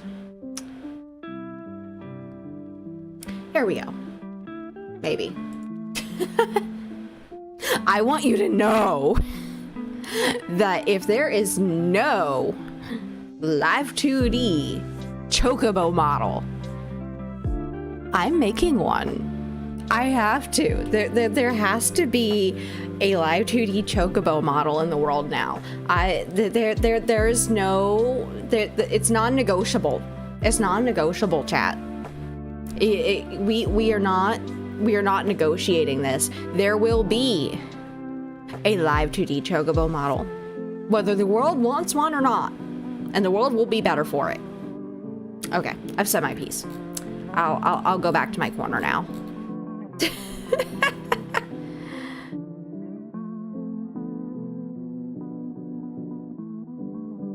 Woo! Making myself the right size again.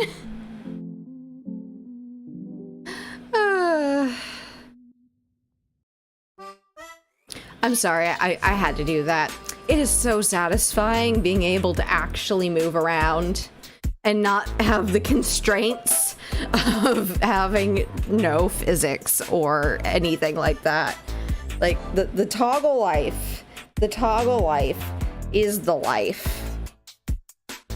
And now I have a smudge on my glasses. And yes, I do wear glasses. I can't see. I'm basically blind. I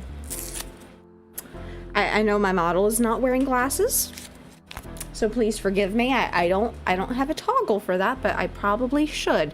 Although it would look a little bit weird having goggles on my head and then just glasses. Although if I did that, then I could actually have like a toggle where I remove my goggles. So I guess maybe not so crazy.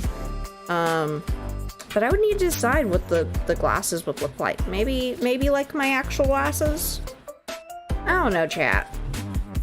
So many decisions.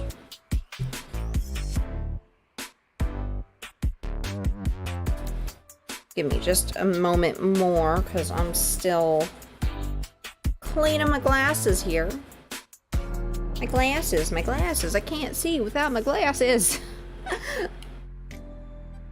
Oh, I need one more little moist towelette. Moist. Yes, I just did that to you, chat. I just totally said the word moist into the mic like that. Because I am an odd duck and I do weird things.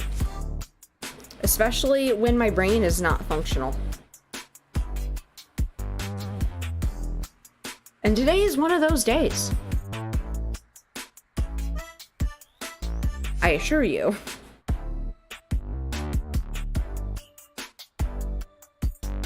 I think I finally got it. I can see again.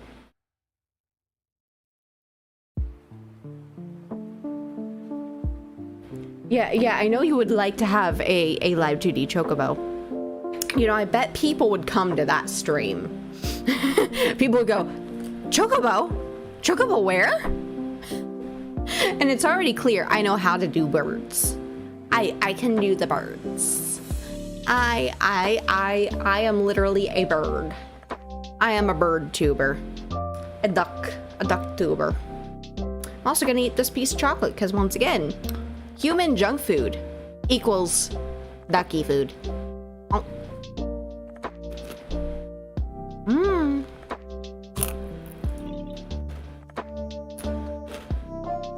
All right. Back to work. Brain break over. You're literally still setting this up.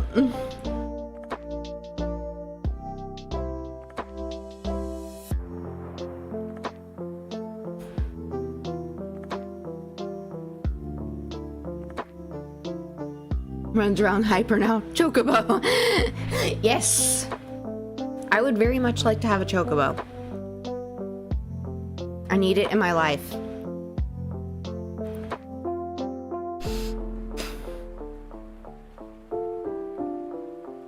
And when I make it, I'll put it up on my Ko-Fi.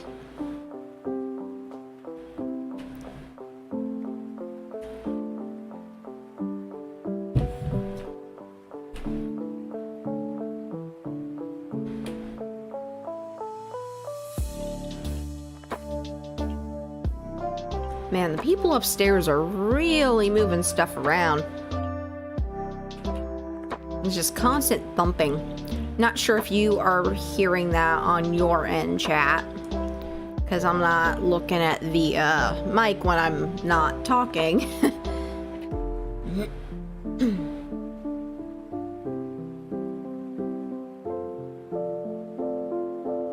I've also been considering, chat, doing like art streams or like casual gaming streams on my Discord.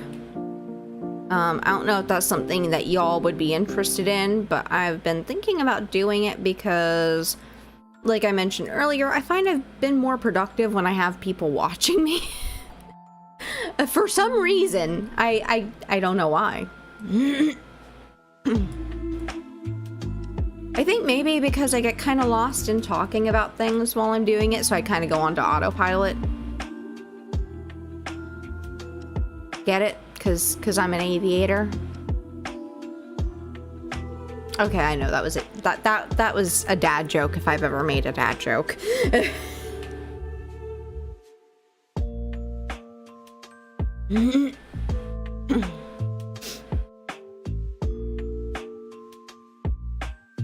I'll move that one up. Need another taco, BRB. Yeah, you're all good.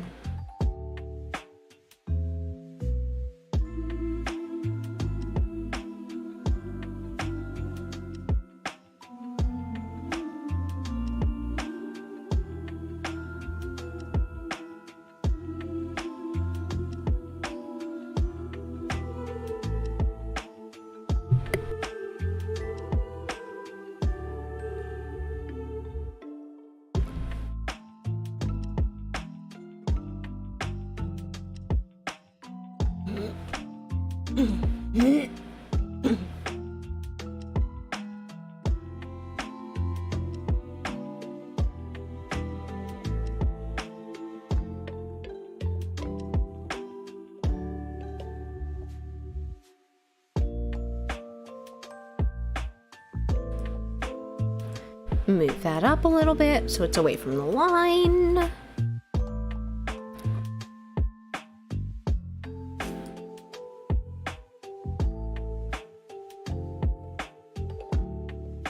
Nobody heard that. Nobody heard me accidentally burp.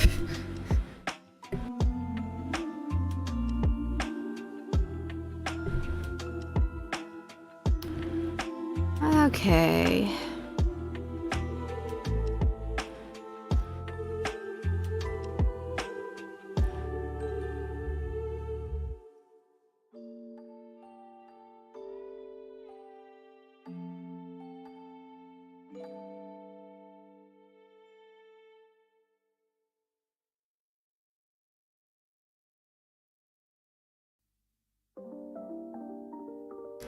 probably move that just a wee bit more out.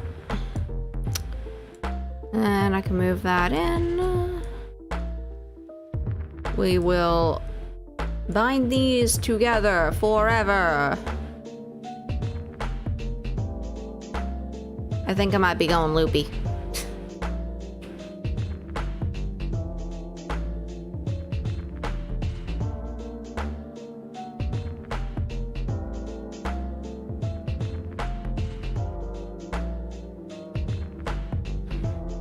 It's such a, you know,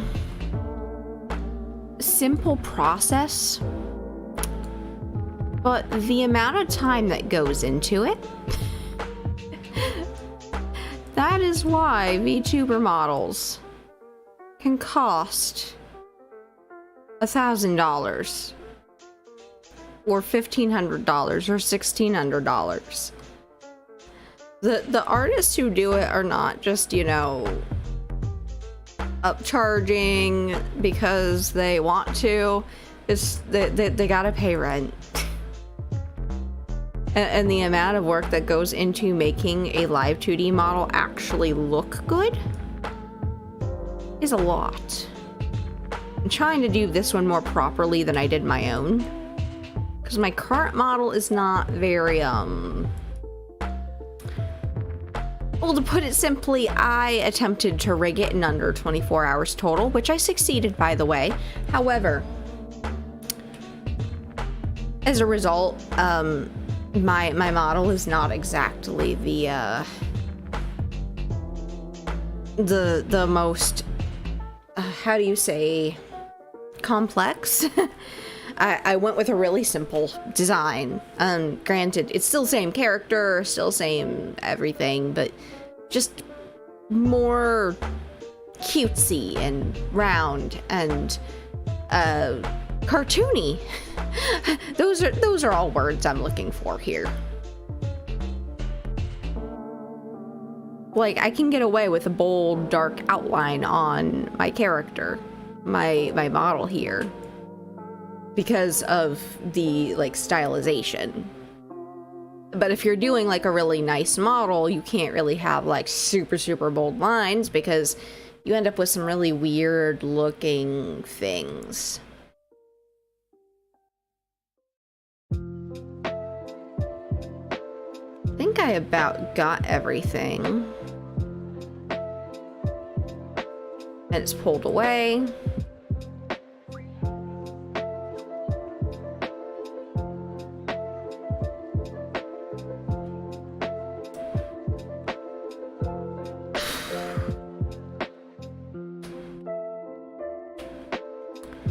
Next part. After all that, just now is on to the next one. Gotta do the other leg, do the tail.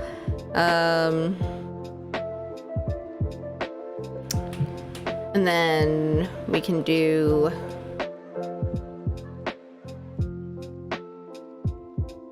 and we'll be able to actually do like all the clipping layers and stuff. But I think actually, I think I might have actually hit my limit now for rigging for today. I'm so tired. Did not get a lot of sleep. But I am heavily considering doing a stream tomorrow. Majora's Mask over on my Twitch channel. Lucky Ducky VT. And so if you would like to come watch and enjoy seeing me try to figure out a quite literally almost 20-year-old game. It's like what, 15-ish years now that it's been? Then, you know, come hang out with me. Yeah, I need a nap, Angel. But I'll probably be on tomorrow. If I am, it'll probably be a little bit earlier than I normally go on for gaming. It'll probably be more like 5 or 6 because I'm gonna be going to bed earlier. from now on. Instead of going to bed at like midnight, I'm gonna be going to bed at like 10. That way I can get up earlier and do streams like these without dying in the middle of them, like I am right now. So we will continue rigging this on stream. I want to say probably next Saturday. I'll have to create the waiting room and everything, but we'll be live then. Probably same time. I will post it on my YouTube once I have the thumbnail made for it, because on YouTube you need thumbnails. Unlike Twitch, you know, actually use effort. So yeah. With all that said, I want to thank y'all for coming here today and supporting me. I totally forgot to fix my transition here. So let's do it the proper way now. I can't have a VTuber stream without scuff. Once again, thank you. And be sure to join the Discord if you have not already. I do post updates there, as well as my schedule. If Nightbot will work, it'll pop up. If not, I'm going to manually put it there because it should be there. There it is. So that is the link for the Discord. It'll also be in the video description for anyone who is watching this after stream. Thank y'all for watching. I'll see you next week.